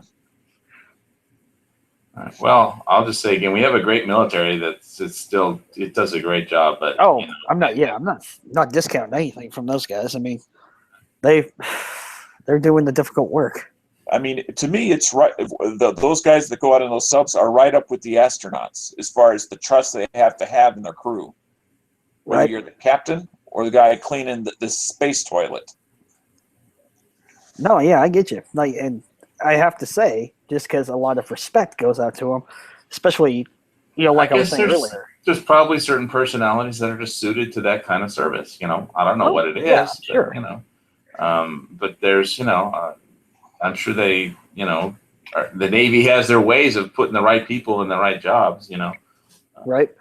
The only thing is, like, say, at least from what I've read, the Chinese, when they do, when they crew missile boats, it's the same crew for as long as most of them are alive. I mean, as soon as they enter service, and that's what they want to do. I mean, it's one crew, one boat. Well, yeah, but the Chinese just don't have, carrier, battle group tactics or anything like that. I mean, they may have one carrier, but they have no idea how to actually run a carrier task force group or anything, like carrier operations. It's a different skill that they've never, that the U.S. has been training for that since World War II, carrier combat group tactics. And, everybody knows the dance on the flight deck that they're supposed to do. Everybody, people with red jackets, blue jackets, green jackets, and everybody knows what they're supposed to do. And it's a complicated dance. And so is running a carrier battle group. And just because China bought a Ukrainian aircraft carrier from, the Cold War and puts them and can land a cool looking copy of some U.S. fighter that they built on it does not mean that it's like a naval threat to anybody. I mean, it's like when they take that thing out, it's like they're taking out an old Hertz or an Edsel for a spin. Whatever. That's like saying that just because there's a bigger gun, this gun isn't dangerous. So it's not true. No, it's saying that they don't know how to use it. Well, whatever. How much do you have to know how to use to shoot a missile? You don't have to be perfect just because there's somebody. An aircraft carrier isn't a missile. Whatever. Get super specific and then get super vague. But the point is, you're trying to say that because their whatever isn't as big as somebody else's, that theirs isn't as much of a threat, and that's not logic. You can't just say that it's not a threat because I'm saying that they're not trained in this specific type of combat. Yeah, they don't. I mean, I'll give you that they don't have proven doctrine when it comes to carrier combat. I mean, that much is true. I will not say, however, that their Navy is not. I mean, could possibly is not or might not be a force to be reckoned with. Their subs are. Their aircraft carrier isn't. Fair enough. If they've shown they can launch and retrieve aircraft off their carrier, they've proven the most critical part. They can launch planes at sea. Now, the only other part is, are those pilots trained enough to be able to carry ordnance to target? And that's the part we don't know. There's more to carrier combat than that. I mean, there's a whole battle group. You need destroyers. Well, I'm trying to keep it simple because we were only talking about carriers, not the carrier support group. What good is a carrier without, an Aegis cruiser to, monitor everything that's happening in a submarine screen? Yeah, it's like we were only talking about carriers. We're not talking about carrier support groups. A carrier is nothing without the support group. That may be true, but that's not what we're talking about. Well, I'm going to start a big argument over the Navy here or stuff. I'm going to talk about guns or the Navy. You're going to start that? Easy, boys. So that's ridiculous. So you're suggesting again that a child with a gun isn't dangerous because this is not a child with a gun. It's called an analogy, dude. It's a bad one. Crazy that you think that just because something could be worse, that it's not dangerous. Because it doesn't have everything it could have, that it's not effective. That's ridiculous. Let's say you're a businessman in Taiwan and you hear about this, and who cares? Then you're not going to do business someplace. Or what if you're a politician and you get scared and you do it? I mean, an active naval aircraft carrier is more than just a final battle somewhere. It's a level of influence that a country attains that changes the political balance. So there's way more to it than just how it would handle against us in a naval all-out battle at war. If they can sail that thing around and affect change in politics or something in a local it's got area, a Chinese flag on it. It's got a Chinese flag on it, so it has that because it's China. It's part of the nation, and nobody's going to fuck with it because it has a Chinese flag on it. It's just not an effective combat group. But yeah, China is a powerful country. It's just that, and people will respect the carrier when it's flying around because it has a Chinese flag on it. And everybody knows if you fuck with that carrier, China's going to be really pissed, and then you're going to have problems. So, but it's not that but that's it's like battleship diplomacy. You would sail your battleship into a port, and because it was battleship and it had U.S. flag on it, everybody would know that meant something. But that's politics. That's not Yeah, that's part of the equation, though. What if they take that aircraft carrier you say is ineffective and they go do relief in some country? Now that country becomes sympathetic to communists because they've been helped out by it. I mean, just because it doesn't work in some all-out battle doesn't mean it's not an effective tool or effective, piece on the playing field for them. Yeah, that's all politics, and that's definitely true. Carriers could be used for all kinds of peacekeeping and rescue and humanitarian missions that would help the status of China's politics and perception of it around the world. But as a carrier combat tactics, that's not something that they've ever done. Well, okay, I'll give you that. I have no idea. I'm just playing devil's advocate that I just don't agree that it's not perfect, that it's not a threat. That's all I'm saying. I think that it's probably, they wouldn't have gone to the trouble of building it. They're not idiots, right? They didn't build it. They didn't build it. They enabled to us or anything, but they built it for a reason. They're using it. They bought it. They bought it from Ukraine. Either way. Gee Webbs, I'm glad you're here. I actually wanted to ask you, I was curious, I've been trying to get everyone's opinion. What's your favorite thing you've seen it shot so far? Just from people posting photos and such, because I know you're not there. Here's the problem. So I got here on Saturday, and then Hosh was here. We had the Sharpie marker knife fight, and we hung out with Hosh and Marco and Bob and everybody. And yeah, how did that turn out? Who won? I have money. Well, hold on. Let me just explain that was Saturday. Then Sunday, we wake up. I honestly don't even remember anymore. We did something on Sunday morning. Then we went out to an Instagram shoot later. Then I don't remember what we did Sunday. Probably did something. Monday, we went to the media day or whatever it's called now, shoot. And then we got out and we hung out with Haas. And I got all drunk with a bunch of Marines. And then Tuesday, go to shot, run everybody around constantly. What did I watch? 6 miles on Monday before the show. And we do it. Oh, and then I'll do this. We're doing a podcast. And let's see, Tuesday night, we'll go over to Haas's house, try to do this project.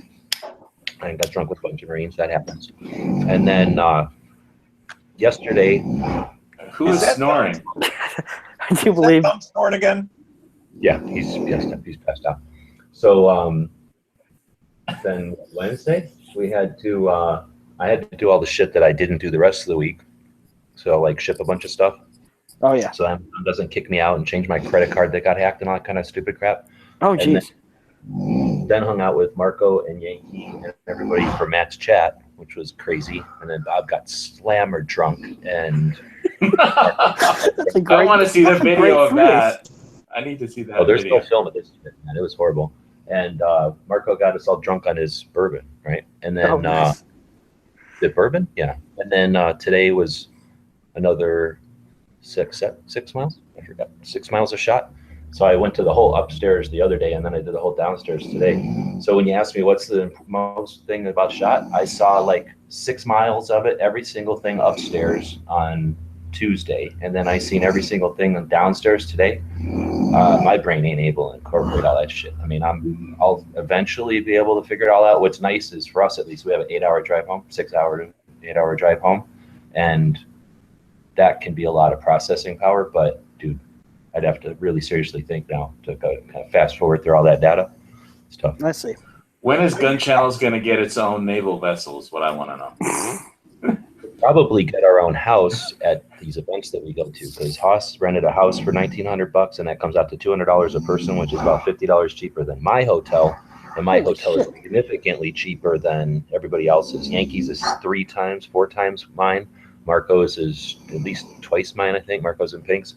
So we can get a house really quite cheaper than hotels. Hell, where can I get where can I get on the sign-up list for SHOT 2018? We're not talking about not more likely because it's an industry event, but we might be talking Tulsa and NRA or something like that. How are you figuring out the distance you're walking? The phone just does it now. You used to have to tell the phone to turn on the meter, but now it's just always on because it's kind of tracks you all the time. Your phone accelerometer can usually track how many steps you take in a day. So. Every year, if you have a Fitbit, you know. Or the iPhone 6 does it. If facilitate it, but the phone just does it. I mean, it might not be 100% accurate, but I don't really care. It gives me some idea. Like I say, that's what I use on mine. The health app on the iPhone 6 Plus does a pretty decent job of tracking my steps. So mainly because I can't afford a Fitbit or an Apple Watch because I bought ammo instead of technology. Fitbits are pretty cheap, you know. I mean, and when I was recovering, you know, and walking around to the beach and back every day, it recorded exactly how far I walked, exactly how many steps I went up and down stairs. You know, it can tell the difference when you're climbing, just walking up and down stairs or just walking. And so I knew exactly how many miles I walked every day, how many calories I burned, everything. You know, and it sends it to your phone. Fucking amazing. It's called S Health. And it's like probably Samsung Health. It's just in there. So it says I walked 6.76 miles today, but it won't do like what you're saying. I don't think so. It'll just tell me steps. So like at the end, that was, I guess I can't show you because there's no way to show you, but I started in the morning and then I walked around. What did I do? I dropped these guys off at front door because it's sucker bet making them park with me. So I dropped them off at the front door and I drive to the parking garage and couldn't find a parking spot at all. So then I drove to the second parking garage and had to go. Wow. Must have been packed. And I don't know why, because it wasn't really that full. So it must be something else going on someplace, or everybody just drives now. So went to the other parking garage, which might like waste because it's horrible. I have to walk like, I don't know, a long ways. Well, I guess, let me find out. It won't tell me. But so anyway, my thing isn't as good as a Fitbit. So basically I got there, parked, walked 20 minutes, however many miles that is, or however long that is, walked 20 minutes into the show, because I got there at like, I think 11. And I was like, well, or I got there, I thought, well, I only have 2 hours, not even, because I want to start the show at 11. So I was also dying. I didn't bring any water with me, so I knew I needed to go in and get some water. I went in, that's 20-minute walk in, and then a 20-minute walk out with Bob to do the show, and then another 20-minute walk in. So that's 60 minutes of walking, like right there, just to do the daily show and to go get some water for it. So then, and I got some grapefruit juice. And then we do the daily show. I come back in and I finish miles. I do that. I'm not allowed to have grapefruit juice anymore. Then I walked that 20-minute walk back out to the parking garage, but instead of getting on the elevators, it was like packed when when a convention like that ends and everybody's giant line to get to the elevators.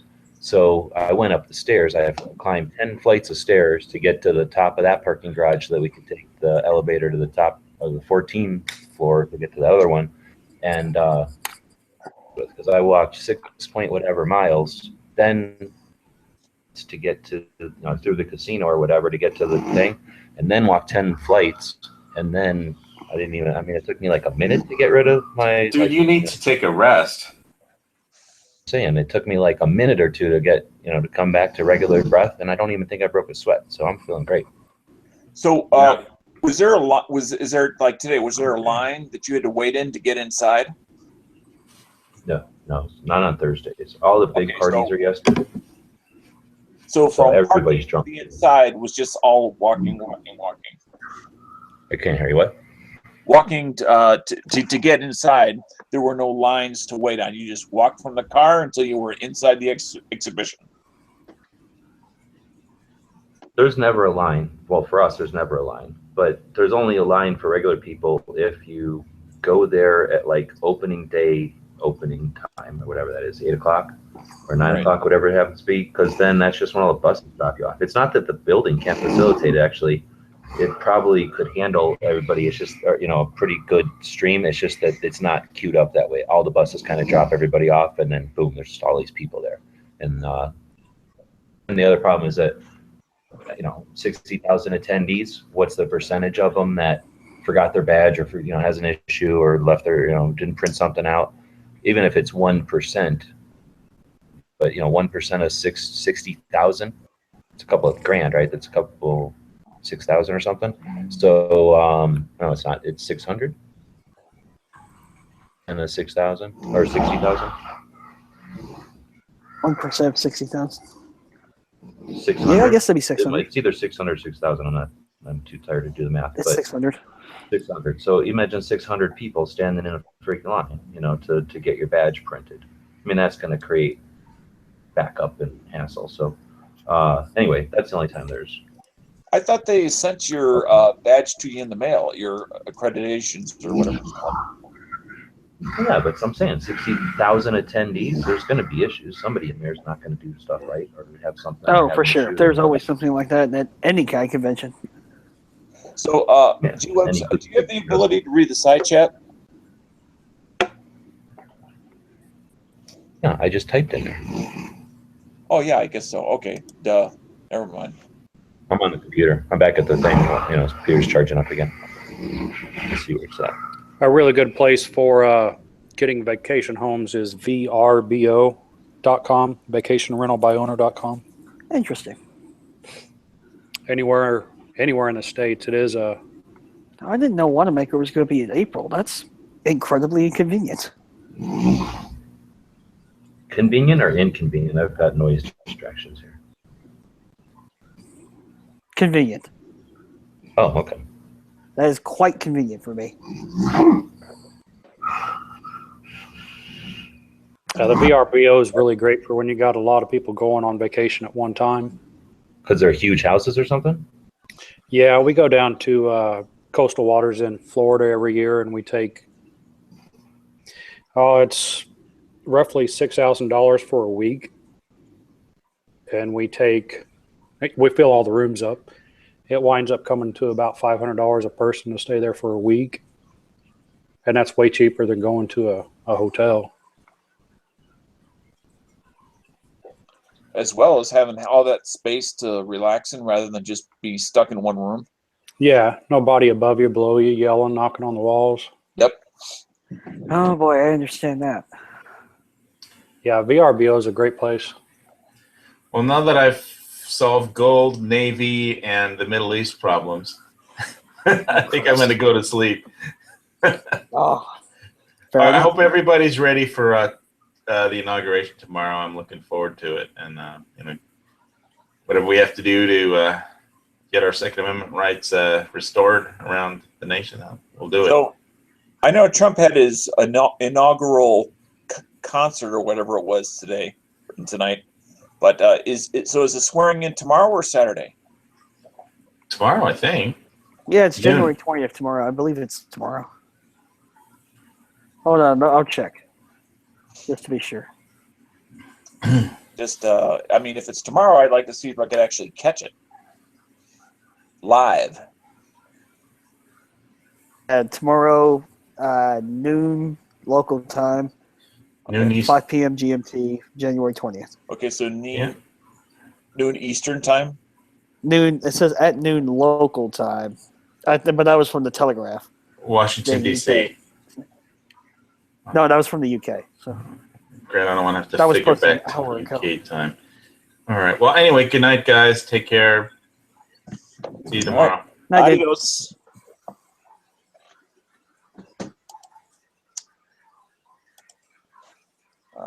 Yeah, that will be interesting. No, like I say, there's in April. That's just need to get a few gigs and save up a little bit of money and take some stuff I don't need anymore. Even on Google, it says 12 noon, but it doesn't say what time zone. I mean, I think it's like 5 GMT, so whatever your time is. yeah. Well, I think 5 GMT is Eastern Standard Time because there are 5 time zones from England. What GMT is Greenwich Mean Time, right? Yeah, it's like 11 p.m. Central.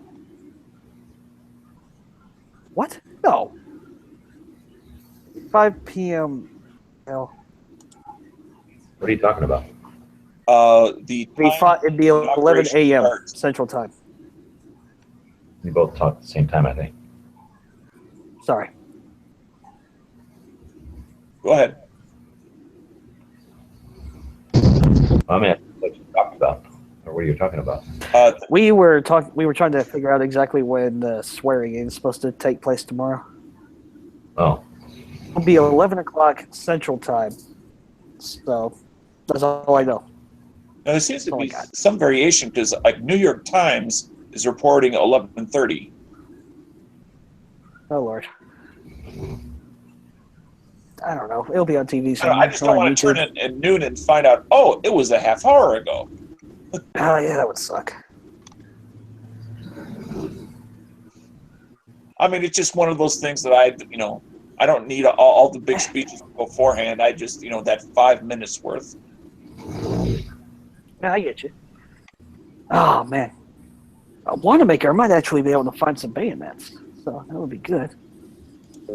Hey, Dana, when you hear a million millennials crying, you'll know that you got sworn in. Jesus. Yeah, I've got a bunch of my Hey, I just showed that I knew from university who I guess are making signs and gonna protest it, and I'm like, I really don't care. I mean, So, whatever no, happens, listen, happens. So I just showed Pink a meme because it's 11:41 over here. But so it's setting at 12 o'clock over here, and it says, "Don't forget to set your clock back 300 years tonight." It's only midnight? Oh shit! I thought it was 1 o'clock. Fucking computer. It's 11:41 right now, our time. 1:41 Central. Your phone probably never jumped in Arizona. Marco's gonna sleep for a freaking week when he gets back. Dude, I am. I swear to God, when I get back. You're probably running on like 3.5 hours of sleep this whole week. I'm going to have to make it a personal goal to make it the I've spent like 4 hours of sleep for the last 8 days. That sounds like my filmmaking career, to be honest. Oh God. Oh, well, you're talking about going to do a film or to take video and stuff? Oh, for a SHOT Show? Yeah, totally. Oh, okay. What kind of project are you talking about? Or do you Oh, I just kind of like to do coverage like everybody else does. But what I was wanting to do is do it with my FFL that I know really, really well, and see if we can get in there under a, dealer's like a dealer's thing or something like that. I don't know. Well, if you're going as a dealer, you can't take pictures, FYI. So Damn. Going as media, you definitely going as media. Damn. Now just try to build up my channel with enough credentials to get in as media. Well, just to put it in perspective, Never Enough Ammo's got passes. Edge, I think he's got passes. He did get passes. Ballistic Expansion got passes for Young Guns podcast, and Pink's got passes. So it's possible to attain them for sure. It's not impossible for damn sure. Oh no! Like I say, once my whole business. Hey, hold on, wait a minute. The whole time Ballistic Expansion got passes, and you come out here. Yeah. Same with Stuff on the cot. He's like a twig. He could have stuff in the cot like a king. Well, we could have had I would have paid for it. Expansion out here, Edge, and Never Enough Ammo, potentially. Oh, dude, we're getting a house. Mm-hmm. We're getting a house. Now, Moon, no excuse, was like $250. He's not in here. He's trying to act like he's No, so Moon sounds really serious about NRA though. DB Cooper. Well, DB probably won't want to rent part of the house. And when is the NRA National Convention this year? Because DB Cooper can't come for more than like a day and a half, and he has to bring like his little yappy dog, like four or five yappy dogs. Are you talking about NRA? Because he lives in the same town as where NRA show is. But watch, he's gonna disappear like twice in a day because he has to go look at those dogs. There's like 6 of them, bro. April 27th through 30th, 2017 at the Georgia World Congress Center in Atlanta. Yeah. I mean, he's going to drive there from his place. He'd probably. I doubt he'd do that. He might Uber. Well, he might Uber just because of the traffic and convenience, maybe. The problem is, I only have one Corporate Suite, and I have no idea how far it is from the Convention Center. Okay, It isn't I'm smack definitely dab going to downtown. NRA show. Honestly, I have no idea how far it is from the Convention Center. I have not looked that up. All right, And that's we have totally no- happening. Does Yeah, NRA have a day where it's like just media or media and special VIPs? NRA is not as jam packed as job is, so you don't have to worry about that. Really. NRA Media Pass is a waste of time. It just takes you in this tiny little room, and then they have like water, and there's no anybody can take. No, like, they like Danish. Just like honestly, I mean, Danish is all right. look at this. Anybody can No, take pictures. look at this. look, it was about as far as getting there early. It never gets as good as SHOT Show's media day. Yes, but, it does. I don't even know media day, dude. Yeah, I mean, I'm just saying, like, the middle of the day shit is probably like the peak of the NRA media day, and it runs out really quick. Even grabbing waters is hard from there, which is not hard to do from the media day and SHOT Show. You can always go in there and grab water. Oh, you're saying at NRA? At NRA, like sometimes like you went in there, there's like nothing but Diet Coke left. You know what I'm saying? Yeah, nothing. So their media room is literally just a room. Like there's nothing. And maybe there's tables in there. And then it's just a place where they can put it. Yeah. A lot. It's a place where they can put a desk where the person keeps track of the But media also feed depends, passes. like, what you know. Well, I mean, I guess because of convention, like they could open it up wider. You know what I'm saying? But you're not paying attention. Like I'm saying, anybody can take pictures at NRA, so they don't need media. It's just for people that like are old fuds who write in articles that want to be able to walk around with a media pass. Is literally all it is.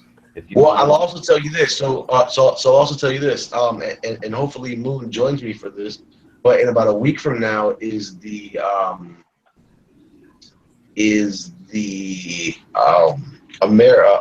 Farmers Trade Show, whatever, in Harrisburg, Pennsylvania, and they have an entire it's a really picture like what a really big gun show would be. It's like an entire massive hall, a really big hall. That's the whole firearms section, and a lot of manufacturers there, and I went there, and so like I thought I was media, and I even went down to the place and like they printed me a pass and everything, and they're like, no, but you're not NRA certified media. Smith & Wesson wouldn't let me take pictures of their guns because I wasn't NRA certified media. That's why, if you look at it, I did not go to Smith & Wesson booth at all. I don't touch that booth ever because they don't. You mean you weren't an NRA member? No, it wasn't that. It's just I wasn't cleared as media via NRA. I was cleared as media via the show, or like via the, I guess like fairgrounds of Harrisburg.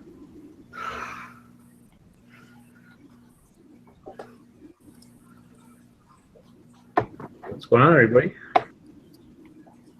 Evening. We got everybody from SHOT Show in here. Yeah, buddy. So, how's it going? You're up late. You're editing? No, we went to Circus Soleil. Oh, how was that? Oh, right. That was pretty cool. Nice. We could have went to Burgers and Bullets event that we got invited to. Tech Day, I think, went. I went last year. Well, if you've never been to Circus Soleil, it's worth going to. I went to it once, and it was just outstanding. Yeah, it's pretty cool. We should have done a nightly chat every night, like have a SHOT Show theme lobby, and then invite Tack and Rick and everybody that's here into it, so we could just sit rep every night and everybody know what's going on. Tack actually invited me into his chat today, but I was still at the show and I couldn't log in from my phone for some reason. It just was like wanted me to download Google Hangouts, which I already had installed and usually don't have a problem with. And so when I got back to the hotel, I figured I'd try the link. He was still live, so we kind of chatted for a little while I was wrapping up things and all that kind of stuff. So how long ago did they end? I can't tell you because I don't remember time-wise. Hang on a second. I mean, recently or a while ago?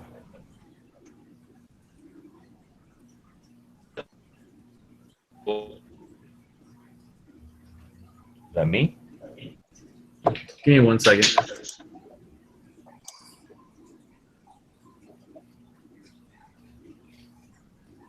I want. So Laura's telling me she said around 6:40 is when I got on it. Yeah, because I know you were tracking that because you know what I was on it for. well, because we had to. Yeah, because we were trying to get ready to go, but I just wanted to do a quick detour with him since he invited me on. So it's probably around 6:40 local time here in Las Vegas. Oh, okay. So that was like before the show you're talking about, before earlier.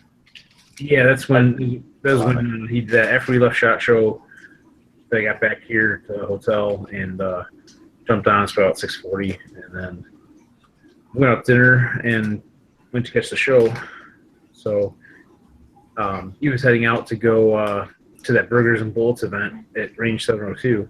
There's a private, invite only event, and like I said, we got an invite from our friends over at Facts and Firearms, but we wanted to do that tonight since we're here. Let me check.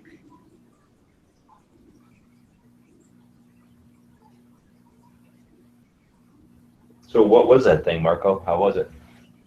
Or Pink? Are they still in here? Oh, they jumped in again. So Pink, how was that Bullets and Babes thing? Oh my gosh. I got to shoot the new Desert Tech bullpup. Oh yeah, how was that? Oh, indoor. Well, it's new to me. My God, I mean, this is the first time I've seen one. It's a $6,000 bullpup long distance.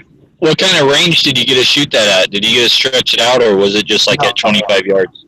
It was like 25 yards, which was loud as fuck. Oh my God, it rocked the whole fucking joint. But I'll tell you one thing: I shot that same rifle outdoors at 600 yards, and I didn't steal all the first try. It's just wet. That shit is wet.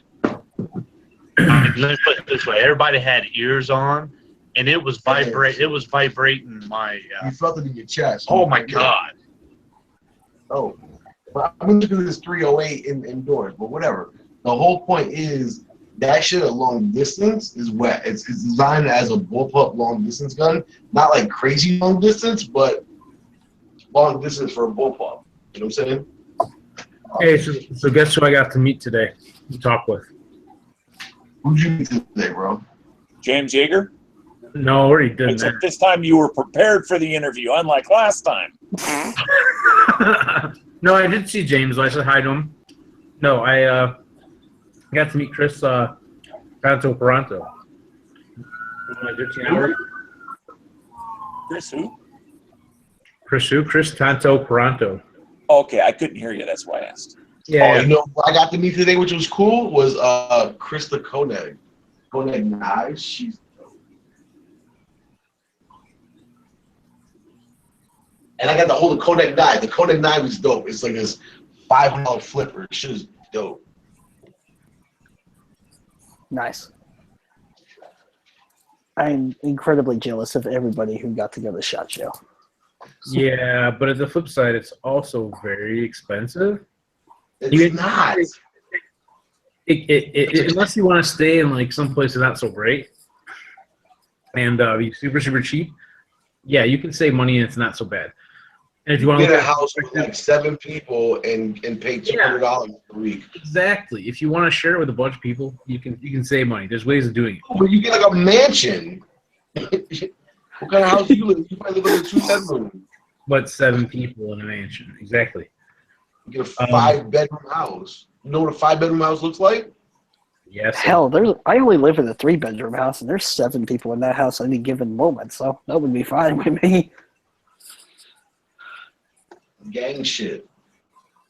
Well, what I like about the idea of a gun channel's house is a couple of things. One, we can bring dogs, so that gets everybody who's got dogs able to get there, and without the expense of boarding a dog or the potential having to borrow favors or whatever.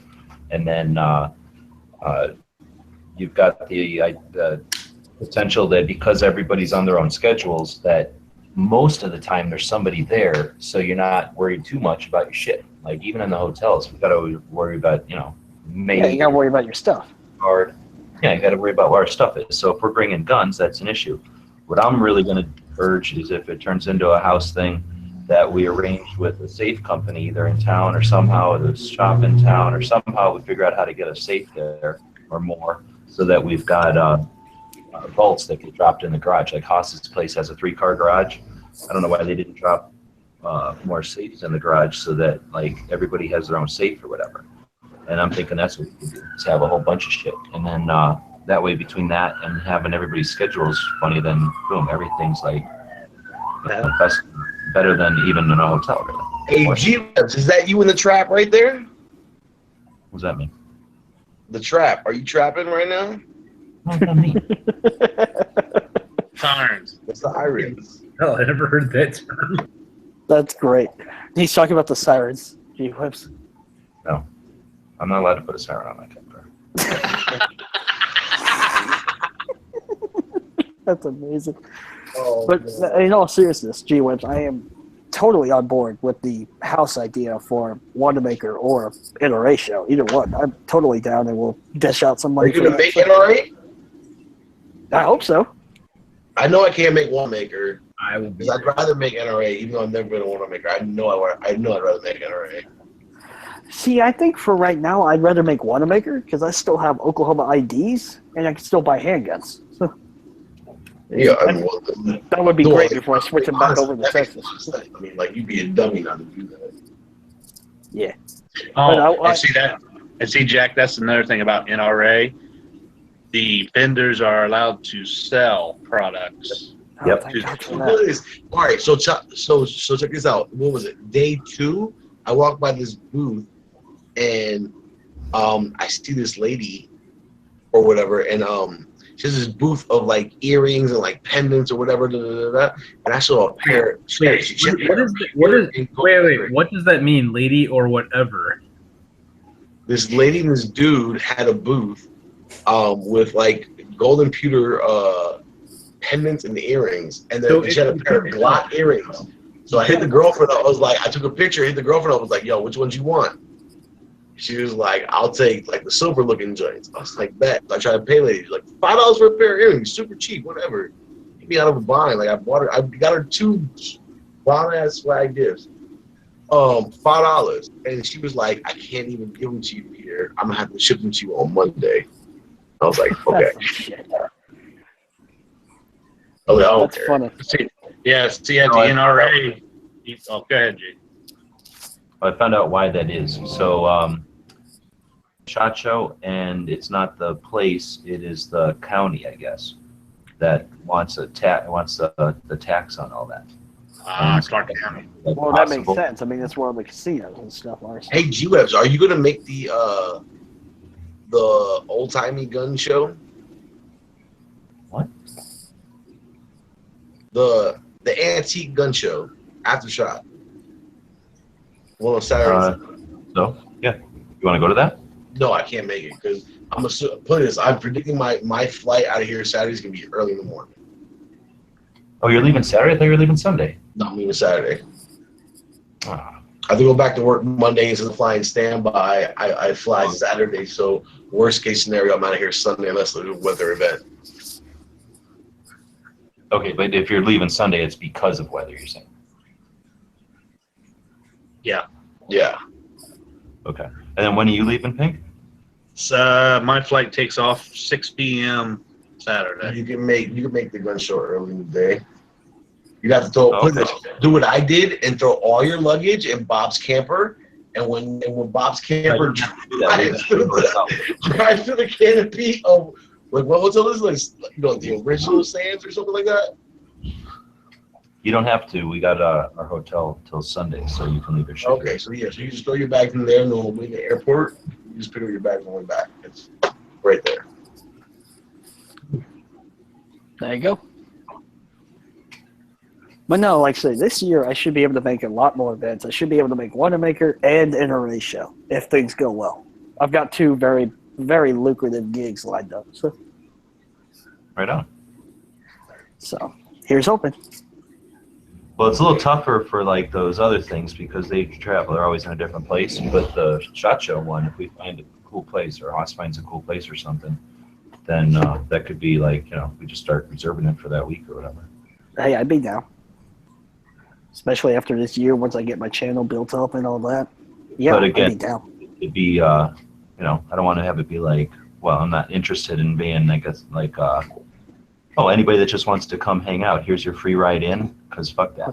No. People that are creating content and actually doing something so that it becomes like a collaborative place where like we set up a studio and invite. Yeah, how great would that be for podcasts? That'd be awesome. Set up a studio and have good internet and be able to basically, I'm going to say for the first one at least, for SHOT at least, and maybe that's the name for NRA or whatever, do what you want there, but for SHOT, since it is an industry thing, have it a thing for people that are creating so that they can get together. Like, look at how productive it's been to have Instagrammers talk to each other. Look at how productive it is to have YouTube. Ahash Nasi gave me freaking such good info, and he assumed I already knew it. And because it was so basic, or he's been using it for so long as part of his thing. And when he told me about it, I was like, holy crap, dude, this is going to make me so much money potentially. And he gives you such great feedback that he was, you know, that's the kind of thing that you keep, it's invaluable. We only get opportunities like that occasionally to actually have such time with our stuff, talking about our stuff, that I think that's. Yeah, I mean, I imagine there's not too many occasions to face talk about this kind of stuff. So. Oh, yeah, nerd on the actual business end of doing this, because like I say, at NRA, who cares? That's what NRA shows for. Go there, have a good time, go on vacation. Tulsa, obviously, it's all about just going there to have fun. But be like, oh, gun channels, that's that fucked up place that just lets any Yahoo off the street in because they give them credentials and then they stand around being a Yahoo. You know what I'm saying? Yeah. I'd rather have it be for like, SHOT Show. You want to be more portrayed like professional. Got to be doing some content and you know, be part of research, like not just come and hang out. You know, we're trying to all learn, and I don't know, but I would think that see that be part of it. Oh yeah, that'd be great. Like I say, I've just got a little bit more equipment to buy, but everything else I should be good. Wake up. I was about to say, wake up, Grandpa Joe. Dude, I kicked the bed a bunch of times. He just wakes up and he's like, "Oh yeah, okay," and then he falls asleep. He doesn't like acknowledge that he ever. Dude, hey, Pete does the same thing. I'm not gonna. I've had whole like conversations. He's like, yeah, like I'm gonna wake up. Just, I like having conversations with you. Oh, that's always funny. I don't want to film you though. You look really dirty.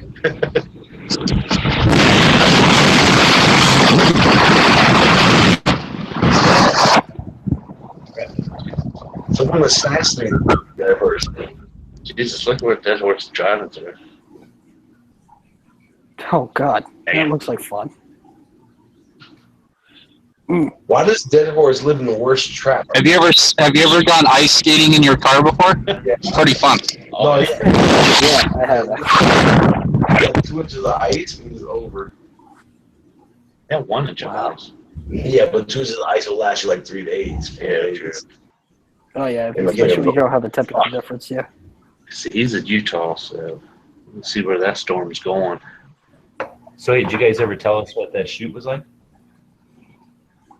Oh, we got there late. We should have left fucking early, but we had to pick other people up, and they were slacking, so we couldn't get there as immediate earlier. So what? Like how they long? Had like 4 or 5 days. 5, 4. Oh wait, that wasn't even the whole place. So like, yeah, so each one is like 4 bays of like 6 rows. So 6 rows total. So 6 lanes total, 4 bays. I want 4, maybe 5 bays. And then in each room, there were 2 different manufacturers with their. No, it was like 2 to 4 because there was some that were like laser. So the one scope, right? Like you should look on the outside and see who made that scope. You should even ask them. What, the scope on that one rifle? The one that you like the most. It was a Vortex. Did you take a picture of it? No, I mean, you know, I take a picture of the reticle, just the picture of the scope. Yeah. This one scope, man, had freaking awesome reticle in it. But you just go. I mean, you walk in there and they're like, you're ready to shoot. Yeah, and they hand you a magazine. You just get right up there to the line and shoot whatever's up there. But it's like 5 to 8 rounds in the mag. Yeah. And then you're saying it was like, I haven't been to the new Range 702, so it's like there was 5 lanes, like literally in I think it was maybe 4 lanes in each room. You mean like where you stand and you put a target down range? That's a lane, or are you talking like a bay of like 10 lanes? No, it was a bay of 4 lanes that you sent It a was target. 6. It was definitely definitely 6. Was it? It was definitely 6 lanes. I promise you it was 6 lanes. But it was like 6 targets wide. This whole event was 6 targets out of a. No, so 6 times 4. So each bay had 6 rows. So it was okay. So it was 24 targets. It might have been even. I want to say it was 4. And I was so mad I could not get Gatman on the fucking Echo trigger. That should have been wet. Yeah. And Gatman is fast as shit. That shit blew me. Have you looked at his Instagram page? Gatman is fast. Follow the Gatman. The Gatman is fast as shit. He doing some funny corny shit. Fast? What? Huh? What are you saying? He's fast. Like, no, he's fast. Like he does. Like F-A-S-T. He does like quick draws. Like he'll hit like a steel target, like through his legs. Like he'll do dumb shit. Like he's almost like a trick shotter. And now he's trying to get into like competition shooting. He's that fast. The Gatman, yeah. You saw him. Yep, there he is. Yeah, that's him. That's who he with. He's fast as shit. Watch him. Oh shit. Yeah, he's dope. He's fast as shit.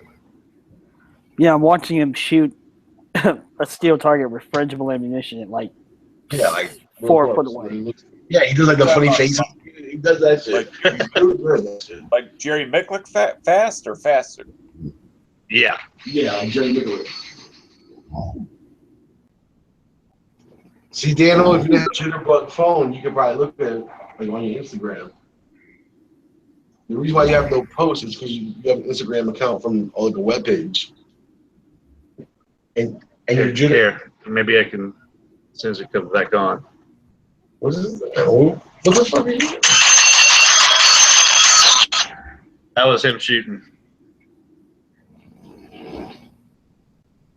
I'm mad at me on the fast like trigger. Fucking all 4 of those would have been gone in a second. Or 5, whatever they put in there. What, the Echo trigger? Yeah. My local gun shop it wasn't the Echo, it wasn't the Fostech trigger. It was another one of those Echo type triggers. Selling them for $450 a piece. He Franklin sold all 4 Armory. of them in a week. Franklin Armory, Jack. That's the one. He sold all 4 of them in a week at $450 a piece.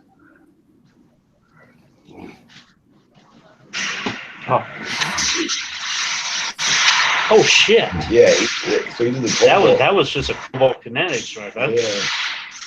And trust me, the Echo is faster.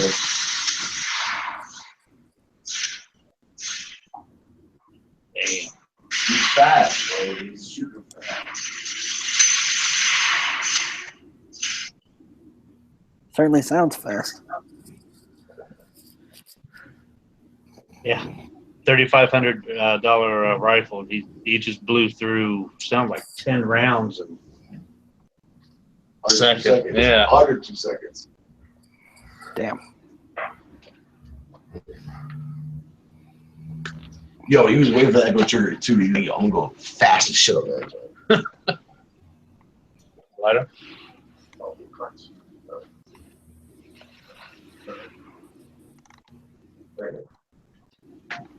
Hey, you got one right in front of you. That's the type of shit I do. Huh. Shows him shooting the Cobalt Kinetics, but it looks like he has a malfunction. No. They only put like 10 rounds. Yeah, but aren't they supposed to drop the bags when they're empty? No, so that's the one prototype that they came out with, but it's yet to be released. So. Oh, okay. Yeah. And they've shown that, and apparently they showed that like 3 years ago, because like I was already a year late when I put it on Instagram like last year. Best video I got off of Instagram. Oh, let me see it. So last time I saw it, I had like 100,000, like listed like 50,000 views. Impressions are like 100.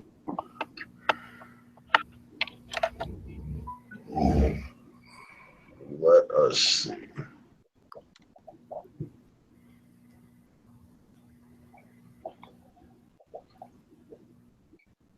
So Yankees leaving it like early, so he'll be gone tomorrow. Yeah, I think it's flights at 6. Did you help finding anything, Pink, or did you need any help completing that list of stuff for people? The only thing can't find is let's see here.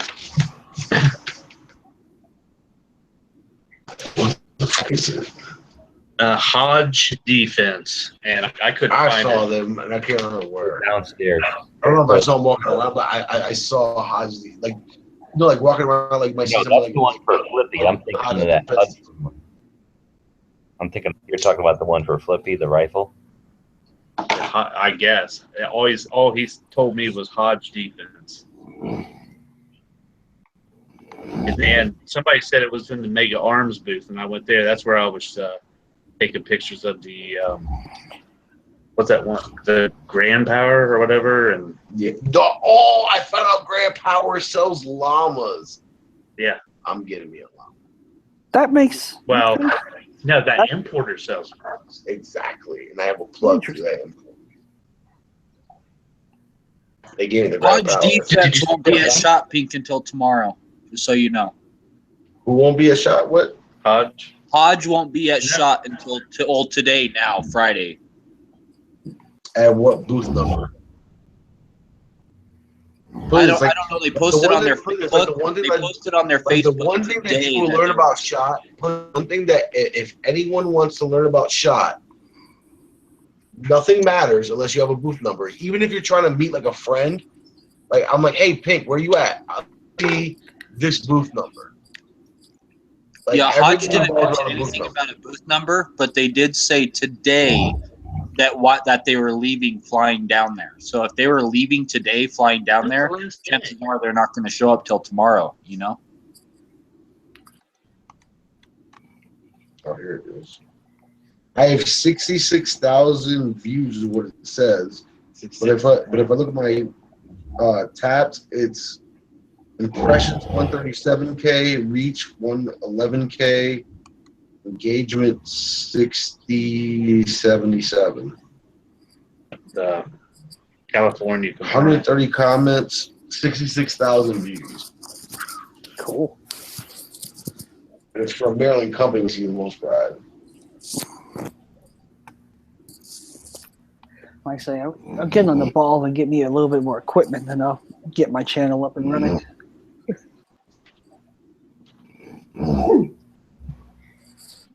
I've already got 2 pieces to do a review on. I've got a sticky holster for my Glock 26 that I bought because I needed one, and a 12-round Magpul Glock PMag. So, where's the one page at? Let's see here. All right, Hodge also posted on their Facebook that they're not having a booth, that they're just going to check out the sites and look at the new stuff too, just like everyone else. So that's what they posted on their Facebook. So Flippy sent you on an unattainable goal. Yep. Nice. Well, it's possible that we'll see him. So thanks to Horse for telling us that. So now, we do see their people's badges most of the time. So if we see HODGE. Yeah, HODGE. Okay. And what are we supposed to find out from him? I don't know. He never said.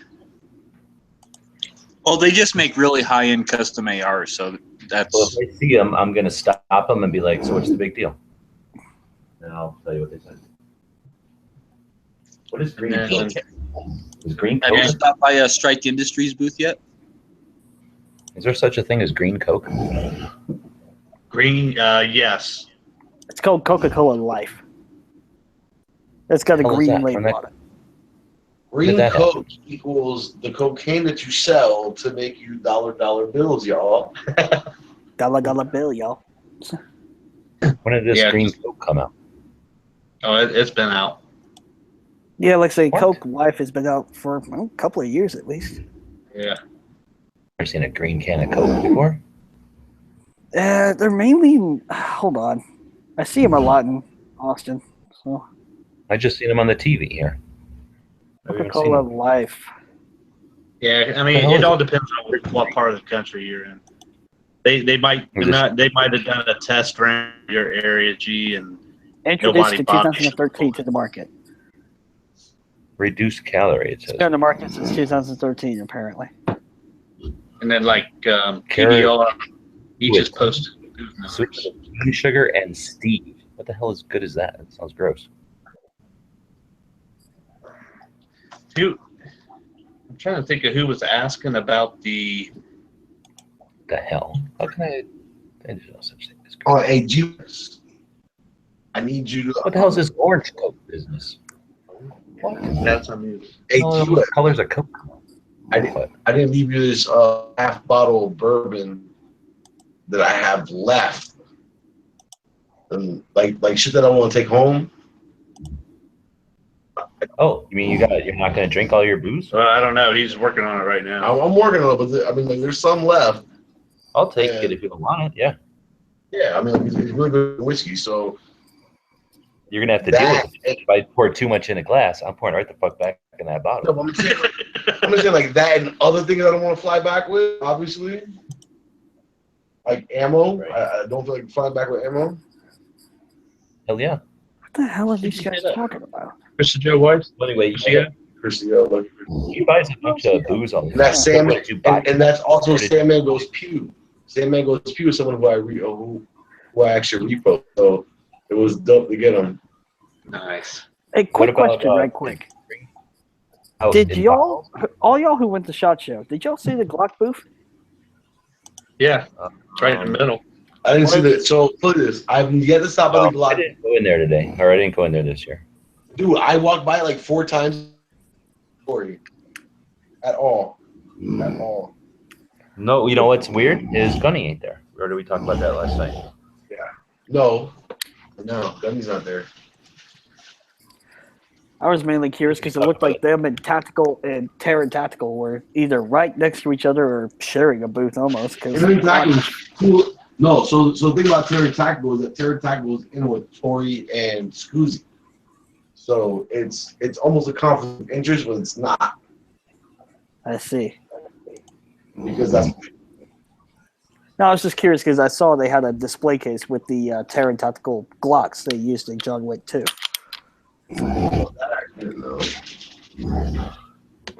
Like, and there was a Terran Tactical Glock 26, which I'd never seen But before. I'll tell you this much. I was told that there's nothing new at Glock this booth, nor at NRA will they have anything new. Sean Connery out there. I wanted to shoot that Glock 40 because I wanted to buy one, right? So I went over there and they made you wait in a stupid line because nobody was going to go to Glock. So they made it where you have to like 40. What? You talking about the 40-10 mil? Yeah, the 10 millimeter. Okay, I don't know. So they made the line like, what the hell's that line like? If you were going into a roller coaster or something. So like you had to wait behind this line, and then that way they would create a big line. They would only let one person go in at a time, which is stupid because everybody else just let you walk up pretty much. So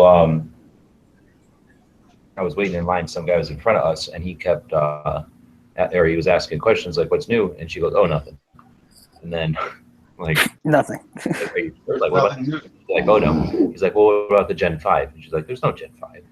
Of like, course. well, what about the I one? She's like, we've never brought a police gun out to the media day. And then he turned around and walked away out like a dick. Like, what the hell, dude? Like, we've never been before. All they bring out is commercial guns. They've never brought out a. So I talked to 2 high-end Black people, and they do not acknowledge the FBI model. They wouldn't even call it Gen 5, much less the FBI model. They just say, I don't know what you're talking about. It never existed. Like I said, I would assume that like anything coming straight from Glock, like that would be considered a breach of their NDA. So. Well, they're they actually produced a gun in, let's say, a couple hundred. It has to be either right. I don't want to say registered because I hate that. It has to be 200. I think. Really? Yeah, I think 200. Okay, I don't know, but like they made X number of serial models under a specific model as a business, and then sold them to an agency on top of that, and no one you heard of. Well, that's because SIG got the contract, so Yeah, I saw that. just kind of swept it under the rug. Said, "Fuck it." Watch everyone go to SIG and make a video of that gun tomorrow. Watch, you will be waiting in line to make a gun tomorrow because I got an announcement. It was packed yesterday because I took pictures of a couple SIGs for Heavy. I know. Those big like that just get in the way, and they're only good because the convention center has like those stupid like bathrooms in the middle, which there was in the middle. And those shit fuck you up because like you think you can walk up and down and just make it like your way across, and as soon as something like gets in your way like that, it totally disorients you. I almost had those bathrooms and not have those stairwells in the way because it'll allow you to actually walk. And sometimes all of a sudden, like you're going to show, and then all of a sudden there's like a T in the middle because like a business. Yeah, like a booth like double wide, like SIG. It totally fucks up your ability to walk the show the way. I'd rather than be like 4 times longer, like just walk right by it. You know what I'm saying? Yeah. What was it? 2 days ago when I popped up on the bathroom and was on the opposite side of that whole center thing.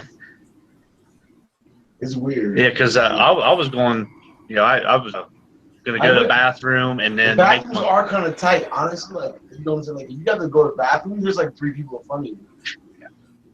Unless I need to go to the bathroom, I can order for like 20 minutes, and I'm gonna go to the media room, and then I can go to the bathroom. But like, if you're like, oh shit, I need to go to the bathroom right now and pee. Like, like it's gonna take you like a 10-minute walk, and you're like the 5th person in line. What? What are you talking about? Oh my god! You don't go upstairs? Go upstairs, dude. That's what I'm saying. If you got to go to the bathroom and you're downstairs, you're fucked. No. I mean, you go from the media room up to like level 4, 5, and 6. Yes, but all right. So if you're like, oh, I need to go pee and I can hold it for like 20 minutes, great. But if you're like, oh shit, I need to go pee and I need to go now, you're fucked. But see, I was. I'm not fucked, but like it's annoying. I went to season 2. If you're on the bottom floor, there's one way on the east side. I found. But that's like a 20-minute walk. I mean, like if you're in the worst case, you can't. There's okay. So you're talking about one specific bathroom on the entire floor downstairs. Oh, all right. That's the only time I ever had to take a pee, though. The only time I was there, and I didn't know that bathroom was there, so I found it. But you gotta really it's in shit. A lot of alcohol while I'm out here, so I'm drinking a lot of water. I'm also in a much higher elevation than I'm used to, so I'm drinking a lot more water because of that. My water consumption. What you got to do is get a Camelback in a funnel. No, well, plus I'm walking 15 miles a day. All right, so one, I'm drinking a lot of alcohol, so my water consumption is high. I'm at a 2,000-foot elevation, so my water consumption is high, and I'm walking 15 miles in a day. You walk I walk 50 more than you if you left early. I walk more, so it's like if you left at what 7 miles, I covered at least 10. So I walk more than Big Yankee or anybody who else was here. I walk a lot more than Joe. I walk a lot more than Bob. Do you got it on your phone? I can get it straight off my phone. I got data to back my shit up. There you go. I don't, because I don't need that shit. I know. Well, put it this. I know I walk more than you just because you leave midday. How do you fucking know? You know how fast I fucking walk? I walk that whole fucking thing. I can show you my graph, dude. Girls, you're both pretty. I walk the whole thing and I'm going back. Oh shit. Today I spent half a day going back. Most of See you, Dana. I finished the whole floor by the first hour and a half in there today. So by lunch I was just walking back. So it's a walk. You can walk 15 miles if you walk all day, because I can walk 7 miles. If you really want to see everything, like you could see it in like 2.5 days. If you actually walk it. You could do it in 1 day. Because I've done so far the whole top in 1 day and half a day and the whole bottom in half. Okay, but is that just like a real quick look at everything and not really picking stuff up and checking it out or what? Exactly. No, so that's picking stuff up, going out, you know what I'm saying, like outside the smoke. So in like 2.5 days, in less than 2.5 days, over 2 days, less than 2.5. Because my gun show here, like just my gun show here takes me 2 days. Because I'm like literally stopping at every booth, checking out like all the guns, all the gear, everything. Yeah, like that, you don't have to be able to check out SHOT Show. It would, if you spent, well, there's 32,000 booths or some shit. So you just take that times 1 second and whatever the hell 32,000 seconds, or whatever the number of booths times a second would make it. There's, you could. Grandpa Joe. They're not running, but that's walking really fast through. That's acknowledging every, not checking out. And like trust me, like going through pink, like I lose pink, like I'll be cutting through, like, because to me, like the way I look at it, it's like I'm walking through the metro and people need to get my way. Dude, people on the West Coast do not get to the right side escalator, so people go on the left side of the escalator and walk. If you spent one, so offensive. Donald Trump is going to make a law about this. I swear to God. Because if people don't get to the right side of the escalator, and the worst part is, like, people get to the right side of the escalator and then stick their luggage out on the left side.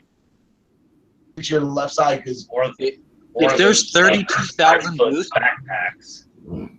if there's 32,000 booths and you spent 1 second at every booth, that's 8.8 hours. So 1 second per time, so it's 8 feet. So if you're just walking in stride, it takes you 2 seconds to do nothing but walk by. So then that'd be 16 hours of walking. Okay, exactly. So you can't do anything but walk. And talk.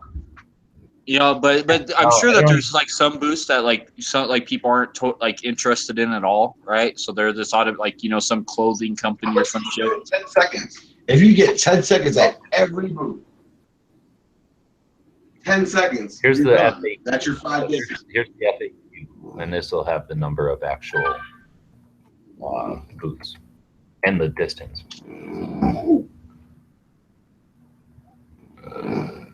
If you spend 10 seconds at every booth, that's 88 hours, 88.8 hours. If you spent 10 seconds at every booth, and there's 32,000. Exactly. So that means you only have 4 days at 8 hours a day to do it.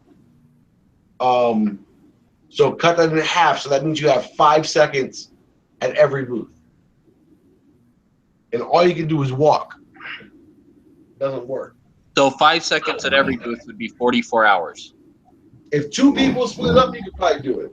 2 to 3. You could probably really do what you think you're trying to do. But there's booths like, you know, like the SIG booths, stuff like that, where I'd probably spend half an hour at, like, you know. Exactly. So like think about like your thought process. It's impossible. Do you walk by a lot of booths? I walk by a shitload of booths. Yeah, like all like the T-shirt companies and stuff like that. You know, I would just be passing them by because I can see that shit on the internet. You know, T-shirt companies aren't really there. It's not really T-shirt companies. Oh, really? Okay. Well, I don't know what's all there, dude. I've never been to SHOT. So, like, the main thing I would go for is, like, you know, screw ammo companies, screw all that stuff. I want guns and, like, accessories. Like, that's what I'd be checking out. Like, Holosun, Trijicon, Aimpoint, like, you know, like all those kind of booths. I'd be spending 20 minutes, half an hour at every one of those booths. Yeah. Oh, you trust me, you'd spend longer than that. Well, hold on. Let's do it the other way. It's open from 9 to 5. Realistically, you can be there up to 5, but they'll kick you the fuck out because there's a lot of stuff in there that they don't want anybody in there past about 5. Nobody's in there at night. So you can make it like, put this like you could take you know the one booth spot and stretch. So if let me finish my shit. Yeah, let me finish my shit. So you're there till 5. It starts at 9 in the morning, but realistically, it's going to take you some time to get somewhere. So even if we gave you 9 to 5, that's bullshit. Let's realize that. So that's 8 hours, right? Just divide that. How much time do you think you're going to spend at a booth? At a booth that you care about? Because who cares how many booths there actually are? How many minutes do you think you're going to spend at a booth that you care about? Let's say half an hour. So that's realistically 16 a day. Get 32 in a couple of days, you could look at 64 in 4 days. So that's what you got is 64 half-an-hour appointments that it's going to take some amount of time to get between them. So it's probably more like, what, 50? I have this one dude who I know is hustling on YouTube, and he made 30 videos. I was like, damn, that's a lot, bro. Yeah, because I was going to say some of those booths are so far apart that it takes you so long just to walk there. Well, no, ideally, if you were really kicking ass, you would have them like in order. And if you were just not trying to film videos, if you were just going around to show interest in products, then who cares what order you do them in? They're there to show you the product. So you would just map it out and go, okay, I'm starting here today, and I'm going through this many, and 30. What do we say? 16, and then I'm going to do this 16 tomorrow. And then again, realistically, you're probably going to want to then have and go back and revisit for whatever reason. Like, you weren't satisfied, you had more questions the next day, that kind of thing. You talked about it with somebody and they. Hey, did you guys see that post I tagged you guys in about that guy who lifted that shit? Who? Yeah, fuck yeah. Who what? I tagged you guys on Instagram in a post of a guy who stole a American Defense mount and a Trigicon MRO from a booth. Oh, yeah. That guy stole way more than that. He walked all over the place stealing stuff. Pink was telling me, I think. Oh, he stole more than that? Yeah, some guy said that he was stealing bolts and everything. Yeah, because he has he has the vendor credentials on, right? So obviously he's some kind of vendor. Like, they have to be able to enhance that video or something. I'm like the best. All right, so what's funny is the Instagram that's going around just shows nothing but the top of his bald head. So like that made me really suspect. You know what I'm saying? Like, there's not a good picture of him. We if he has a vendor. Look at this. Like, if you could read the fact that he's a vendor pass, you probably read what vendor gave to him, and no one knows that. So I don't know. Well, that's why I was tagging you guys, because I know you guys are taking pictures, and I'm hoping that someone else was like taking a picture of just some products and then caught a clear picture of that guy's face. You know what? That would be a pretty cool thing to champion. Like, hey, everybody who's editing videos, like, check it out because of this. Yeah, that's what I'm saying. That's why I tagged you guys in it, because I was hoping you guys would repost it and then look at your stuff. Right on. Just because you ask, I'll repost it right now. Let's see.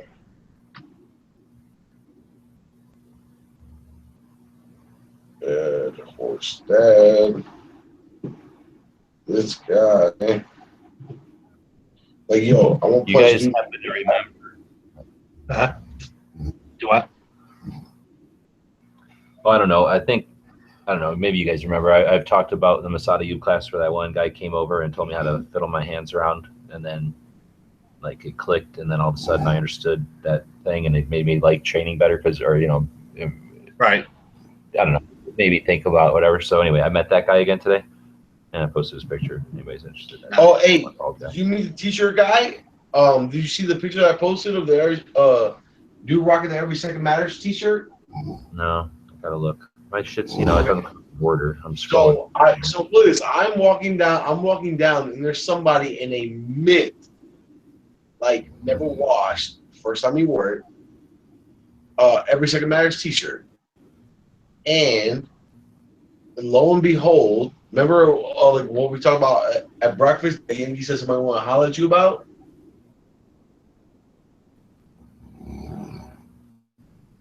Hello? Hello? Do you remember at breakfast the dude that he said he wanted? So lo and behold, the dude that wants to holler at you was rocking an Every Second Matters mint t-shirt all day today. Oh, really? Walking around with it? And I don't have his ad. And I was like, and then he was like, he asked a lot about you. I was like, he oh, we lost it. Damn it. Oh, shit. Wait till he comes back.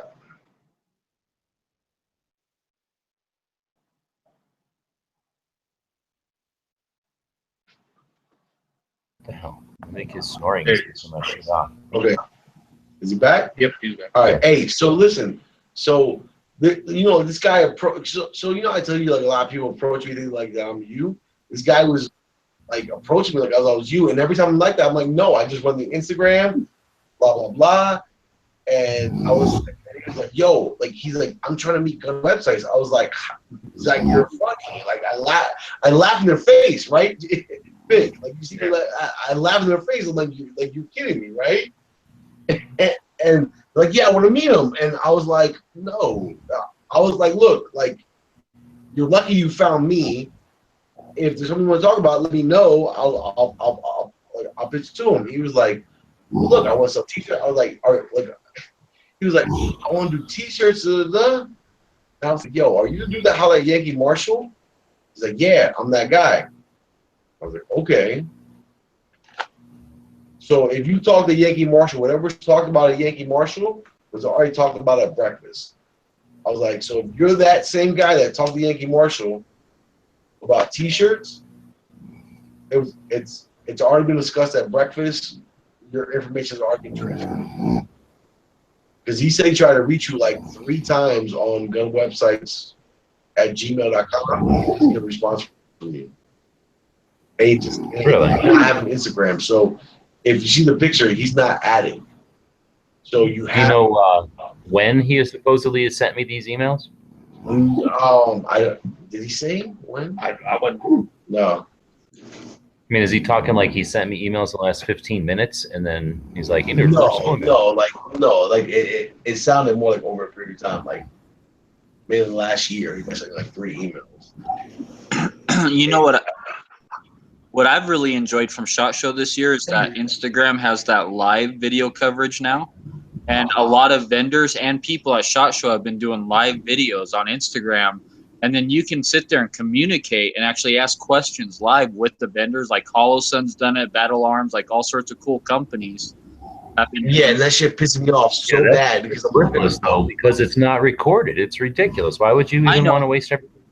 But it's cool for someone like me just to ask questions live. Like, oh, like when is that coming out, or how much is that going to be? How about hanging though? Because then it turns in like what we're doing right now. Because then it turns into a freaking renders into a video that's useful, and then maybe the chat's gone, but at least you've got the person answering the questions. So in other words, if you got a live viewer and they say, hey, what's the cost of this thing? You can say, thanks for asking what the cost of this thing is. It's $5, and that way you're making something that's useful. But I can't see Instagram videos.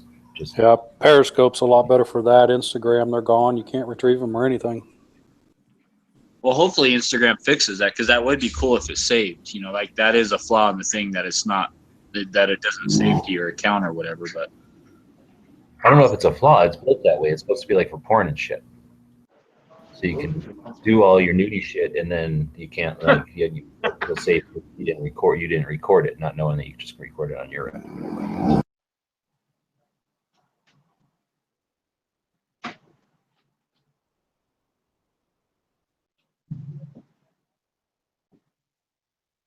Oh, sure. The idea that they're out there using social. Yeah, you already did you or did I? Look out.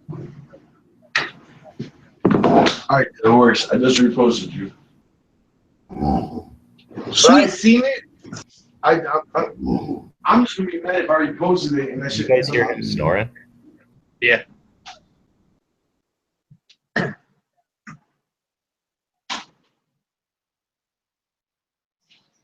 I gotta go outside because I don't have a smoking room, so I'm gonna mute it so that you don't hear him snoring. Okay. is that Bob or the dog snoring? Bob's at his camp. So Bob's at his camper about less than a mile from me, where he found a camping spot. I like this area of town. He found a camper place like in the middle of this area of town, so we're not too far from each other this time. Those guys are what, 16 minutes or something like that from here driving. It's like 4 or 5 miles, but it's like we're all west of the strip, or east of the strip.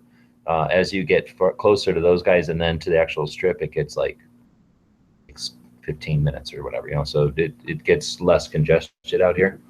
So I'm just give you a layout or whatever. Bob's by himself with the dog, his dog. Me and Thumbs are here with my dog, and then those guys are, like I say, about halfway to the convention center in casino. I guess. And then Yankee's in the hotel right next to the place, basically by himself. I don't know where Gunner is. Did he tell us, Big Gunner, where he was at? I think he did. And I think it was somewhere. I don't remember. He told me the name of the casino, but I don't necessarily know where every casino is. He's paying some decent scratch for his, so it's probably a fancier one. He's got his chick with him. And then, who else is there? Hey, dude, seriously, like, if we get a house next year. Oh, Haas. Haas is down in a house southeast of, like, so diagonally the other way from us, and that's like a half an hour from here. But because it's even further, it's because we can get on a highway and go like around Vegas to get there, because it's really not that far in real life. And then he's got that massive house in the middle of the neighborhood. It's crazy. Giant neighborhood. You imagine having a big house like that, and then, or, you know, and paying a big money for a big house like that, and then some jerk neighbor like starts renting it out to just any group of want to use it. Like, I would think that'd be lame if you had that kind of money. Well, that's probably how he's paying for the house. What? That's probably how he's paying for the house. I guess so. I mean, it's definitely not a house that he lives in and goes away for the week and then comes back. You know, I mean, it's an empty house. But yeah, $1,900 a week. There's no way that house costs that much, does it? Like, not even a mortgage. I mean, that's like $8,000 a week. Not that house. Not out west. That's what I'm saying. That house don't cost no $1,000 a month. Yeah, but at the same time, like, you're renting it, so that's why you give the silly string on the fucking ceiling. Oh no, yeah. But the ones I was looking at were way less. They were more like smaller houses for like 100. For a 5-bedroom or for like a 3-bedroom? Smaller, regular size houses just in neighborhoods. Actually, one of them is between where I'm at and the convention center, and it was like $110. It was a regular like 2 or 3 bedroom house with a backyard, and I was thinking $110 for what? For a night? $100 a night, dude. 110 a night, and there was ones from 200 a night, 300 a night, so and so and so. So it's you know, just depends on kinds of stuff. That's What the fuck do you think I posted? Well, see, I haven't looked at your page. What the fuck do you think I do? And I posted them, and that's the dude that wants to highlight G-Webs for what Yankee told him. Wait, what? Marco took a picture of him. I did. So yeah, I just told you that. So the dude that so remember the dude that Yankee said he was gonna holler at for whatever, and he tried to put you on the shirt. Right. You're saying you took a picture of that. Yeah, you texted it to so me or something? pulling this like scroll through my feed, find the guy that took a picture of the Every Second Matters shirt, and that's the guy you need to talk to. All right. Well, I'm saying I didn't see that in there. I'll go look. Pink just saw it and like almost shit his pants. Oh, okay. He made that shirt? No, it's our shirt, and he never wore it until now because he tried to get spotted, and I spotted him. Oh, I see. Yeah. And then what? Does he have an Instagram name? No, he didn't, and that's why I didn't at him or tag him or nothing. So whatever contact info Yankee gave you, that's that guy. Okay, and now I have to. What the hell did I put? So you have to go see what contact info Yankee has. He listened, and he said he emailed you like 3 times. Did he give me a business card? No. He texted it to you. No, he emailed. That's what it is. No, I'm talking about Yankee. No, he emailed you, or Yankee has his contact info. That's all I know. Because Yankee seemed pretty interested in what he was talking about. Because it's right up Yankee's alley. He didn't text What he me offered nothing, was so. right up Yankee's alley, not up your alley. Well, I gotta go smoke a cigarette. I'll be back. Okay.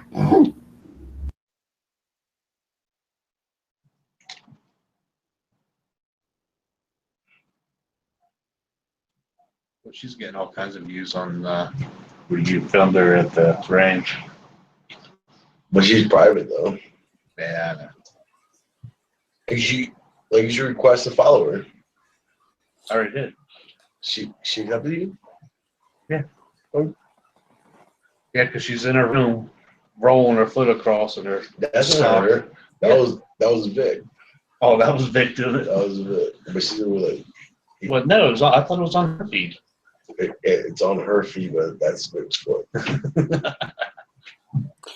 Was this guy was this guy wanting to sell shirts or something? We're not going to discuss that.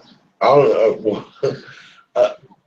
He wants to talk about the actual production of shirts. And I found another guy for the actual production of shirts too, which I told you guys about. That's what I do on the side. Shirts and decals. But are your shirts like spread shirts or are they like legit shirts? Vinyl. Like press on iron vinyl. So is it like paint on top or is it like in the shirt? No, it's not paint. It's vinyl. You heat press it on. Okay. But it's on the outside of the shirt, not on the inside of the shirt. Right. I'll show you right now. Oh, your sweatshirt? No, my Slutty Boy shirt. My Slutty Boy shirt. Oh, hey, you probably lost it being a slut. No, it could happen. Here it is. And we telling you the picture from the ABM billboard either. Yeah, we got to do that. So that's the vinyl on top of the shirt, like before. You see? Yeah. You see what I'm saying? So like ain't like rough spray, like you're fucking that up. Slutty Boy gang. Yo. Gang. Yo, Slutty yo. Turn me up on my headphones. Yo. Dogs. What's up with Dead Horse saying that you guys were going live? Fruit Loops? Are you eating Fruit Loops right now? Because it's like Fruit Loops. The fuck are you talking about, yo? When you wake up, dude, tomorrow, turn your watch back 300 years, man. This shit is real, son. Yo, you going to the motherfucking camp, son. Oh, shit, B. I know who you voted for, motherfucker. Dude, I'll be good to Shaolin, though. Yeah, you might be. What was I going to say? Dead Horse kept saying you guys were going live on IG?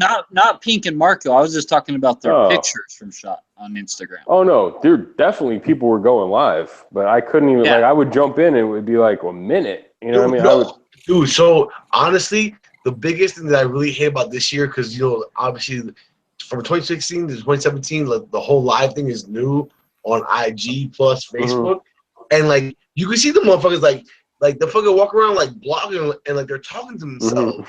I'm like, that's so funny. Like, yo, that dude Steve Fisher was at the agency party. He's like, we're about to do this. No, man. Like, listen, because I'm sitting here walking around SHOT Show in a Gun Channels T-shirt, and are you putting the camera right now? No, okay. I'm on fucking Instagram. All right. So, these fucking people are walking around going live, and I'm like walking like from like booth to booth, like trying to cover my face. I'm like, yo, you kidding me? It's super annoying. Ghostface Killer, dude. You should just get a Doom, like a fucking Gladiator Doom, MF Doom mask, and just walk around like, yeah, I got a Gladiator mask on, man. What the fuck? I have a. Oh no, they won't let you wear a mask. No, so I have a ski mask. So I have a ski mask in my pocket. So like, if I pull out like you know what I'm saying, like do a video, even though I'm saying like, I mean, because the whole thing about my phone, it's like my phone's always in front of me, so it's kind of hard to do it, but.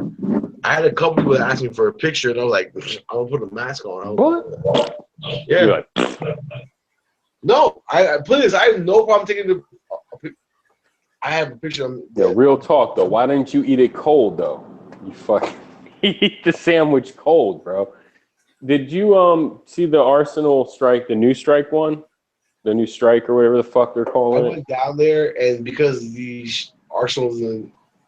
What is he at an agent? Is he in agency's booth? Whose booth is he in? Like, is it agency or like no? It's agency. Oh, Salient. It's Salient, right?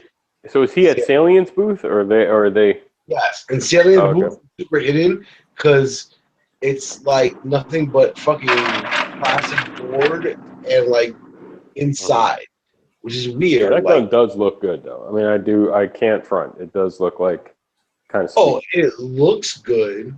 And I'm sure it shoots good because it's the bore axis is fucking damn near by in the middle of your hand. Okay, but I'm gonna tell you this. And this is why you welling, because by the time you actually do a shot, you'll figure this out.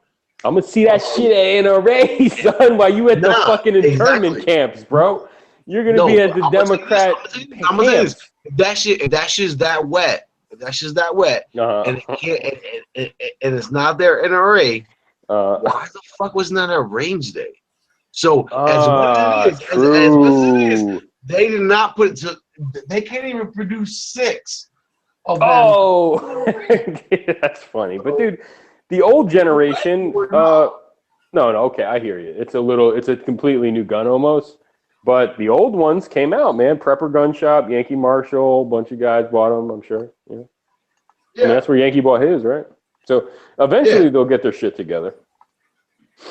I'm not talking about getting this shit together, but I'm just saying, like, if it's bona fide. Well, they don't want you fucking breaking their gun at media day. You know what I'm saying? They only got a couple of them.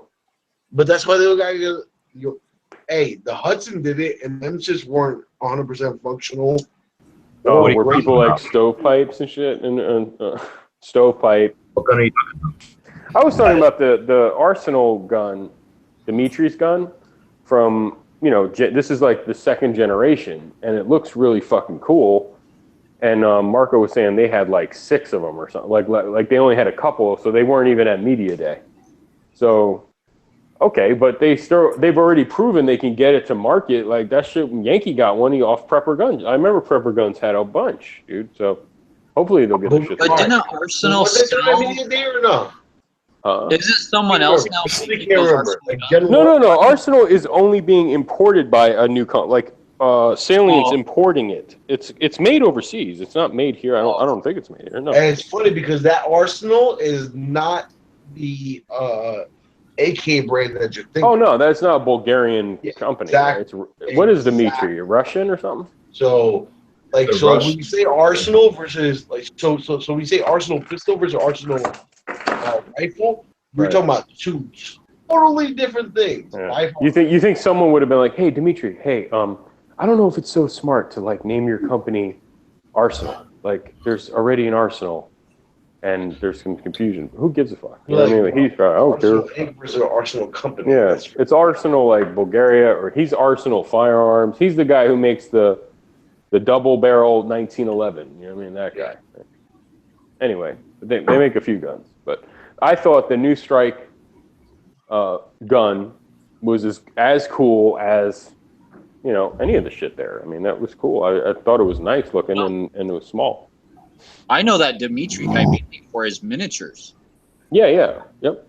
That's how I really know him, by his miniatures. That's like, those things are so damn cool. Oh yeah. I mean, in the fucked up 1911, but anyway, I was just saying so you can't. So when you go to Salient's booth, what's the deal? It's like fucking roped off or something. Like why you were saying something about Salient's area that you can't get to the Strike. Like, you'll have like areas, so like big booths like Glock, right? Let's just say like 60 to 70% of them, it's like laid out for like booths, carpet, and the back is like private rooms, right? Oh, that's But for the that way- they doing that business. Hey, DB, do you remember last year I contacted Salient to see if they would do anything with the Canic, and they were like, fuck you. And guess what? This year at SHOT, guess what they have sitting out? I Salient. don't see it. Well, dude, they did a High Point. I mean, the guy Bullet Slinger and that the dude Bullet Slinger and whoever the fuck else is that company, they were fucking around with High Points like a year or two ago. So obviously their machinery, their CNC machines, they can do whatever the fuck they want, but they're not going to like bring it to your local high-end gun shop. Dude, you know, there's only one gun shop in my entire fucking state probably that sells that shit, and I've seen them, like Salient dealers, And God knows how much they sell a month or a week or a year. You know, I'm sure it's not a crazy high number. You know what I'm saying? But anyway, you know, now I think tonight this SHOT Show, like they were like, oh, we're doing M&Ps. Like they're officially going to be doing M&P Smith & Wessons, right? All right, great. Who cares? You know what I mean? Like, those guns are so expensive, and like I don't even see them shits on Gunbroker, dude. Like it's rare, you know. So anyway, it's not a big deal. So they actually did a Canic because there's a shitload of salients in the movies, man. Hey. Like, well, no, they actually did a deal with real quick, Dead Horse. They did a deal with Marvel Comics too. Like so, they're actually in the comic books and the movie, and they're in like what's his face's movies? Michael Bay. They were in Transformers. They were in like they're in movies.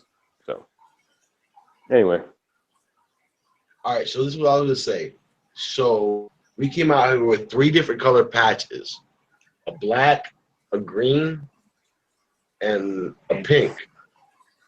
And believe it or not,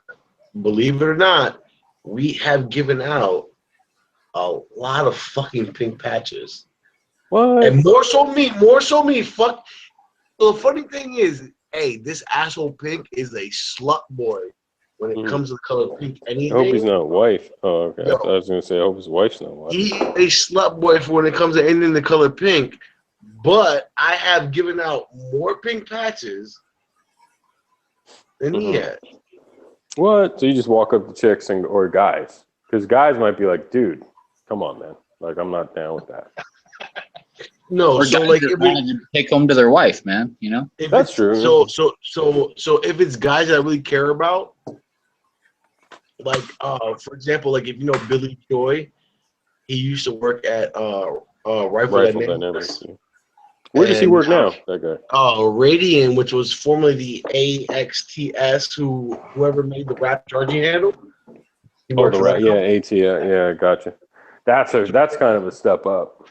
They make ARs. What's his face was saying that's probably his top AR. Did you see any of their rifles? Time out. So the point is, like, you see all of these females. You know what I'm saying? You got to give them a pink patch. Plus, someone like like when you see someone like Billy Choi.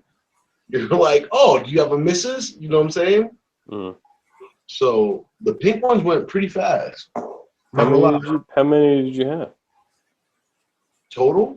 Yeah. Do you ever think that this is all just a ploy for Pink to get a whole bunch of pink patches? Be like, I heard you have it. I'm sure like Billy Choi's going to be like, hey, Pink. Hey, G-Webs, this is so this is the point, and this is how I know I've given out more pink patches because I'm coming at him. I'm like, Pink, give me more pink. Like, I need more pink.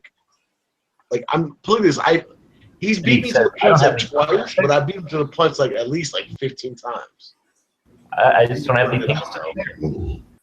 Do you actually say that out loud at SHOT? Like, yo, Pink, or like whatever his real name is, I forgot already. Be like, hey, I need more pink, man. I call him Pink. Hell, I went to call him Pink. Bullets tonight, and they had name badges on, so people knew everybody's name. Mm-hmm. He's like, "Where you went on there?" I was like, "Well, put Pink on there." That's funny. No. So I think Mr. Pink from fucking Reservoir Dogs. Like, why do I gotta be pink? And he's like, shut the fuck up, cause you're a faggot. Remember that shit? Like, he's like, why do I gotta be pink? He's like, Mr. Brown, Mr. Black, you're Mr. Brown. Hey, dude, I walked in there and I was like, so like you gotta walk in there, sir, blah blah, and I was like, they're like, what's your name? And I was like, oh, like like my name is Marco. And so they started with that Sharpie, write my name. I was like, no, I'm not wearing a name tag that says that. Like, you're lunching, right? She got to like the MAR, and I was like, no. And then, I was like, you can write at Gun Channels, and then like she just looked right up like my hoodie because I was wearing the Gun Channels hoodie. Looked right up my hoodie. Was like, dude, you should have said when she stopped at R. You she wrote G on my name tag, right? My name is Marvelous Handsome Boy. You know what I'm saying? Like a fucking old school wrestler. You know, my name is Marvelous, whatever the fuck. Anyway, dude, it's nuts how much prostitution be going around here, bro. Yo, they shut Backpage down, bro. This shit is real, bro. Hey, you was a It's week shortage. late. Is a big. I know, dude. I'm not a week late. I'm 4 years early, dude. Shit is thirst real, is bro. strong. Oh my god, yeah, dude. This shit is real, man. I just signed up for a new. I'm gonna create a new Backpage. Hey, You know what? Honestly, whoa. Why can't we? Why can't we come out with? We need to come out with like a new Backpage. Call that shit like Front Page or something. Like, you know what I mean? Like, can't we buy that like this domain or frontpage.com? Like, put bitches on front page. Front page. Yeah, what's up? We be through. Whoever buys the domain gives me like 10%. I'm up. Let me see. Front page. Anyway, yeah, man. So Vegas has got whores. It's bad. But that's not the. I remember when I was in Vegas with my girlfriend. She fell asleep. I was like, I'm going back downstairs. I was at the Bellagio. This was years ago, and I just started gambling and shit. And then I started realizing, like, why is that hot chick over there at the slot machine, like, just dolo? Like, she's not even fucking playing no games or nothing. Like, she's just sitting there. No, Like, I seen the same chick hang off of 4 to 6 different men's arms, like, you know, like hanging off like ha ha ha, and like hot grabbing at the same time. yeah, I need to buy this. Yo, frontpage.com is actually available right now. You're lying. I swear to God, dude. I swear, it's blank. Yo, pay that. No, I will pay you for that. Yo, wait. It's 50, bro. Let's go. I know, dude. This is a link, dude. This is the link. I'm telling you. Wait. Okay, no. It's someone bought it, but there's nothing there. So frontpage.org, is that a doable thing? No, that's actually something. Frontpage.gun. I'm gonna say frontpage.us, right? That's a domain. Frontpage.us. No one wants to trick on that shit. Oh, here we go. It's ready. Here we go. We're getting a price quote. Someone bought it. It's trying to flip it. You know, like a rusty old house. Anyway, yo. So what's up with the? Did you guys go to Kalishnikov or Kvar and figure out what the fuck's going on? I haven't made the Kvar yet. I will go to Kvar tomorrow. Yeah, ask them what's up with those Russian. I took a blue. I don't think they're Russian rifles. What are they? They're fucking $800 Bulgarian SLRs, but they don't have folders. So and they're going to listen, be like 7-something, 800. So listen, I took a picture of an SK of an AK. Oh, congrats! SPR, Oh, but it was a 9mm.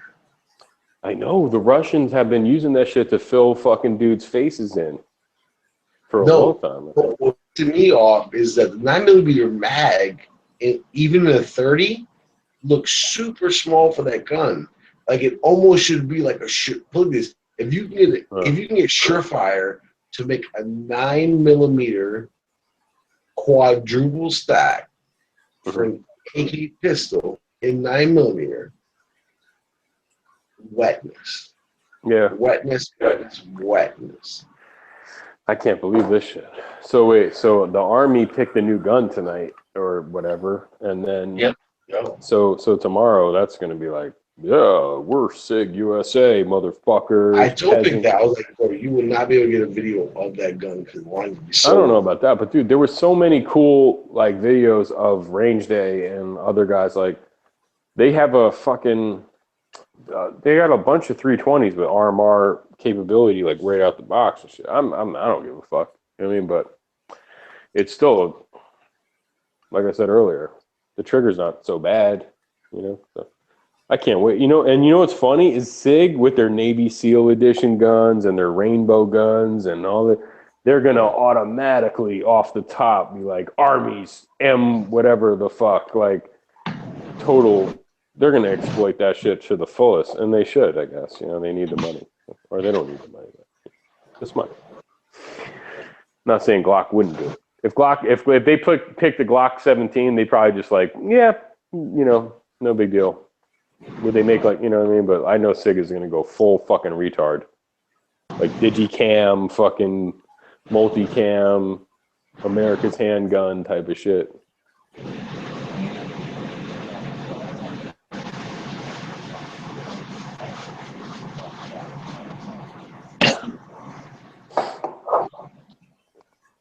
What is that thing called, too? What? America's new handgun. Oh, the 320? No, the actual contract. It's like the Mark 17 or something. Yeah. Oh, it's it the is. XM17, right? XM17. Yep, XM17.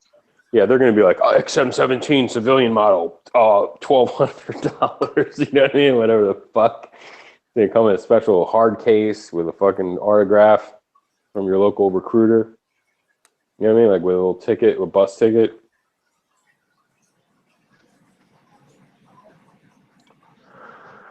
Anyway, yeah. Congrats to Sig, man. I'm not mad. I'm not a hater. Just think about it this way, like RSOC and SEALs picked the Glock 19, but a bureaucracy picked that SIG. Yeah, unfortunately, that's probably true. But no, I mean, what's his face? Ace, you know, there's a whole bunch of people that picked that were out there shooting these guns and doing these trials. And that one podcast where that dude Roland was like, dude, I'm sorry, but like you guys are, he was talking to some younger enlisted guys or whatever, and he was like, you're going to get whatever the fuck we pick, just like we got whatever the fuck they picked. Like they picked the Beretta. Hey, let's deal with it. You know what I mean? So he was like, they were doing tests though, and these guys picked it, and now the next generation is going to deal with it. You know what I mean? So at least it's not. DB, do you know why they picked it? Well, I don't think anyone knows yet because I know exactly why. Because it's the only gun that was submitted that met their requirements. It was the only gun that was truly modular, right? Okay, that was their main requirement. Was a modular handgun. So none of the other guns were modular that were submitted. None of them. Think about this. Why was this trial 2.5 years then? Like, if that was the case, why didn't they just end the trial when they all submitted? Like, all right, we're done. You're the only one who fucking submitted what we wanted. Well, they like, still they had did to it. prove that it worked and that it was reliable. Okay, and they still like went that. up against. It still had to pass their other requirements. At It still the had end to of go the like 10,000 mean rounds without a failure and stuff like that. everyone submitted. That's what I mean. Like, Canic, M&P, STI did a deal Taurus, the Tonics, right? Taurus. Glock did one. Anyway, there were so many that did it that FN, you know what I'm saying? So like they all went in, and as soon as they all submitted, the Army could have been like, we pick, none of you guys meet our requirements. So I really do think if the 320 failed that, like it just kept failing and failing and failing, they wouldn't have picked it.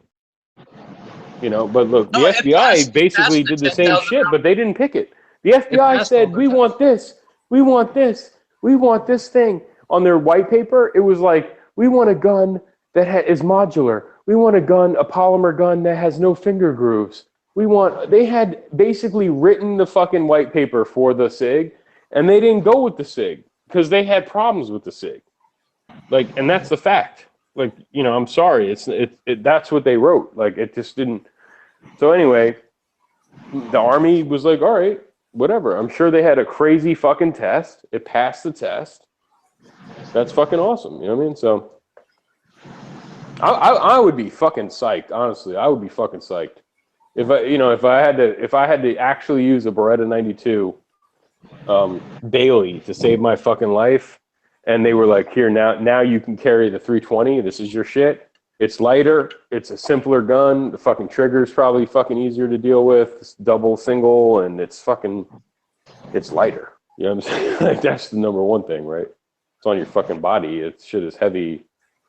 What else is there? I mean, I don't know. I think I'd rather carry that right now as a civilian. Like, just fucking 320 or, a Beretta 92. I love the Beretta 92. It's one of the best looking handguns on the planet, but I don't want to carry that shit every day.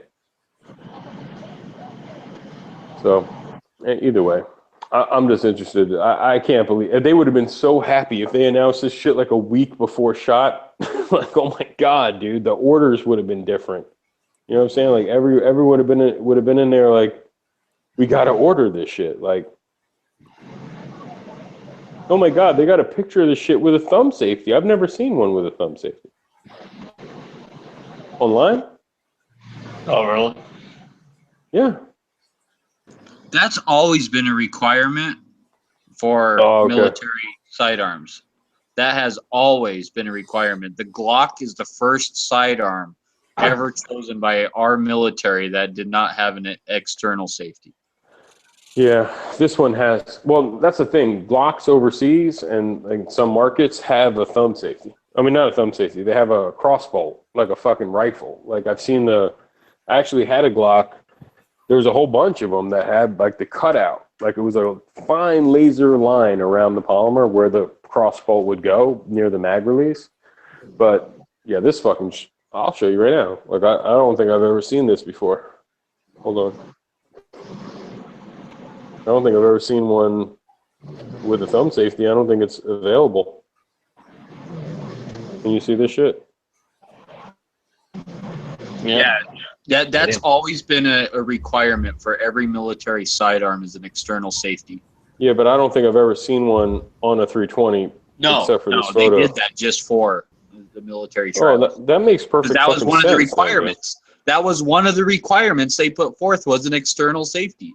They had a whole fucking list that the gun you submit needs to meet these requirements. And like I said, SIG is the only one that produced a gun that met all the requirements. They're the only one that did. Yep.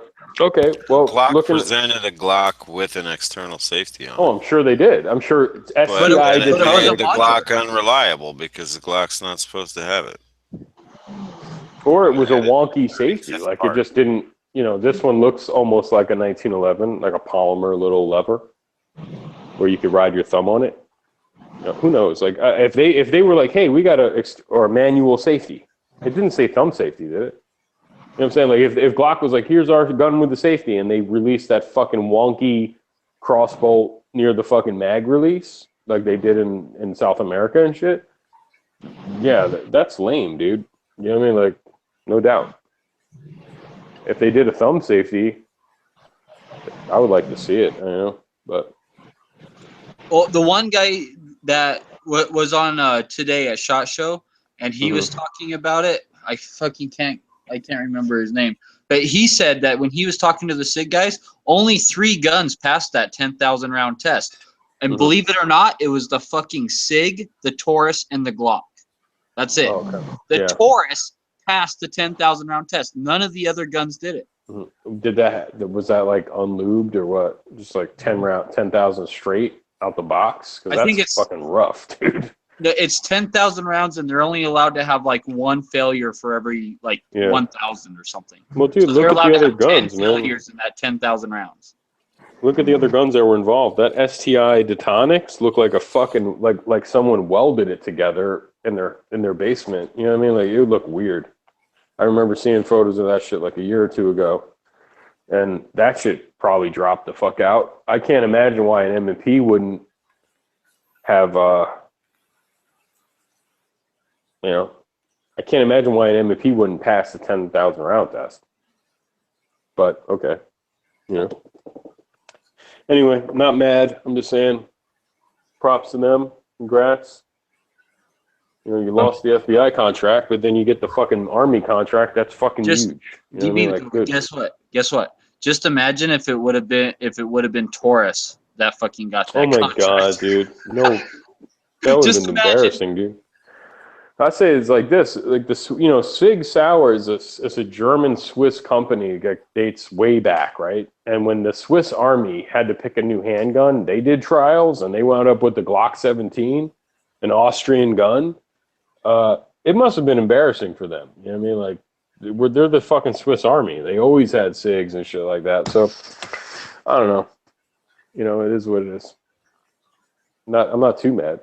I'm not mad at all, but don't let these SIG fanboys get fucking crazy on you, man. That's all I'm saying. Like, don't go overboard. Because honestly, if they picked a Glock 19 or a Glock 17, I don't think Glock fanboys would have said shit. They would have just been like, okay, yeah.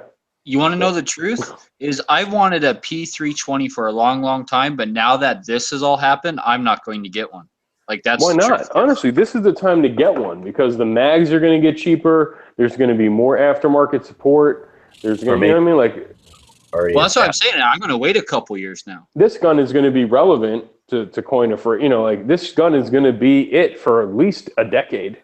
You know what I'm saying? Like this is what the troops will have. So that's sweet, man. I mean, you'd want to. Why not? Why not get trained on the gun that's like America's fucking gun? It's just got announced. What if they get the first batch and they're like, "Oh, this is totally inappropriate. Like this doesn't work." What do you mean a little chassis that plugs into a thing? Like now we're getting grit in this chassis and it won't work. This test is almost as old as fucking gun channels, man. Like I don't know. I mean, I feel at this point they're gonna do it. I mean, they're just gonna go with it. You know what I mean? And then if it's like, okay, well, there's a problem, they'll fix it. I mean, that's what, was it Desert Storm or something? Like there was a problem with the 92s. The mag sucked, right? Yeah, like so the that's magazine sucked.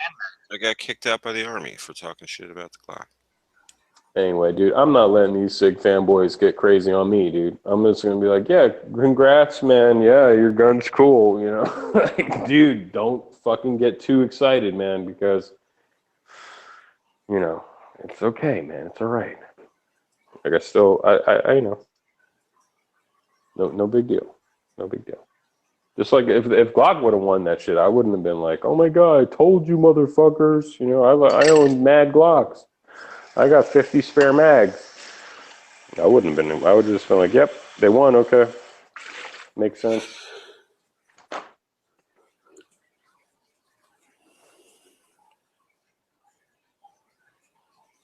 It's like the FBI. When the FBI was like, all right, fuck it. Well, we're going to go with these new Glocks. I said, I don't think Who they cares? picked the SIG because it was the best gun. I really don't. I think they picked the SIG because it was the only gun that met all the requirements. That's what I think. That's probably true. I mean, dude, if their requirement, one of the guys who I watched today was, I forgot which YouTube channel it was, but it was Mr. Guns and Gear. If one of the requirements was this gun can change from 9 to 40 to 45, like really easy, like, okay, well, this gun is a fucking metal trigger group. So I guess if that was one of the requirements, then yeah, you got it. I mean, there's no other gun that meets that. Maybe Glock tried to come out with something like that. I doubt it. Like you said, it was the only gun that met the requirements. That's why I'm going to tell like any SIG fanboy when they talk about how good that gun is, and that's why the Army, chose it. I'm going to say, fuck no. They chose it because no one else submitted a gun. They gave the Army what they think they wanted, not what the Army asked for. SIG gave the Army what they asked for. Everyone else gave the Army a gun they thought they wanted. That's the difference. Well, to be like fair, maybe the Army saw what SIG did, and they asked for it. You know what I mean? Like maybe SIG did it first because they've been doing this for a minute, man. Oh yeah, the P250 was the pre-320. That's what I have as the P250. And that's the basically the same as the 320, but it's not striker fired. Right. So they could have saw that, and that's why. So like they knew SIG was doing this shit that interested them. So. Anyway, not a big deal. And if it's anything like some of the previous trials, there still might be some backlash because the military's been sued before by other companies over these tests. So one of these other companies might step up and still sue the military, because I remember when they chose the M9, I think I don't think it was SIG or HK, but some other company sued the fucking military for choosing the M9, like in the trials, that it was like an unfair test or something. It might have been Colt. Colt had the double eagle. Yeah. So Colt had that double eagle, man. Anyway, I was a kid back then, man. I was like 9 years old. But I remember. It's all right. Not a big deal. Happy our troops got something different. If those Berettas sucked as bad as everyone said. The mags sucked. Once they changed the mags, you didn't, it wasn't such a big deal. But they don't have to worry about double action, single action anymore. That's, I think, the most important thing, Well, there's probably going to be a lot of surplus Beretta parts and mags coming to the market now, though. So that's. I know, right?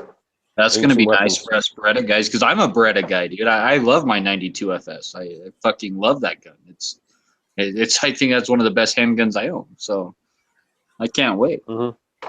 Yeah, I think me and someone else was talking about this shit on gun channels. Like, we hear all these quality control nightmares. I didn't hear any, and then until like a couple weeks ago, someone told me he bought a Wilson Combat 92.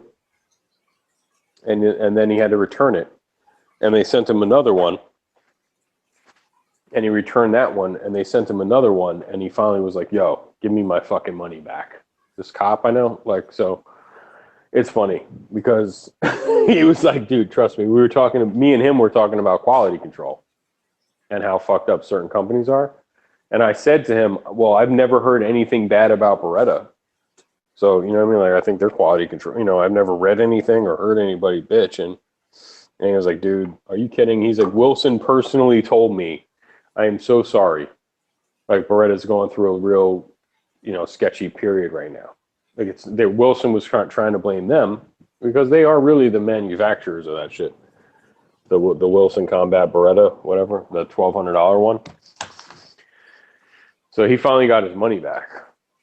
But no one's, you know, innocent of this shit. There's quality control issues all around, I guess, and just got to deal with it.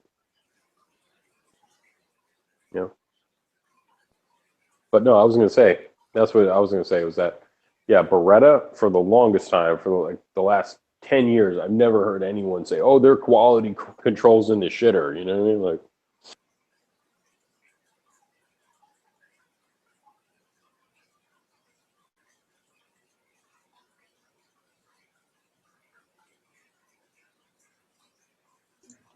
The only people I've ever heard honestly talk shit about, not necessarily about Beretta, but about the 92 FS, are people who have never like owned one or shot one. Like, honestly, like I've never heard like anyone talk shit about the 92 FS really, ever. everyone who I've ever heard talk shit about it was in the military and had to use one.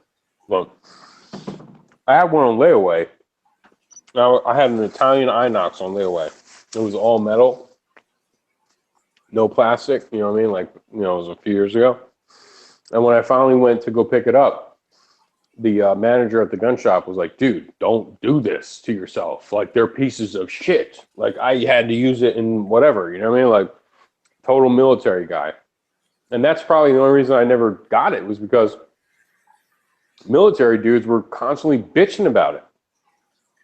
But I think it was the mags. Like, you know, reading the history of that shit, the mags sucked. Like, the mags were checkmate. You know, I think the U.S. government was like, "We'll buy the Beretta." And then eventually they were like, "We'll find someone cheaper to make the mags." And the mags sucked. You know, so if you get Mechars or Beretta mags, you should be okay. Well, when they first came out, they were having the problem with slide coming off, weren't they? Well, that was the yeah, you're not a Navy SEAL unless you tasted Italian steel. That whole thing that history was like before they made the S. So it was like the 92F, then they made the S, so that if the slide, if whatever happened malfunction wise, the slide wouldn't come back and hit you in the fucking Well, face. that's the difference between the Enox, right? Is because it has that thicker slide up front where they were breaking. No, that's the Brigadier. Enox Enox just means like stainless. Like, it's just stainless steel. Yeah, but the 92 and then the 92F and the S had something to do with a mechanism that would prevent the slide from slapping you directly in the fucking nose. Yeah. But didn't they also say something about the mags failing because of sand or something like that? Well, that's why the new mags they came out with for the M9 were called sand mags, because they had this special coating on them that was supposed to be better in the sand. Yeah.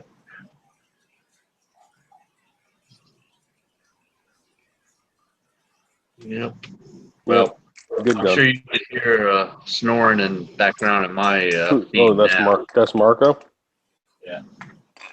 Nice. Are you on your phone? Yeah. When are you leaving tomorrow? No, I'm not. I'm leaving Saturday So evening. you're going to the show tomorrow. Yeah. Oh, sweet. But Marco was talking. He stood up, walked over to the bed, and started snoring before he even hit the bed. He's fucking, walking 15 miles a day or whatever the fuck it is. Yeah. You got to be careful. Hey, Pink, if you get a chance, stop and you walk by Strike Industries booth, ask them how much that new stock is with that monopod, like how much they're going to sell that shit for. Strike Industries. Yeah, they have a new stock with like a built-in monopod that stores like inside the stock, but it's still like an open stock, kind of like an MOE. And it looks cool as shit, dude.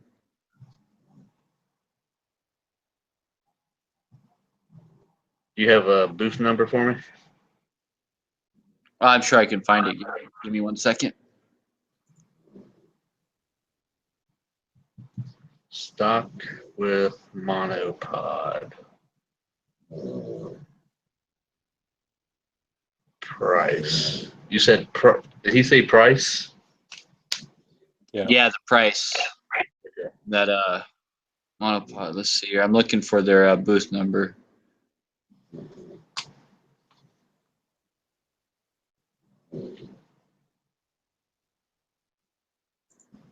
Yeah, about the main one I've got to check out is the Hollow Sun booth, the 515C. That's it. That's the only one left on the list. Dude, they have some new PEQs type like laser systems, right? Like IRs and stuff that Holosun's coming out with now that are supposed to be about $250. So they're like half the price of like Steiner or or like a quarter of the price of a real PEQ and stuff like.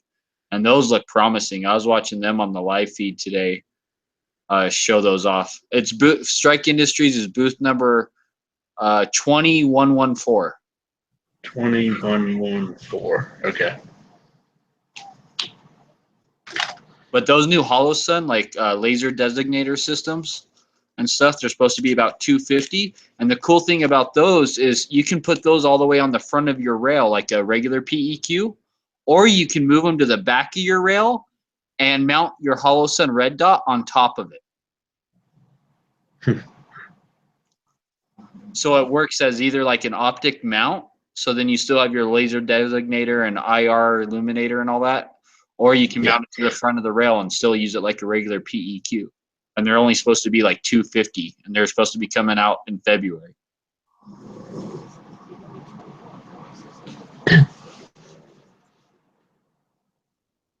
And they have a new MRO type red dot. They got a fucking RMR. Not MRO, RMR. That's it's like $400, man. Like, fuck, are you kidding me? I bought a fucking Trijicon for $480. So no, they were saying today that those are only going to cost $250. Oh, okay, that's different. I heard and that they're low enough, and that they're low enough to still work with suppressor sites. Yep.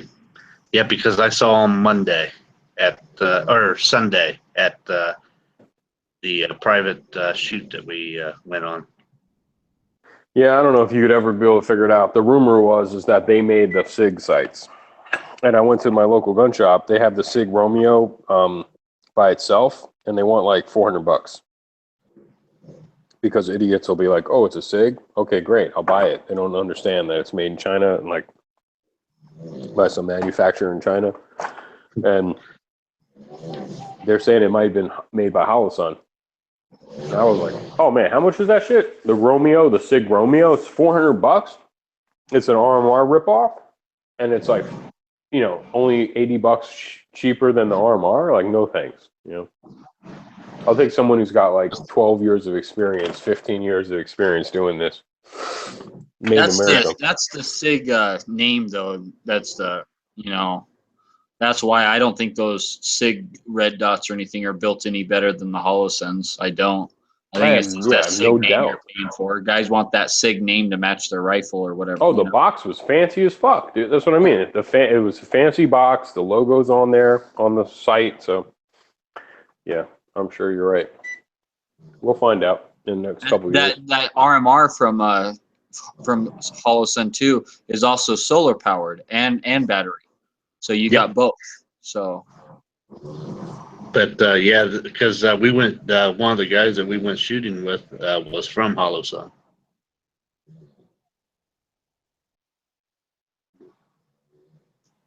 I'll tell you what, man, when I dealt with HoloSun customer service, when I dealt directly with them, they were fucking badass, dude. That guy's like, oh, you're having problems? Like, boom, he overnighted me my shit with a return box and label to send the old shit back. Like, I didn't have to wait to send the old shit back. Like, they took care of me, man. So their customer service is fucking spot on. Of all those like sub 200 dots, red dots, I would recommend that to any family member, man. Like any fucking best friend, family. Like I don't give a fuck.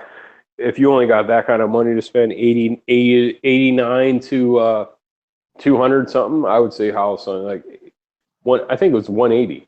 But I had that HoloSun. I had two of them. I never had a fucking problem. I sold one to Gurk years ago, and then I bought another one. Never had a fucking problem. I just sold it to buy another MRO. So, yeah, they're fucking rock solid, man. And then at one point, I had the Aimpoint, the Trijicon MRO, and I had a fucking HoloSun. I was sitting there, like, just fucking around with all three of them and, this, looking through them and stuff. The fucking clarity, the color. Everything they talked about in reviews, other than durability and like bomb proofness, you couldn't tell the fucking difference. As a matter of fact, the HoloSun probably looked better than, the fucking Trijicon. You know what I mean? I just figured, okay, well, I can call Trijicon, you know what I mean? Like it's a different type of warranty, But it was hard to tell the difference between a fucking $180 sight and a $600 sight. The Aimpoint that I have. So. Cool. Good stuff. And no wonder Sig was like, hell, help us make a fucking dot, And meanwhile, back in the day, when I first jumped on gun channels, everyone and their mother was saying, oh, for a budget dot, get the Bushnell. Get the Bushnell. You know what I mean? Get the Bushnell. And thank God, those were made in China too, right? So it's not like, oh, those were made in China or whatever. They were all Chinese made. And so at least now we got a cheap alternative that was good. And the first red dot I ever bought was a fucking Vortex. And I thought it was fantastic. But, in the customer service, I had to return one because it broke. And the customer service was great. And then the second one broke or wasn't working correctly. And then they started getting nasty. You know what I'm saying? Like, oh, let me look you up in the system. Okay, well, you need to pay for that and pay for this and... Like, whoa. Why do I have to do that? Oh, because you already returned one, like, a year ago. Wait. This thing sucks. You know what I mean? Like, Trigicon's not like that. Aimpoint's not like that. And I'm glad to hear HoloSun's not like that. You know what I'm saying? And then Primary Arms, who I bought my HoloSun through they have their own HoloSun. They have a HoloSun that's branded, like, for them. And they make no bones about it. Like, they fucking tell you straight up. Like, this is a HoloSun that we had made for us. Their customer service is awesome. You know what I mean? Like, no questions asked. So, yeah. Anyway, a good, cheap alternative to a Trigi or an Aimpoint. Probably, to me, would be the only alternative at this point. You know what I mean? Yeah. I don't know. I've heard mixed opinions about the Burris red dots. That some of them are, depending on what model, some of them are supposed to be like pretty fucking legit. And I think those Burris ones are made in China too. I've heard for variables, like the Burris is like the best bang for the buck. Yeah, like the Prism one, like their Prism optic. If you have bad eyesight or astigmatism, I heard that Burris one, it's like 250 is like the best thing there is. It has like an etched glass reticle, so even if the light's not on, you can still use it. And yeah, so I've heard really good things about that Burris Prism. And I think that's like a 3-power. Yeah, the 1-4s and I think it was a 1-4. That was the one everyone kept saying, get a Burris, get the Burris. People I was asking, and then or the Bushnell too, like for those variables, for those low budget, like 100 to 2, it was basically under $200 variables. But, you know, Primary Arms got shit going on, so whatever. If I had the money, I would do a fucking Vortex. The Japanese one they got, the HD. So what is it? It's the Razor. It's all Japanese. I think it's made in Japan for them by some like fucking super high-end Japanese company. But they're fucking supposedly the shit. Well, everyone, and they got a I've Jerry been buying Miculek a lot of optics lately, reticle. right?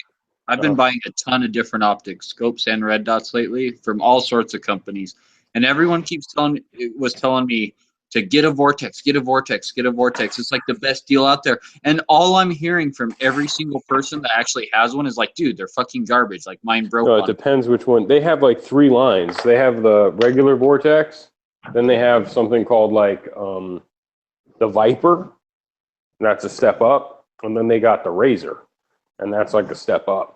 And once you get into that Razor, the Vortex like Strike Fire too. Oh no, yeah, everyone's in the beginning. Everyone like on YouTube and on forums and shit were like, "This is the legitimate like alternative," but that was like 10 years ago. I mean, like this is a new day, so like don't worry about it. Like that's not the alternative right now. You know what I mean? Like, and actually, the new Spark, when they fixed all their issues with the Spark with the buttons and shit. They raised the price by like $80, dude. So now it's not even the fucking alternative that it was. Like now a Spark 2 is like $200. So anyway, you know the deal.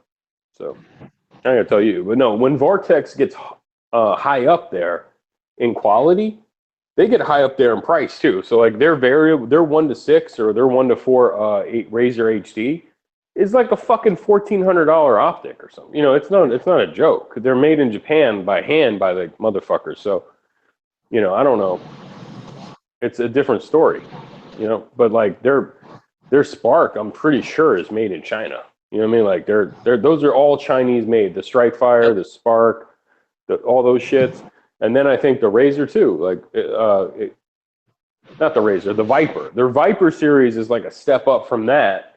And maybe those are made other places, but it's not really where it's made. But you know what I mean? Like in their terms of price and quality, they're going to tell you, oh, what did you expect? That kind of attitude. You know, what did you expect? You paid, you know, what's their fucking one that everyone's sweating? Their fucking, the Viper 1 to 4 or 1 to 6. Yep, the 1 to 4.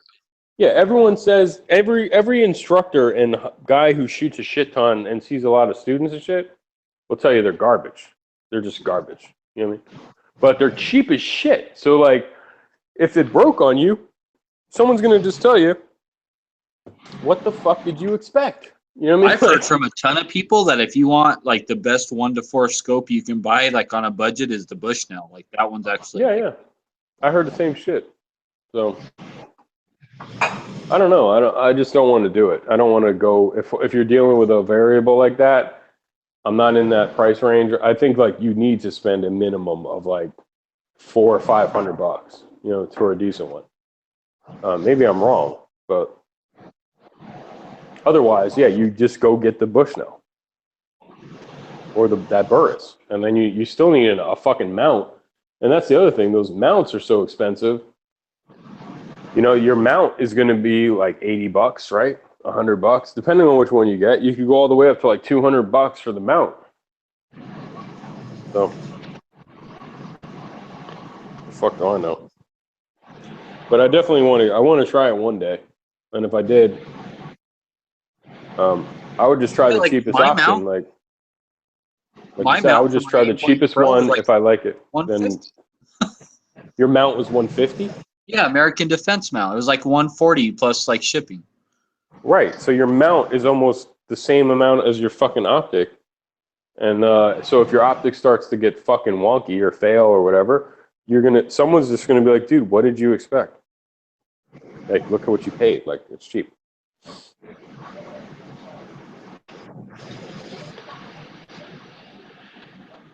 I'm just, it is what it is, man. I just think there was a guy on here who had a hookup or whatever. I don't know what the fuck happened to him. But yeah, I did a lot of research, just reading and watching videos, and guys who had like $3,000 variables, like all those German weirdos, the German companies, not Steiner, but like I forgot the name of those German companies. Anyway, they're thousands and thousands of dollars. The US Optics is another brand that's thousands of dollars. And these guys on YouTube would have all of them laid out, do side by sides. And almost always the fucking Razor, the Vortex would be up there in the top two, at least top three out of like 5 or 10. And, you know, if you have the right hookup, you could probably get a used one for like $900. You know, $800, $900. I guess the shit to get is the Jerry Mikulik reticle. There's a JM something or other reticle, and that reticle is supposed to be like the shit. So I'll have to look that up. I've never even heard of a Jerry Mikulik reticle. Like I know who the guy is and everything, but I didn't know he had his own reticle. I'll have to check. He's only got his own reticle with the Razor, with the Vortex Razor HD, and they say the clarity is there. It's like it's. Did he design it? Yeah. But even if we paid full price, like you didn't buy it used or whatever, you're still going to be at like that 1,200 range, right? 1,200 whatever. Like it's expensive, right? I can't afford it, but it's up there with those variables that are like 2,800. Like I can't say the name, but it's like Swarovski. Swarovski. Yeah, Swarovski, or exactly. There's that like one, Schmidt and there's all Bender and stuff. Schmidt and Bender, exactly, dude. There's a guy on YouTube. Check that video out. He compares them all. He has like 10 of them. He shows, and his video camera work is excellent. It shows you through the reticle, doing the variable stuff, what it looks like at 1 power, what it looks like at full power, and all that shit. And he said something about like the reticle, like, oh, this JM or something. And then someone else, I read another article, was like, oh, you got to get the Mikulik, the JM reticle. Like it's the shit for killing coyotes. It's the shit for like hunting. It's the shit for self-defense. Whatever. So. Hey, I'm glad off here, guys. So I'll talk to you later. Later, man. All right, later, Sean. Yep. Hey, DB, I know you like really kind of like high-end guys who really know their shit, like what they're talking about, right? Mm-hmm. There's a YouTube channel. His name's Chris Bartocci. Do you know who I'm talking about? Yeah, I think I'm subbed to this guy. Yeah, he used to work at Colt at Smith & Wesson. He's currently contracted out through like Knights Armament and Hodge and like all sorts of really high-end companies. Mm-hmm. Like, you know, so like that guy, I love his shit, man. He puts out great info on everything. Is he the fucking guy who did this? And maybe not. Yeah, but dude, when they started the video, I was like, it might have been. Yeah, it might have been him. It was old. It was definitely old. But I was just looking at the table, like when he finally had the all the fucking optics on the table, it was like, dude, that's like 20 grand right there. You know what I mean? Like, who the fuck could do that? You know, like, not a lot of people. But I'm trying to see if I'm subbed to this guy. Yeah, Chris Bartocci. I think the name of his own company is called like Small Arms something, like Small Arms Solutions. But he's like what do you call the people who are hired just to like give you advice and shit? Like you're consultants, I guess. A consultant, yeah. So he consults with like Knights Armament and Hodge and like all sorts of real high-end companies. But he used to actually work at Colt, at Smith & Wesson, shit like that. And like not just like a guy like stacking boxes, like, you know, he was actually designing guns and stuff.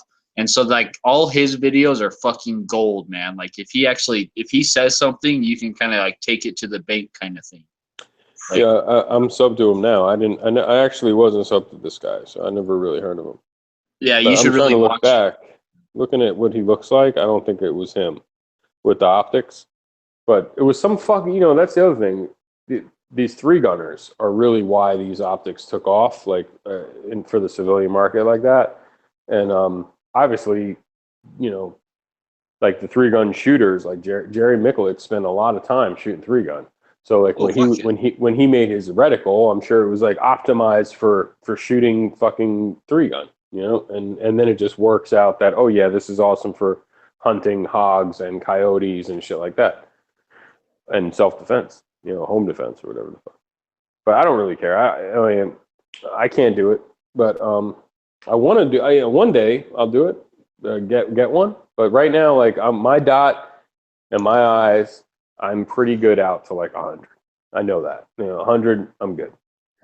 Other than that, I don't know. Like it'll just stay there. That's honestly what I focus on, man. Is like 100 and in. Like yeah. You know? And then all the other high-end superstars out there will tell you, you don't need a fucking variable unless like you're never gonna like go to your fucking crank and crank it in like unless you're super far away and or you have fucked up eyesight or whatever, you know what I mean? Like then you'll crank it out, the magnification and shit.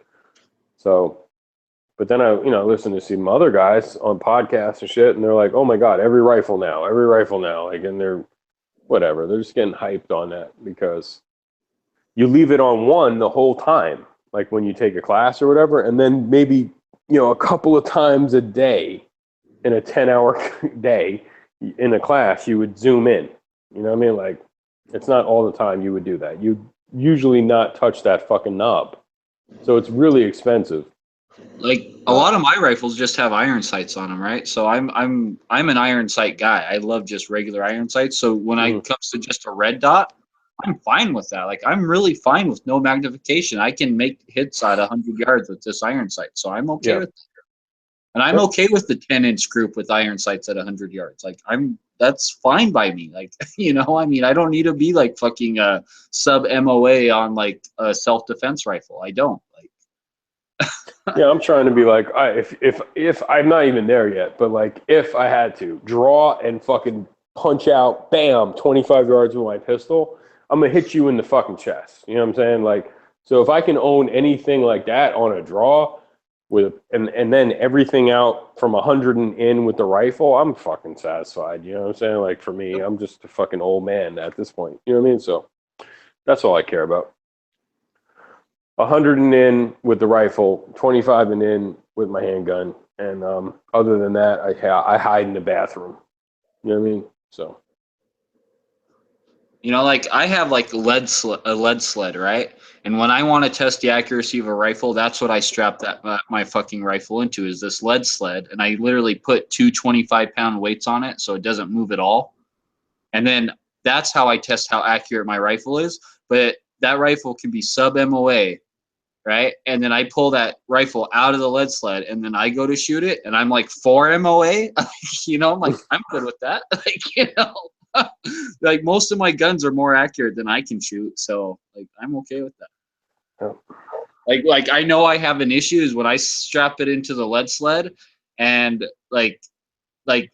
and it doesn't shoot any better than what I shoot by holding it. Like, that's when I know, okay, there's something wrong. Like if my rifle's not more accurate than I am, then there's something wrong with the rifle.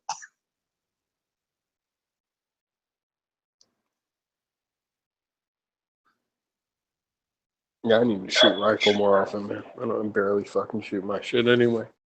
A few times a year I go out and most of the time it's 25 yards or then I'll go to this other place outdoors.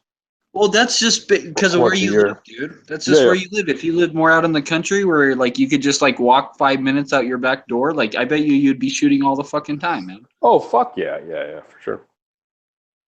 My outdoor range is like an hour.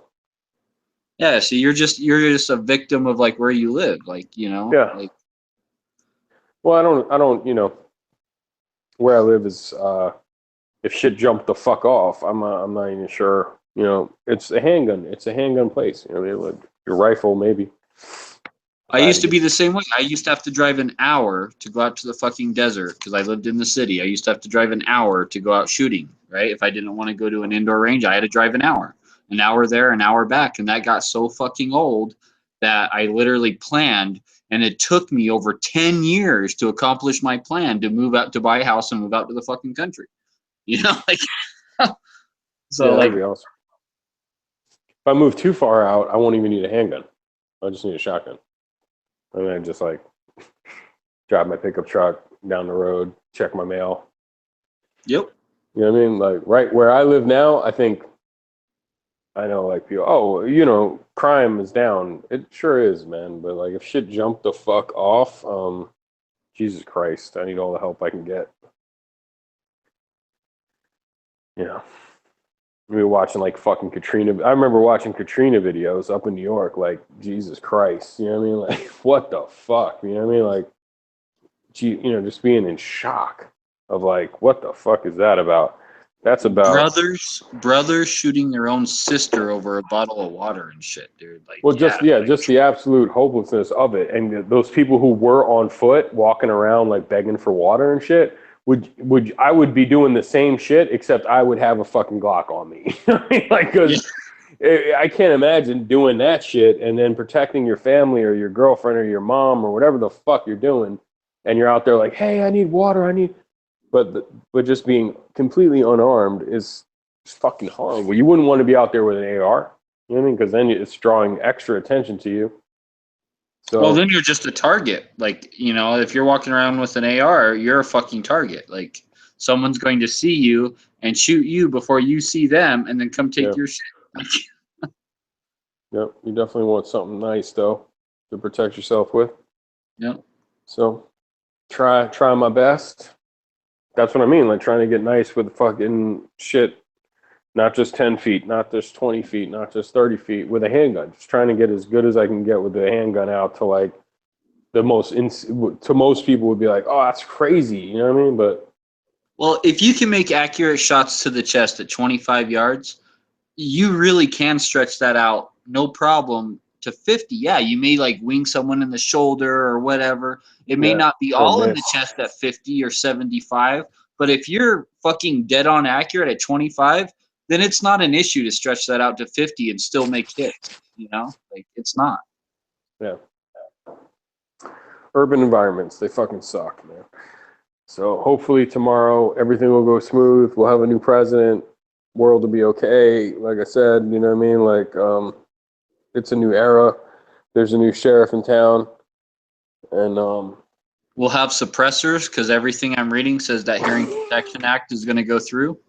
Dude, I mean, my liberal family was like, so they just don't know what to talk about. I refuse to talk about politics, and I'm just sitting there eating my fucking food, and they're like, so I guess we're gonna be able to legally buy silencers now, huh? And I'm like, I guess, I don't know, like, and you tell me, and they're telling me like, yeah, it looks like it's gonna pass. Looks like, you know, like.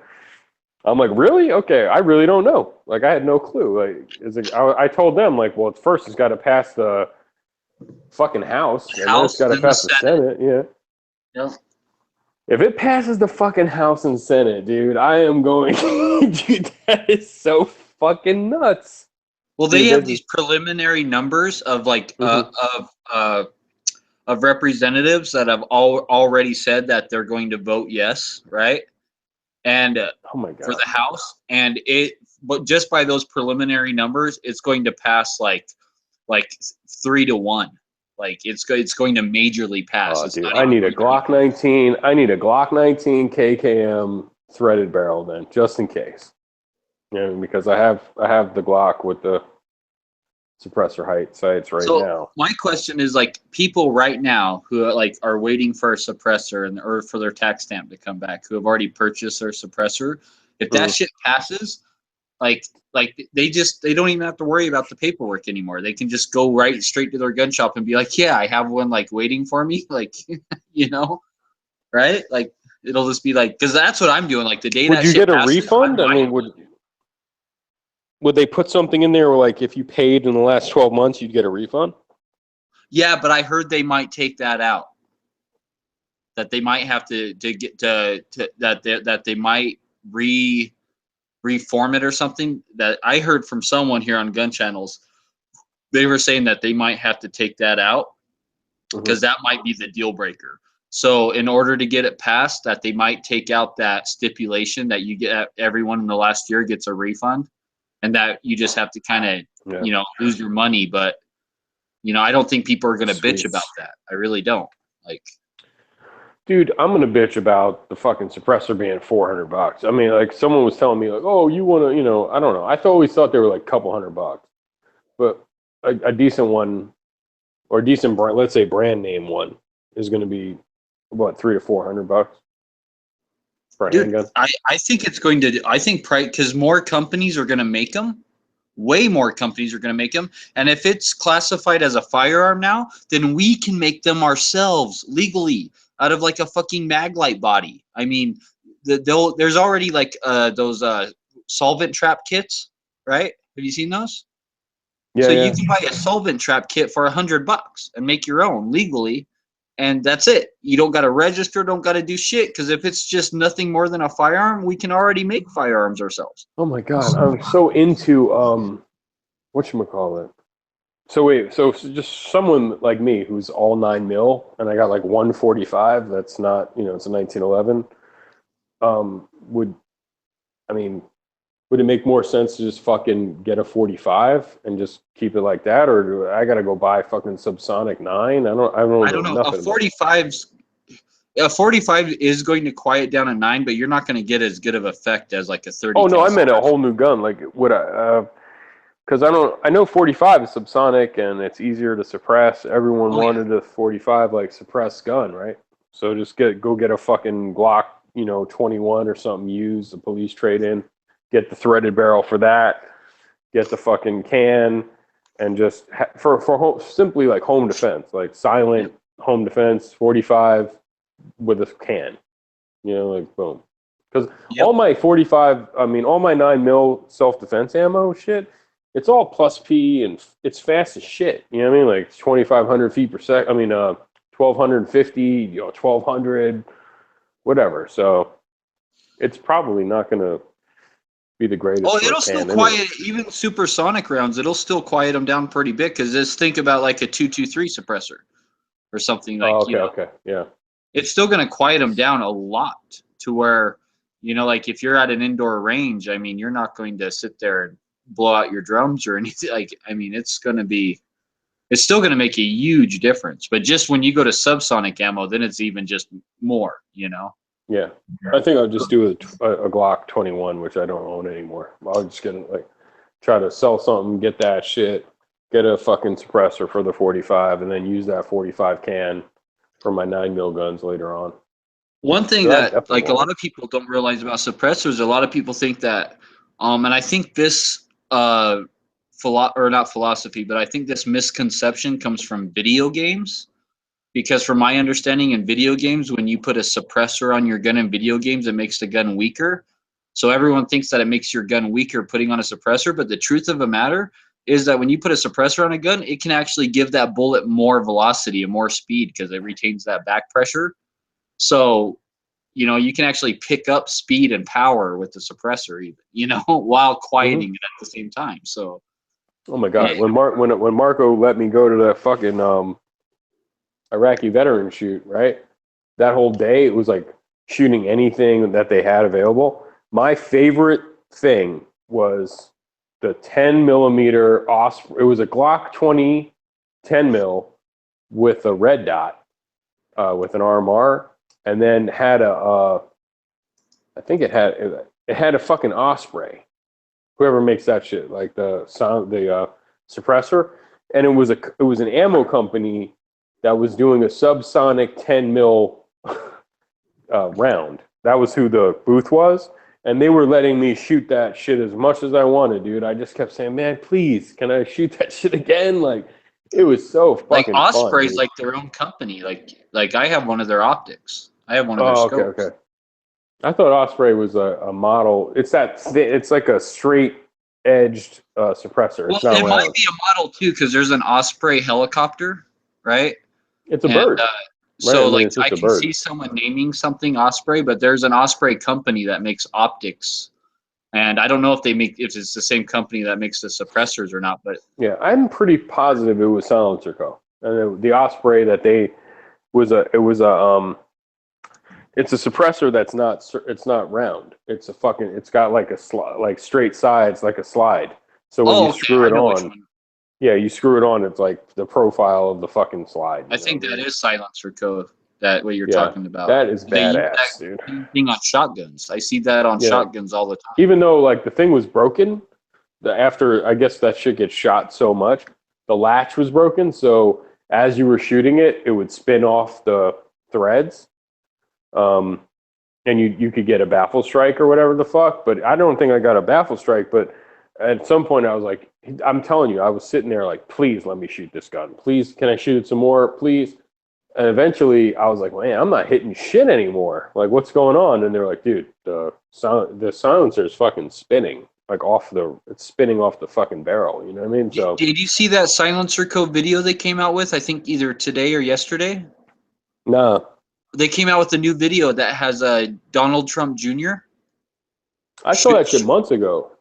Oh, it was a month ago. I just Yeah, barely. no, it I barely saw it. came Was he across sitting today. down with them talking to them? Yeah. Well, Yeah, it yeah. shows them shooting a shitload. Then there's like a one-on-one where they talking. I thought that just barely came out today because I No, saw. I it saw that shit months ago, man. Months before okay. the fucking election. Oh shit!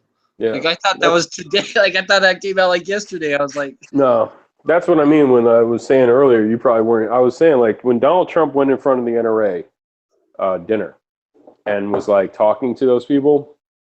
It was an entire auditorium, and he said, "Look, I love the Second Amendment. I cherish the Second Amendment. We're going to protect it. I love guns or whatever." He's like, "But my son," he was like, "My son has so many guns.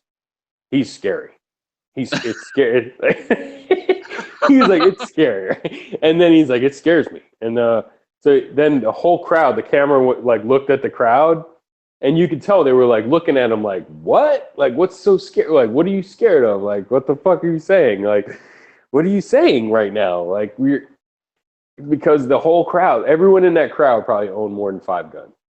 Oh, And yeah. those were like straight ups. They were all in tuxes. They were in suits and shit. He was addressing them. They were hardcore. And for him to be like, I like guns, but not like my son. My son likes guns so much. He's got so many guns. It scares the shit out of me. It scares me. He's a real gun nut.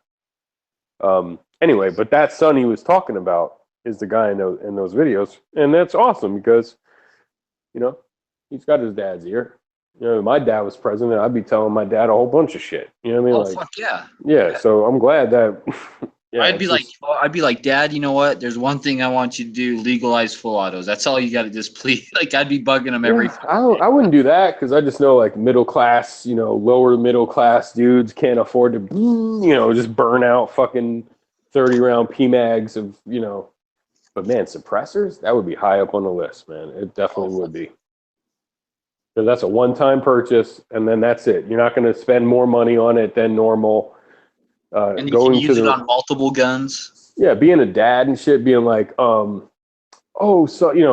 can I please shoot this fucking full auto PMag or whatever, and be like, no. Times are rough right now. Like, chill the fuck out with that. You know what I mean? Like, it's just gonna. I don't know. I'm not saying it's not as important. It's fun. It's cool, but like, it's not as practical. It's fucking. Someone's breaking in your house right now. You know what I mean? You have to fucking. Someone's breaking into my house. You got a suppressor on your fucking handgun and a light and damn, that is pretty fucking top shit, man. Like that, what's fucking with that? Not a lot. So. No, and dude, that's the first thing I'm gonna do is I'm going to make my own suppressor, like, and be legal about it. Like it'd be like, fuck yeah, dude, like shit. And then all the new companies that are gonna come out, like I bet you Spike's Tactical, like fucking all these AR companies. I bet you like all these AR companies making ARs are all gonna be making their own suppressors. Oh my god, yeah. What is it, like 2 pieces of metal? So I'm sure it's not a big deal. There's The no baffle, fucking to make a suppressor. All it is freeze plugs and like an aluminum body tube. Yep. It's like and freeze plugs. That's all it is, and a couple holes drilled. And then you can get fancier, but still just a basic fucking aluminum tube and freeze plugs makes a quite effective suppressor. I mean, like yeah, that all would be you're trying to sweet. do. I think I might actually sell one of my Glocks. I have a Glock 17. Sell that shit. Get a 20. If this happens, like sell that. Get a 21, and then try to suppress that 40, like the 45 caliber gun. And if you get a 20, if you get a 20, then you can just buy a 45 because you're gonna have to buy a threaded barrel anyway. So just get a 20 and then get the 45 threaded barrel, and then you have that option of 10 mil or 45. Yeah, that's true. That's why I buy 40s, is because I know I can just buy a 9mm barrel, and then 2 guns in one kind of thing. And plus, the 40s are usually cheaper. And I see the 10mm Glocks cheaper than the 45s. I see the 20s for sale used cheaper than the 21s. I see there's a shit ton right now of Gen 3 Glock 21 police trade-ins, and they're like $380. Like $390. Yeah, they're on AIM right now. There's a whole bunch. So I hate 40 as a caliber. I just fucking hate shooting it. I hated carrying it. I had a 27, I had a 23, I had a fucking 22. I just fucking hate it. I had trying to think if I had anything else. I had a Smith & Wesson 40, and that probably out of all the 40s I had, that Smith & Wesson M&P 40 full size like handled it the best. But it's just nothing I want, you know what I mean? So, it's nothing I'm interested in. But you're right, the Glock 10 mil, you just drop the fucking 45 barrel in there. I think you're good. Yep. I think you use the same mags, everything, right? So. Yeah. Or no, maybe you do have to get different mags. I can't remember on that one. Yeah, I don't know, man. I've never owned the 10 mil, so I don't know. I had a fucking police trade-in Gen 4 21, and I had a 21 Gen 3. And over the last 10 years, man, and those guns were fucking kind of badass, except they were just so fucking big. And I always would be like, if I can't carry this thing, I don't want it. You know what I mean? But at some point, I'm over that. Like there's guns you're never going to carry. They're just home defense guns. Keep it, round the chamber, holstered, bedside guns, whatever the fuck. You know what I mean? Well, I love carrying like a small 380 or a small subcompact. I love carrying that for EDC and stuff like that. But that's not what I want to go to for a home defense gun. I want a full-size gun, with a larger capacity for home defense. I don't care about weight. I don't care about, size. I mean, I want 13 plus 1 of fucking 10 mil is pretty fucking crazy. So hard to beat. Suppressed with the light on it. I know, fucking that would be sweet. Yep. So I think tomorrow's the end of shot, right? Enough rubbing into my face that I wasn't there. Yep. I think tomorrow's the end of shot, and then the Adult Entertainment Awards start tomorrow too.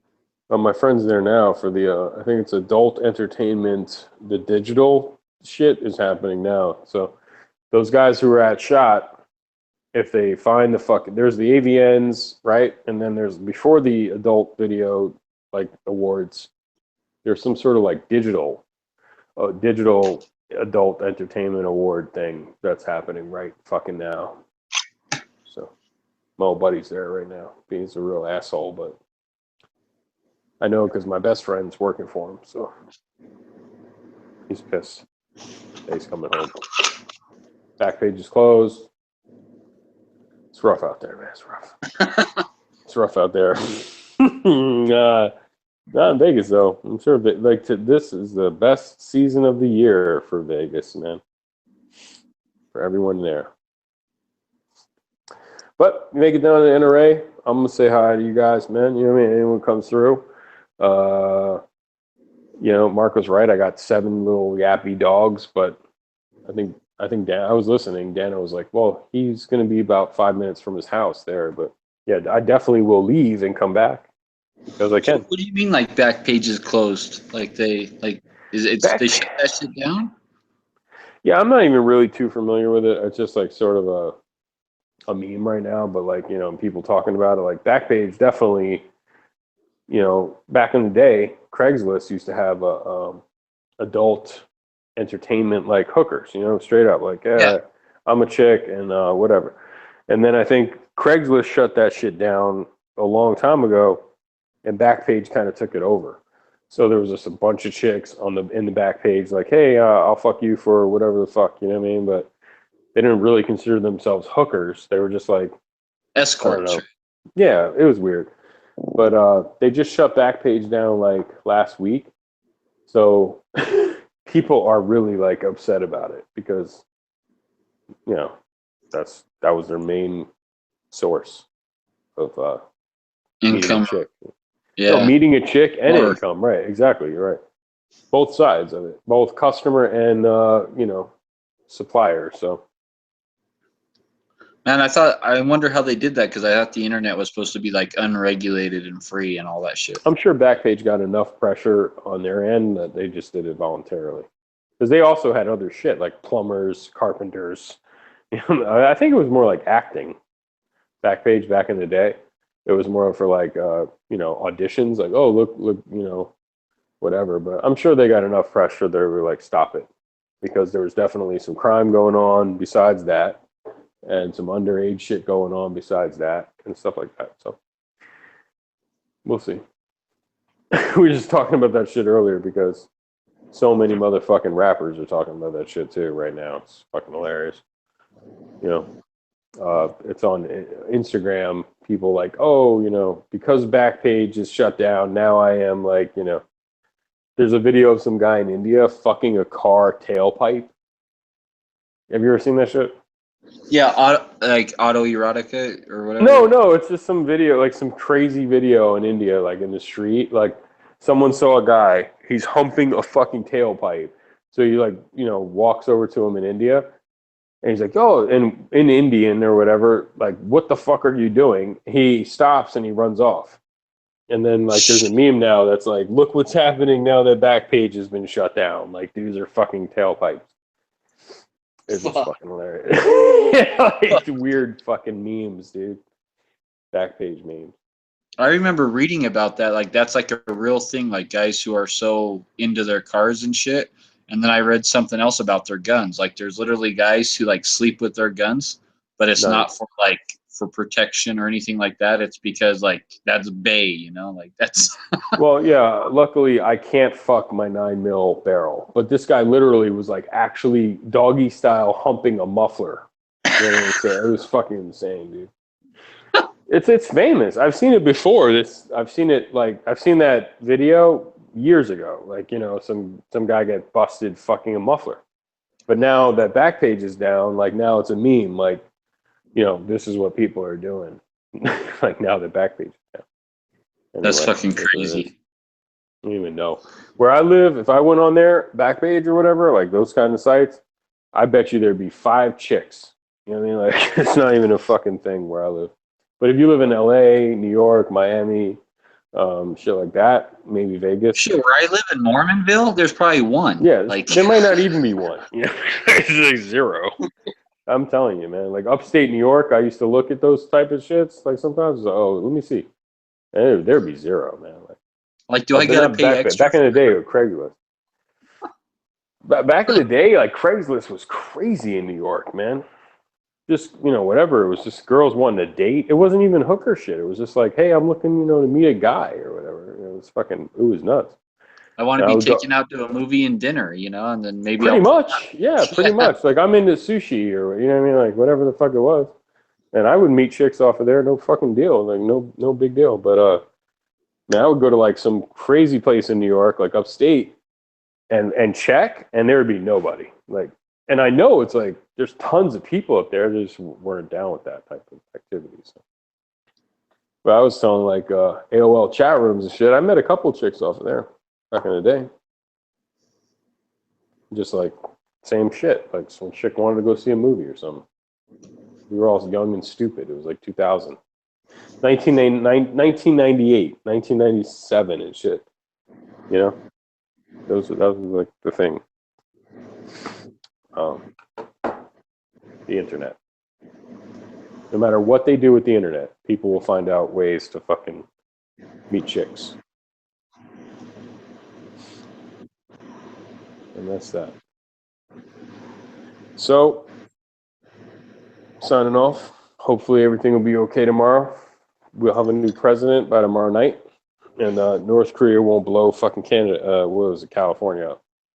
Yep, I'm hoping. Yeah, what was it like planning on shooting a fucking missile tomorrow just to say hi?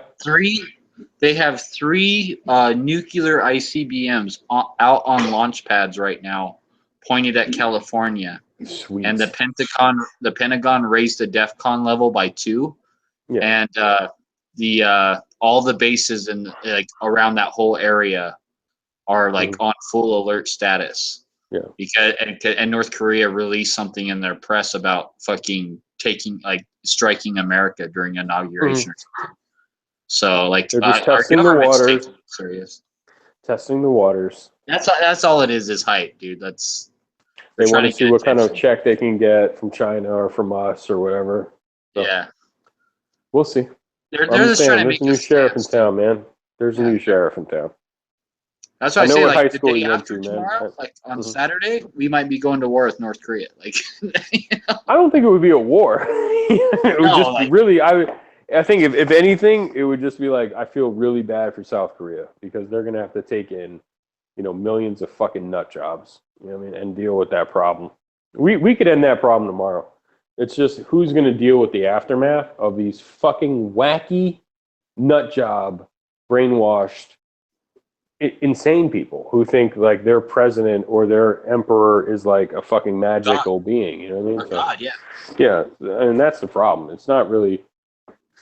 We feel. I mean, I'm sure South Korea is like, please don't let us take care of those motherfuckers. Like we can't. You know what I mean? Like we can't deal with it. So I don't know what's going to happen, but I'm totally secure with America defeating North Korea in a fight in a day. We probably take them out in a day. I just think it's the aftermath that'll be like really fucked for the South Koreans, And I like Samsung and shit, You don't want them fucking getting fucked up. South Korea's doing their thing. Kia, Fucking a lot Hyundai. of a lot of high end glass, like for Leopold and stuff, comes out of South Korea. Oh, I bet. My So- television, like, dude, they're Samsung and Kia and Hyundai and dude, they got a lot of shit going on over there, dude. Yep. Like all the big, huge oil tankers and shit.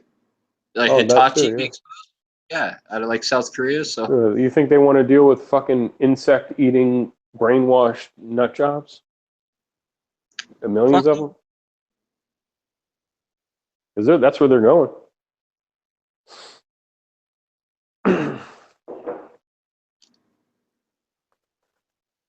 Sorry to say it. well, I have a feeling that's going to be Trump's like major first task as president is dealing with North Korea. So Yeah. I'm just gonna say he ain't stupid. He'll cut the check. Yeah. It's like literally like a homeless guy comes over to you and says, "Oh, hey man, you got $1? If you don't give me $1, Well, I I'm gonna think it's fucking more like kill the you." trade embargo that we've had against them for like the last 15 or 20 years or whatever. So I think that's what they're still like pissed about, because we like all they basically can trade with right now is like fucking China. China and Iran and shit. Because all the NATO countries, fucking they can't trade with. So that's what I think they're really pissed about. So I think Trump, that's what kind of deal Trump's going to have to strike with them is lifting some of the embargoes. Oh, they're fucked up people now.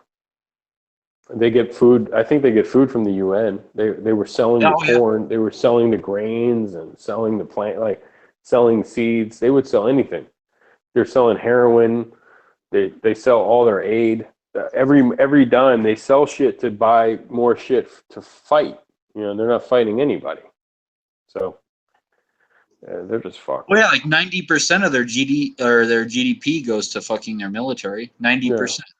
It's like more than any other country in the world. Like Trump got it. Trump got the answers, man. He's got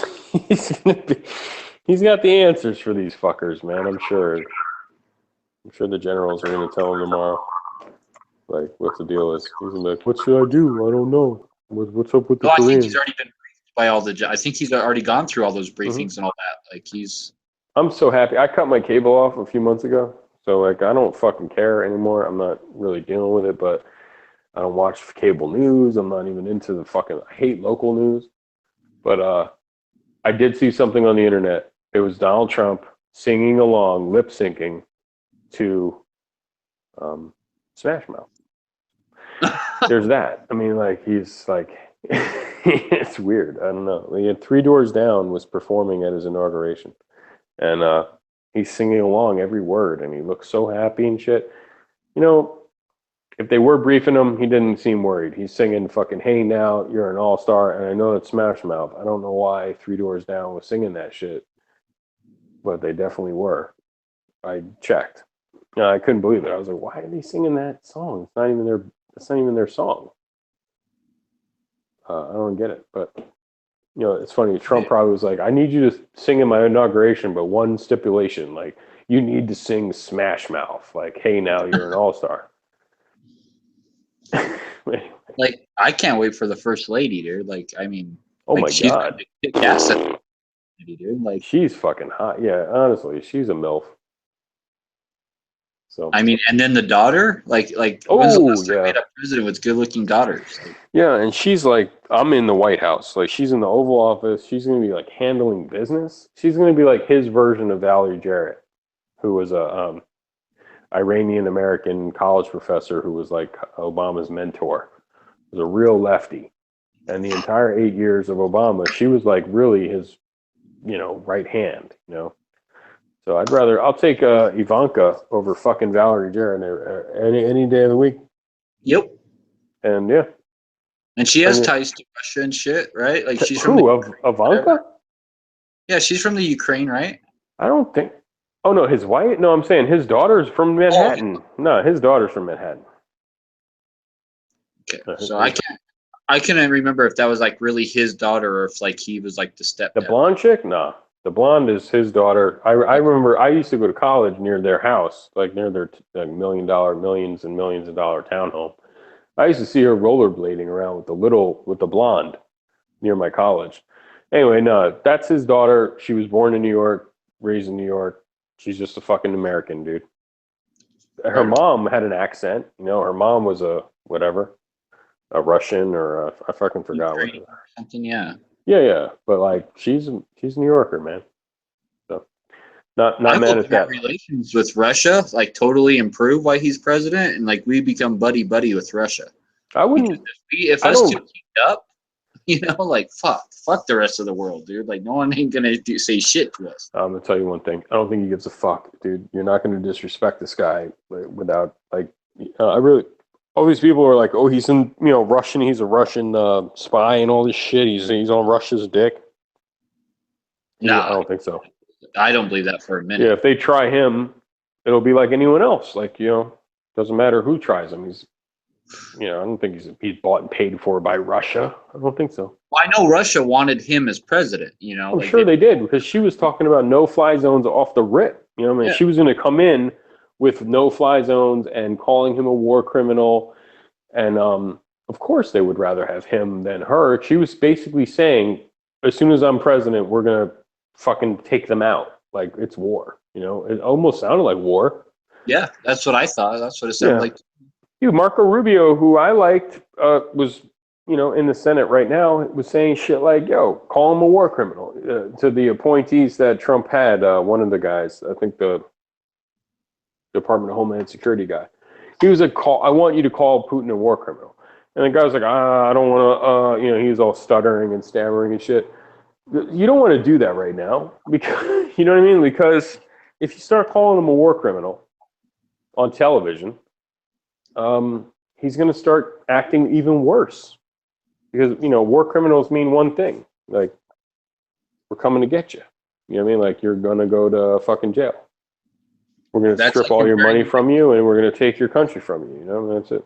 That'd be a major insult, man. It's not even worse than an insult. It's like marking someone for death. So, like, you wouldn't want to do that on television. You wouldn't want to be like, yeah, I believe he's a war criminal. Because if he is a war criminal and you believe it, and you're the secretary or whatever defense, you're basically saying he needs to be killed, like right now. Or tried, or captured and tried in a war tribunal, like a fucking international court. Saddam Hussein and shit like that. Yeah, like Slobodan Milosevic. Someone who committed genocide against his people, like someone who needs to be killed. So the guy was like stuttering and stammering. I mean, Marco Rubio has no problem calling him a war criminal because he's a senator. It's not a big deal. So. But when the president or the vice president or someone in the cabinet starts calling him a war criminal, it can get sketchy, man. I mean, it's not going to help anything. And fuck it, if you really thought he was a war criminal, I just say no comment. And when you get into power, go capture him. You think you're going to capture Putin? With a fucking? Come on, dude. like they caught Slobodan running around in the woods. Yep. It's not gonna happen, dude. The guy's the world's richest man. I don't know what he would do, but like he definitely starts some shit before you caught him. And he's in power of one of the superpowers of the fucking world, probably the second largest superpower behind us, right? Or maybe third behind China, like third probably. Right? So like third. you can get away with saying that shit from some small Middle Eastern country, but you can't like call out a superpower like that. Like No, that's the problem. Is that like not the problem, but that was definitely the thing. Hillary wasn't scared to call him a war criminal and say we're going to do this and that to them. And if anything, it was to me it was warmongering.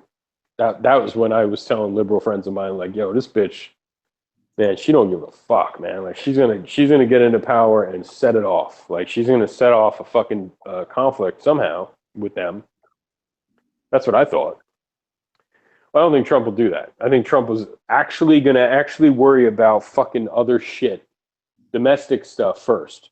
Yep. And then worry about that shit later. Trump ain't stupid. If he really wants to hurt Russia, he's gonna do it like the businessmen. Like he's gonna hurt them in their fucking pocketbook and through trade and deals and shit like that. He's not gonna say, okay, let's send in tanks and jets. He's gonna be like, no, like I'm gonna be smart about this. I'm gonna fuck them like, and they're not gonna see it coming. Like we'll see what happens. We'll see. We got plenty of time on that shit, but in terms of Iran, like, you know, he's going to find out. I'm sure he already found all that shit. Like, Iran wants to do this. Iran wants to do that. Who does Iran buy their shit from? It's Russia. You know, like, who's helping Iran get the bomb? It's Russia. Who helped fucking North Korea get the bomb? It's Russia and China. Like, he's going to figure out the axis. I mean, what is it? The axis.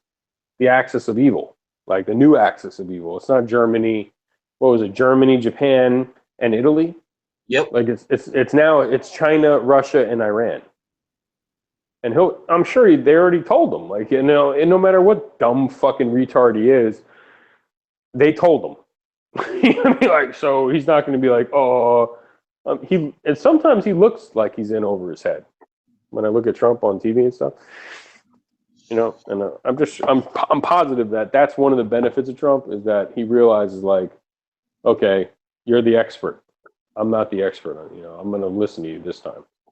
Even Obama, when they asked Obama to say like one positive thing about Trump, literally, I think the reporter was like, can you say one positive thing about Trump? Just one. And he was like, okay, I think that he's not an ideologue. You know, he doesn't have like, he's not so set in his ways that he's like, this is how it is and that's it. He's so willing to go, well, what do you think? Well, what do you think? Well, we need to find some more experts. Come in here. What do you think? You know, he's so interested in what other people think. And that was what Obama was saying was probably the best thing about Trump is that he's not so set in his ways. He's easily like, he's, you know, you can persuade him if you're a fucking expert in the field. So he was listening to Obama about some shit, I'm sure, and was sincere about it and was like, wow, okay, that's great. And he's going to listen to these generals. He's going to listen to everyone else. And he's going to learn because, you know, he doesn't know shit, just like Obama didn't know shit. When Obama came in, he was a fucking, first-term senator. Yeah. So he learned quickly. He wanted to shut down Gitmo like his first term. Or like within his first, like, you know, in the first couple of years, he wanted to shut down Guantanamo. Yeah, and all of his generals told him not to. All of it. Yeah, and he quickly didn't do it. Like, you know what I mean? Like, he quickly was the drone president. He killed mad people on drones. He fucking, you know what I mean? So they tell him the shit, and they get with the program, or they get JFK'd. You know what I'm saying? Like, it's pretty easy. I'm sure. Like, you know, they want to tell you to. They tell you what the deal is. You better fucking okay. Yeah, you're the expert here. You know what I'm saying? So. You don't want to rock the boat too much. Even like there was like fucking videos of like in the last week or the week before of like Trump was going to war with the intelligence community in America, like the CIA, the NSA and shit, over that stupid fucking Russian shit about him with the golden showers or whatever. Yeah. And Chuck Schumer was on like CNN or whatever, and he said, "Look, man, He's a Democrat senator, Charles Schumer. I think he's like the leader now. I think he is. Yeah, he said, I'll tell one thing to Trump. You do not want to go to war with the intelligence community. You just don't want to do it. Like that's not how you start your presidency. For a bunch of fucking reasons. And then I think he said something else, and then he was like, because they can destroy you. And they can and will destroy you. So you better get along with them, at least. You know what I mean? Or at least, don't flip the fucking table on them, So it's the CIA, man. It's the NSA. Like, you can't go to war with them when you're president. That's not going to work. But I think he's not that stupid.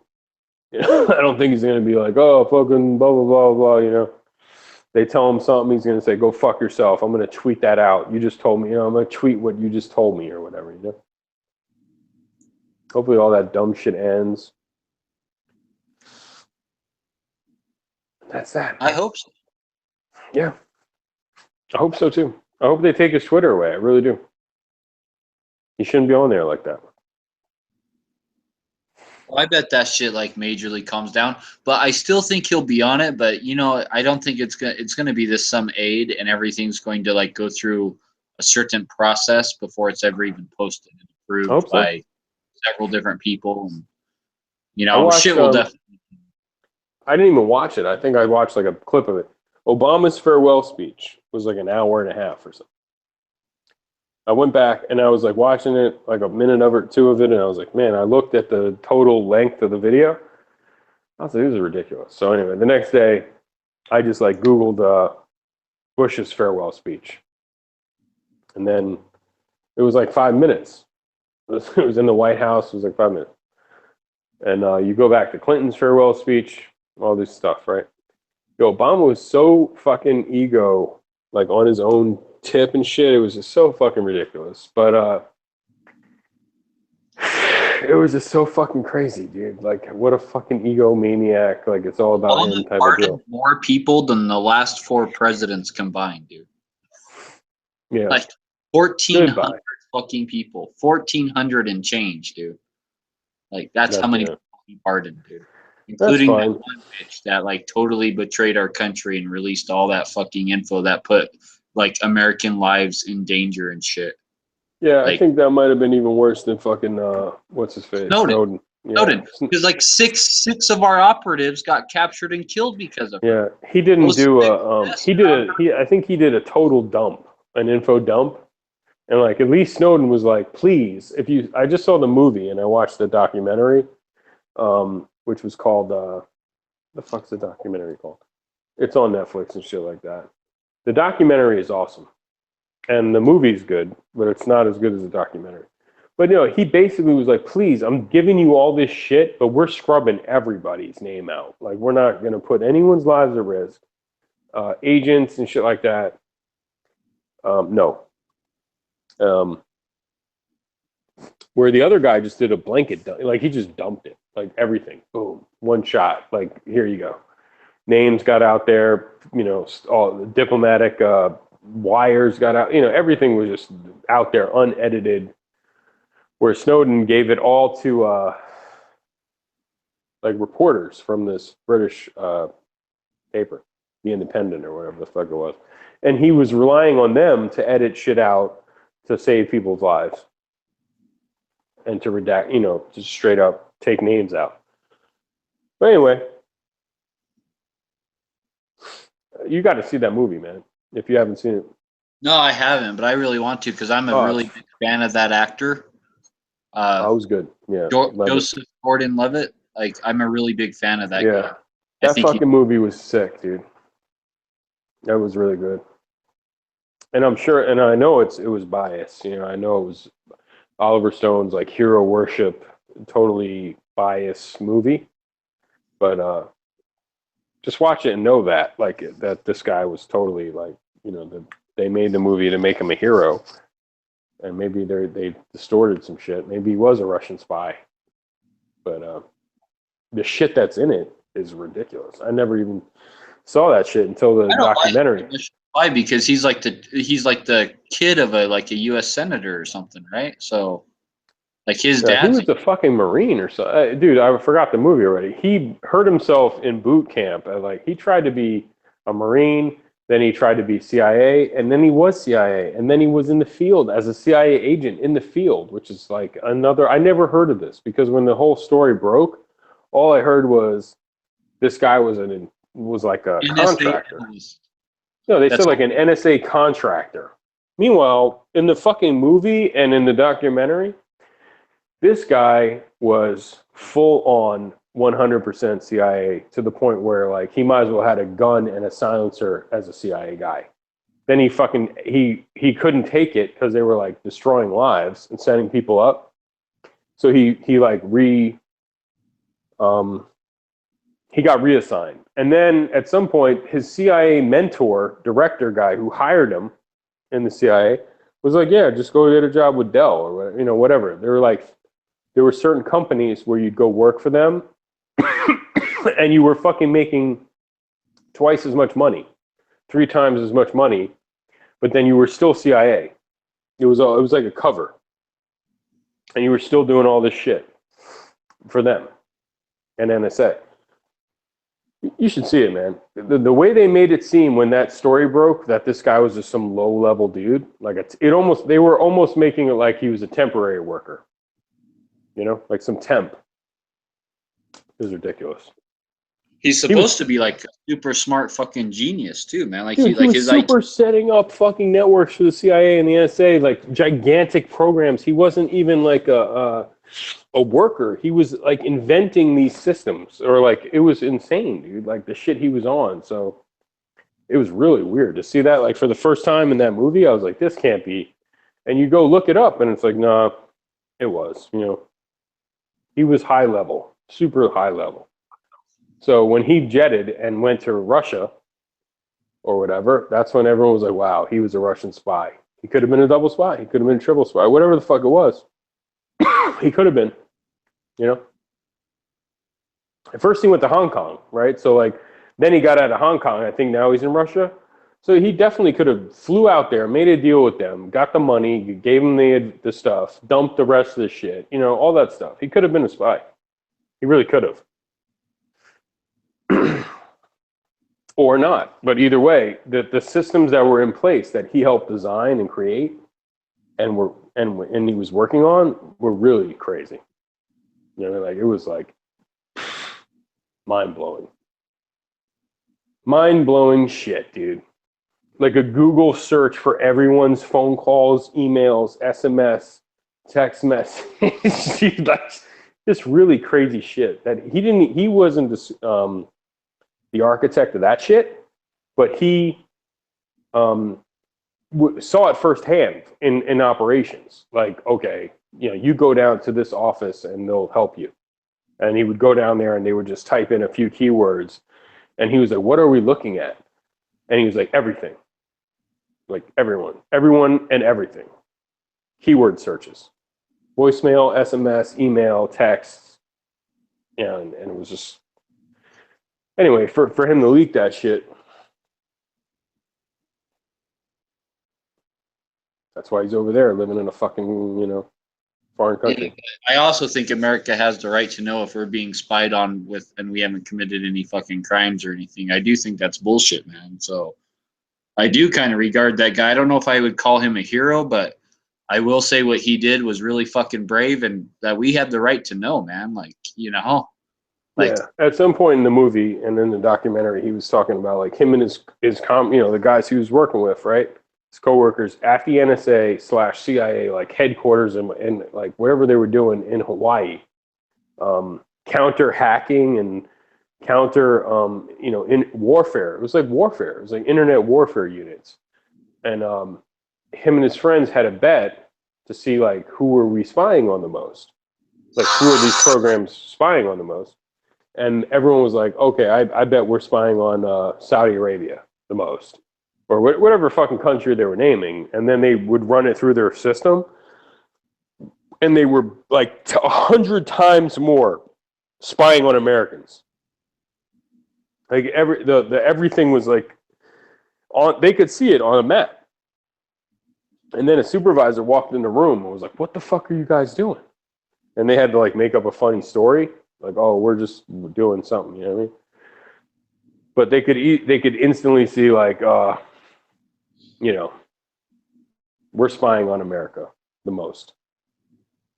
So it was a good movie. It was Oliver Stone, so it could be totally full of shit.